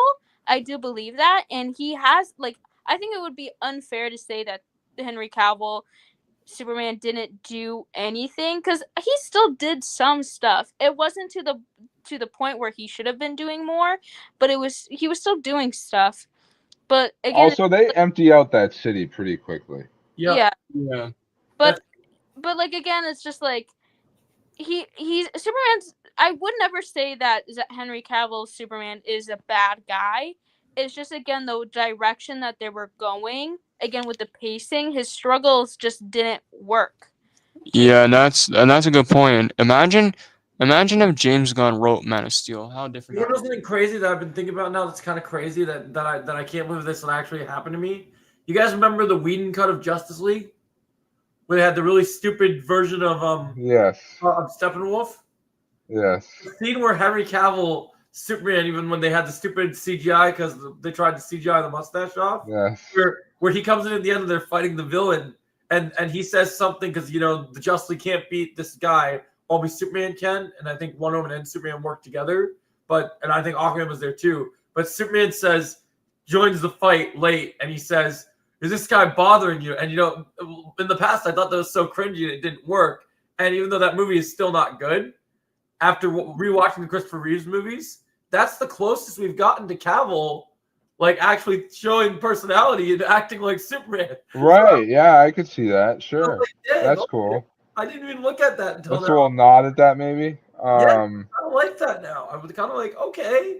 One thing I'll say too about like the ending of Man of Steel, where he kills Zod, and that was a huge point that everybody wanted to bitch and complain about for the longest time.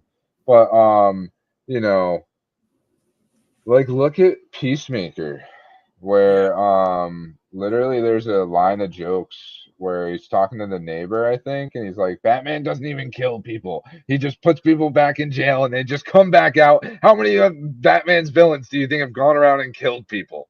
You know how many of my villains are in jail? None. Like, I want to see more jokes about, like, Batman kind of being a shitty hero in that way. Okay, I have a take on Batman that I really hope James Gunn does, and I've said this a lot to other friends of mine, is that I think because of how Batman has been perceived by the general public, he has lost what he actually stands for as a superhero, because I think people forget the reason why Batman doesn't kill majority of his villains, and it's because he genuinely believes in, even though he's edgier than Superman, he also believes that there's good in people, and he believes that people can change and be better. Right. And that the reason why he doesn't kill is also he genuinely wants to make Gotham a better place, and he also doesn't want Gotham kids to go through what he went through when he was a kid, of his parents getting shot by a mug. No, you're completely right. Which is why that scene in Under the Red Hood is so important. When you see Jason reveal his face to Batman, and he puts the gun up to his head, and he tells him, and then he goes and puts it to Joker, Mhm. and he says, "Oh, bye, Chosen."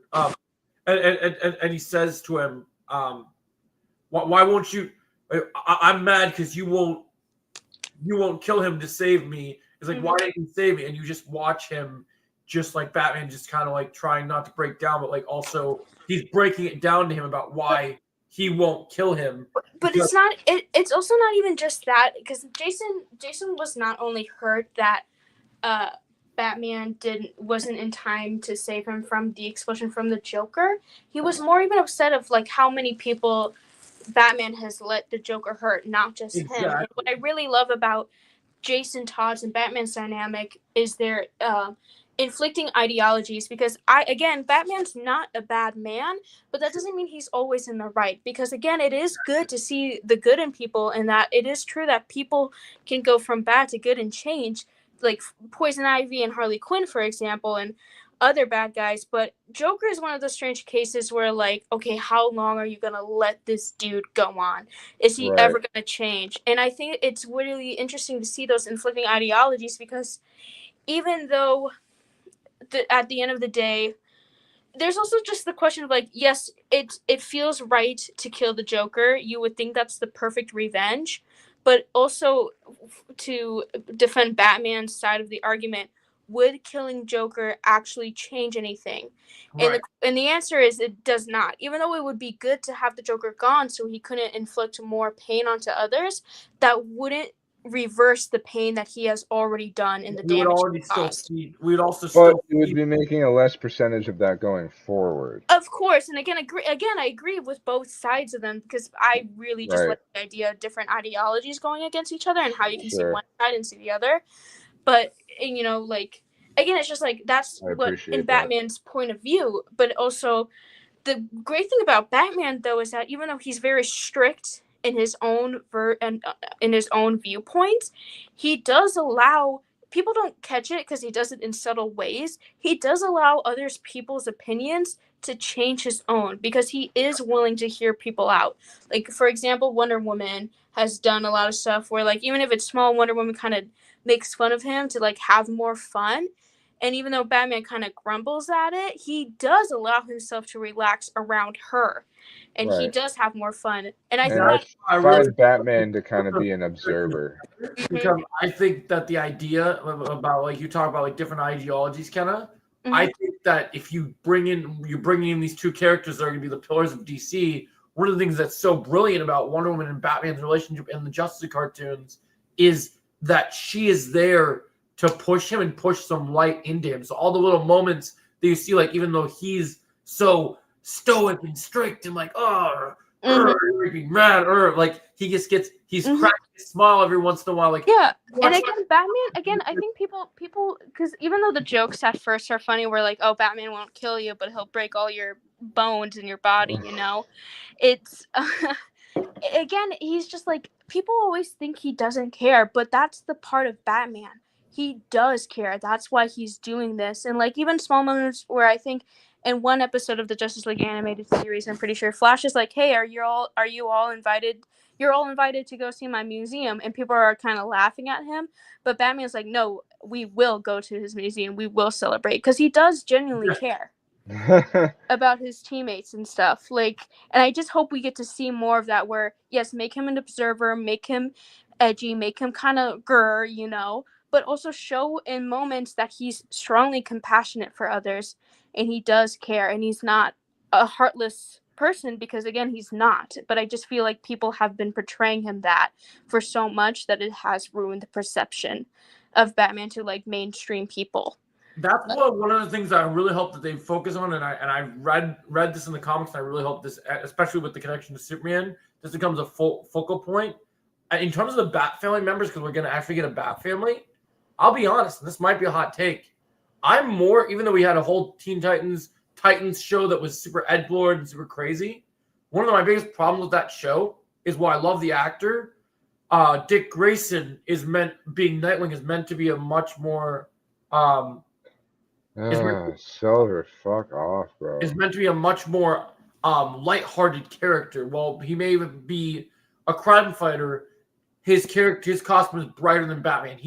he has more personality. He has more, and so I really hope that while we are going to get so much with Batman, I really hope that Dick Grayson gets a huge focus in the DCU and that they connect with Superman like we talked about, because I think that it even says in the comics that one of the reasons that Dick gets pushed so hard by Bruce is that Bruce knew that Dick could be better than him. And even though they both trained together, even though Batman has way more user experience, Batman has said on multiple occasions that, you know how everyone wanted that Batman versus Deathstroke movie with Joe Manganiello and Ben Affleck?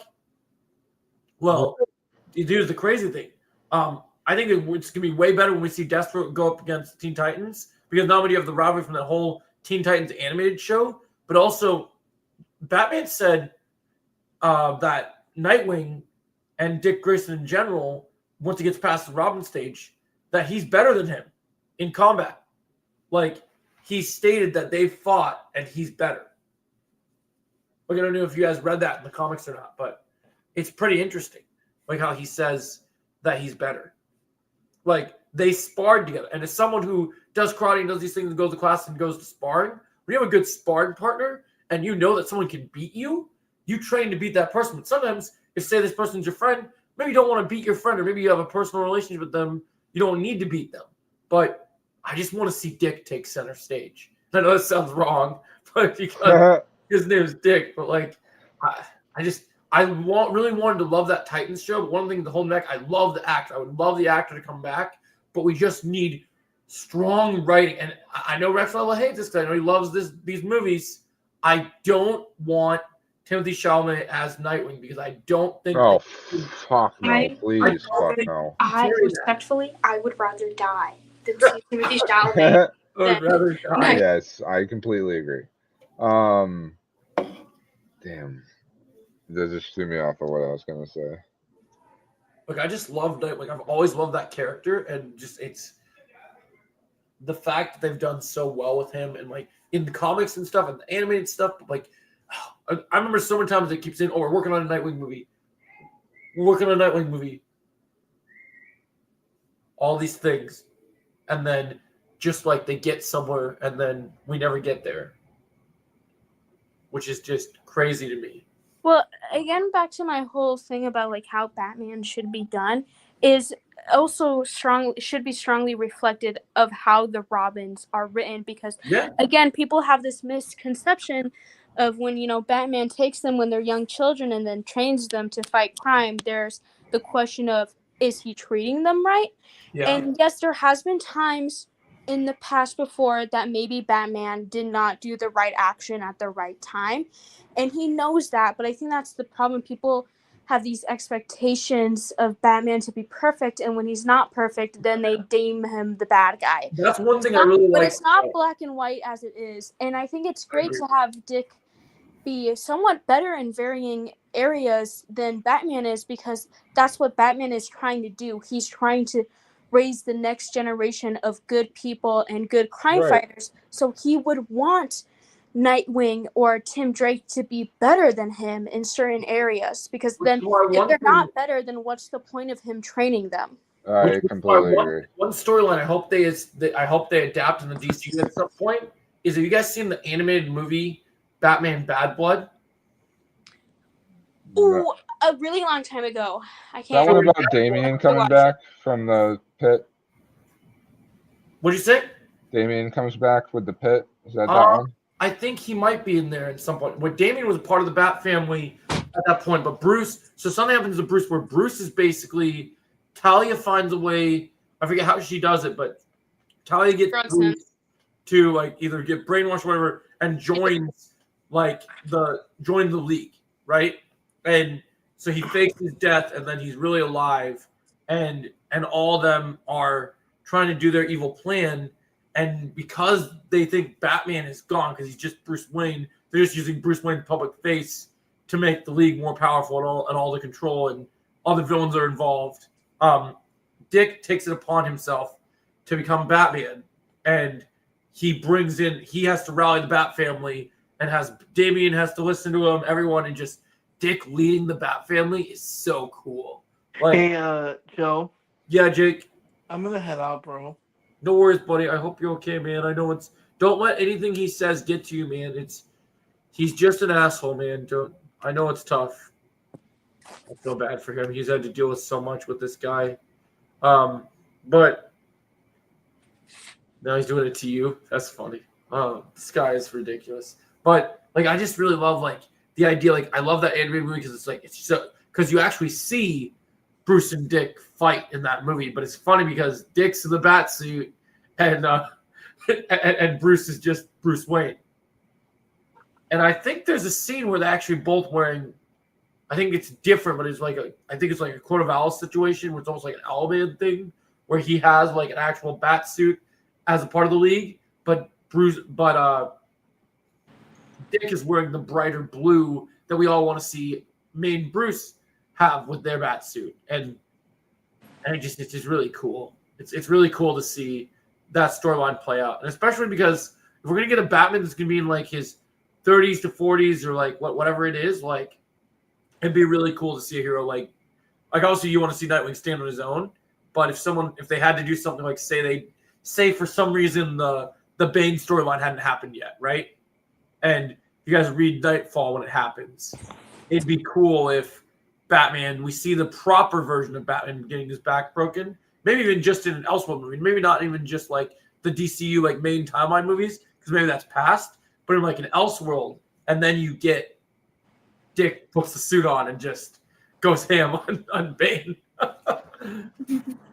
Yeah, maybe. Because that's the thing that's crazy is like Batman has all these cool things, but like with Dick, it's like he just was trained.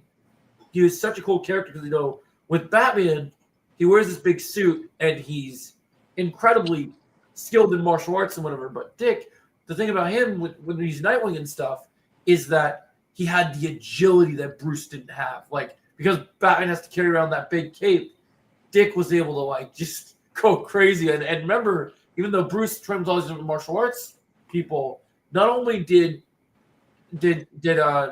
Nightwing train with Batman and get all Batman's tricks and techniques, Dick started his career in the circus. So now he's adding acrobatics on top and gymnastics on top. That's a good point. Remember a few years back when the DC Comics tried to make us all forget that Dick's name was Dick and tried to start calling him Rick? I hated that, man. That was the worst. Why even try to change it to Rick? Just call him Richard. That's what Dick is short for. I know. It was so bad. Pickle Rick. I remember when they did when they wanted to take him out of the superhero suit, and they did this thing called Agent Grayson, where he was like a secret agent, which is pretty interesting. I feel like I remember that. You feel like no, that was a wild time, Rick. And he like didn't even remember he was Nightwing, right? Yeah, it was weird. Crazy. No, you were talking about the thing with you guys were both talking about the Batman thing. You mentioned the Peacemaker thing. It made me think because he cameoed and didn't take his side in the whole politics parts of the movie as the cameo. You think because it's 1 month after Superman, you think Peacemaker's going for the jugular with Superman? Oh yeah, I mean, what does he already say about Superman? He's like, what he says, like he said something about him taking dumps or something. It was like, yeah, oh my god, dude. I can't remember what it was, but it's ridiculous. Yeah, he's gonna do. And it's like, where do you even get this stuff? Google. I love Peacemaker. You can tell even from the interviews and stuff that just John Cena and James Gunn have a lot of fun when they're writing this stuff. You just know they're. I love in the new. I think it was that he had a poop fetish. Yeah. Oh yeah. I remember he said. Oh my god. Some of the stuff. I love I was rewatching the scene today where he meets with the janitor, and the janitor's like, "Oh, Peacemaker, you're the that doesn't the Indian guy." Yeah, that only kills you only care about the minorities. You need to kill more. You kill more white people.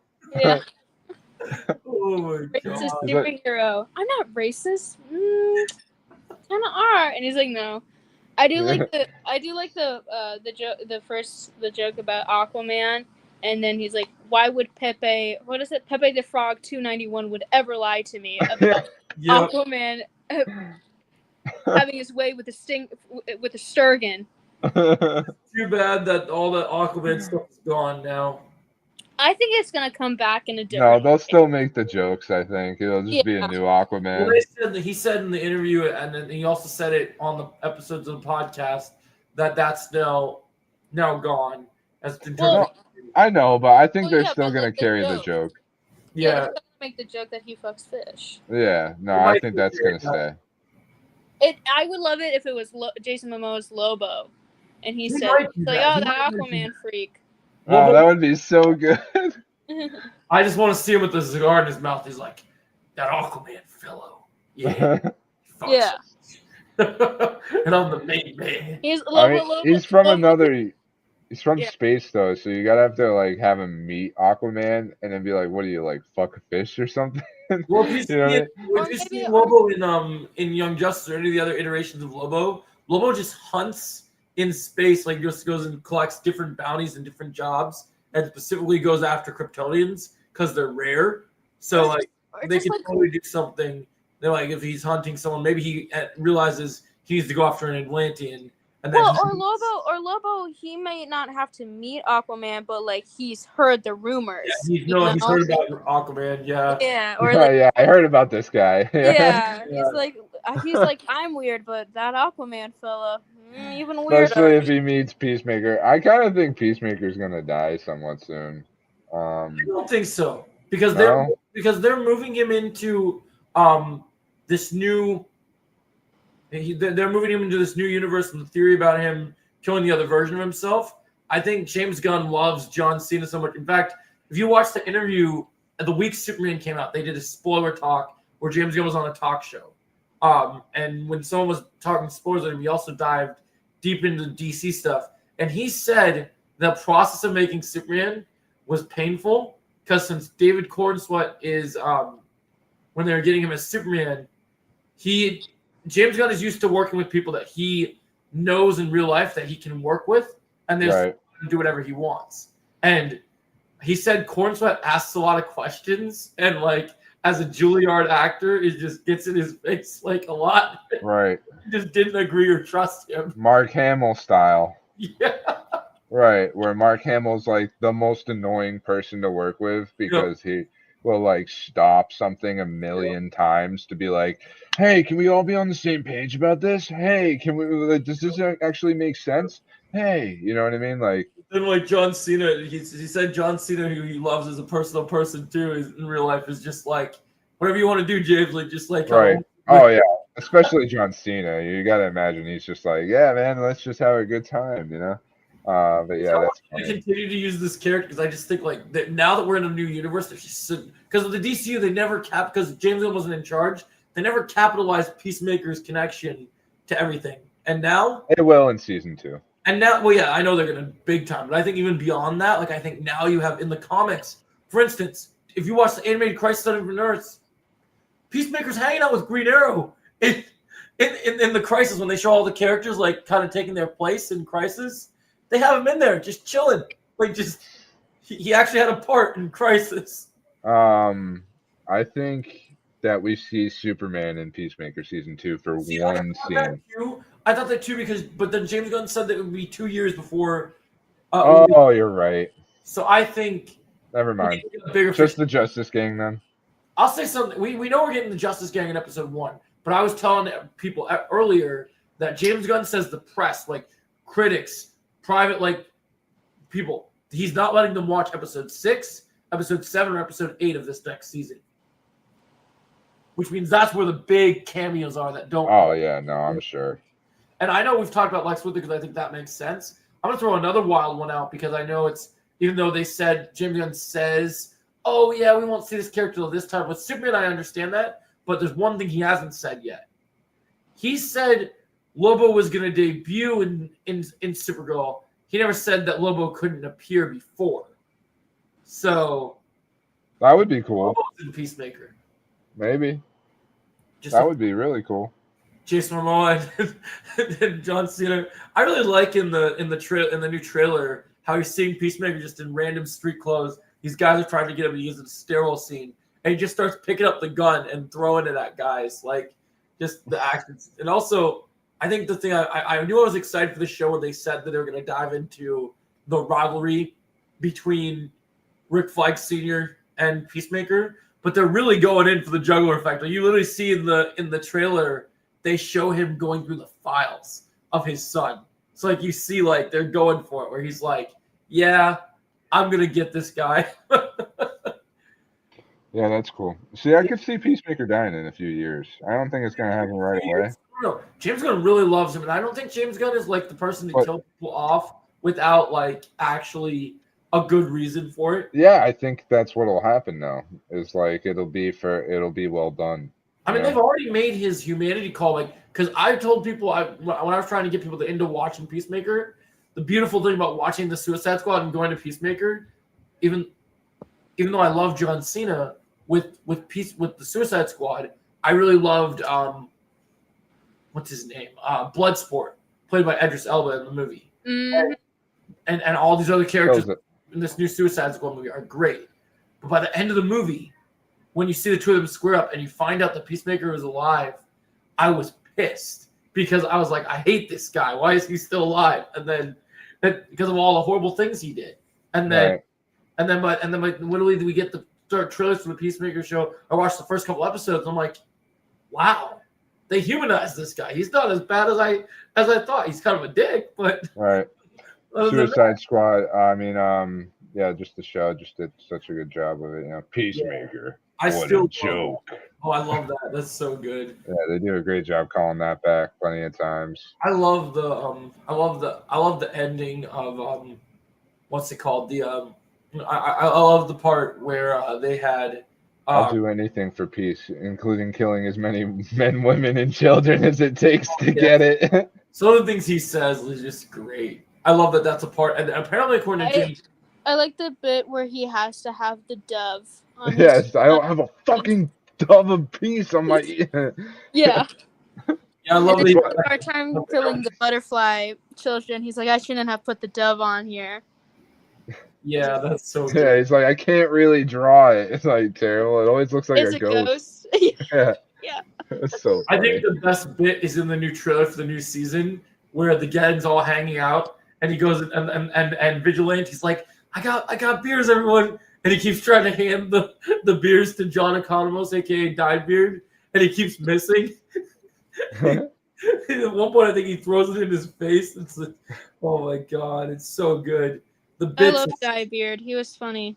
Oh, yeah. It pays off so much at the end. So I love how like Peacemaker and him start like having these really cool moments and start being really good friends. And then he pulled the shit where he got his dad into prison, and then I love the episode where he just like it's like about there's more people you could have put in jail. Beyonce, Shakira, and he's sitting at the table just Ozzy Osbourne, Sharon Osbourne. The red tiger from Voltron. I like how you said the tiger and not the lion. I thought that line was John Cena actually improvised that entire scene. Like Ryan Reynolds. I think he said Ryan Reynolds. I believe that. Yeah. James Gunn must love that guy that plays John Economos because he's actually in more stuff now than anybody is. He's in the Suicide Squad. He's in Peacemaker, and he's in Creature Commandos.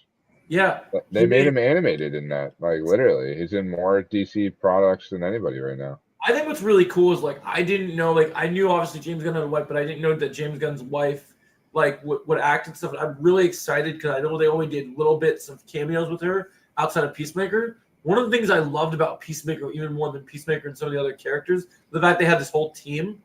I just love how they introduced. I believe she's a character in the comics, but they changed her quite a bit. When James Gunn was casting, and just the idea of how Amelia Harcourt, I believe is her name, I love how badass they made her. Like, I love how... Right.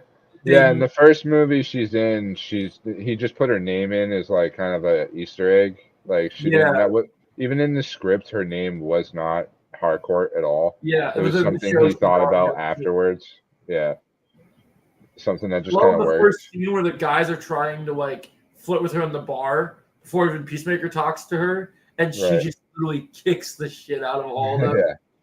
Oh my god. That's great. And he's It's like, gonna I be so think I'm funny in 'cause love. the whole pocket dimension thing with the alternate Peacemaker. When he goes in the trailer, when he goes to the other world, it's like his perfect life, like almost like a Groundhog's Day situation where you relive your best day or whatever, and like Right. he's there and he's got like he always wanted to date hardcore. So in this world, he's dating hardcore, and he's got like his brother back, and his dad's not a racist. And, Right. I just hope that's not the whole season though, because that's just like for me, it feels kind of lazy. I would just want like well, it's not the main meat and potatoes of the season because, like I've been telling people, good. that's a part. The main meat and potatoes of the season. The trailer already reveals it, even though they're playing with it sparely. I think while they're doing it, they show all these different like multiverse things happen, like the creepy like creatures and stuff as it's happening.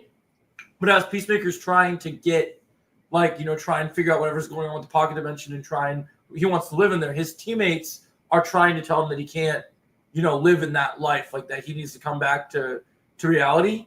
And as all that's kind of coming down, you have Rick Flag Sr.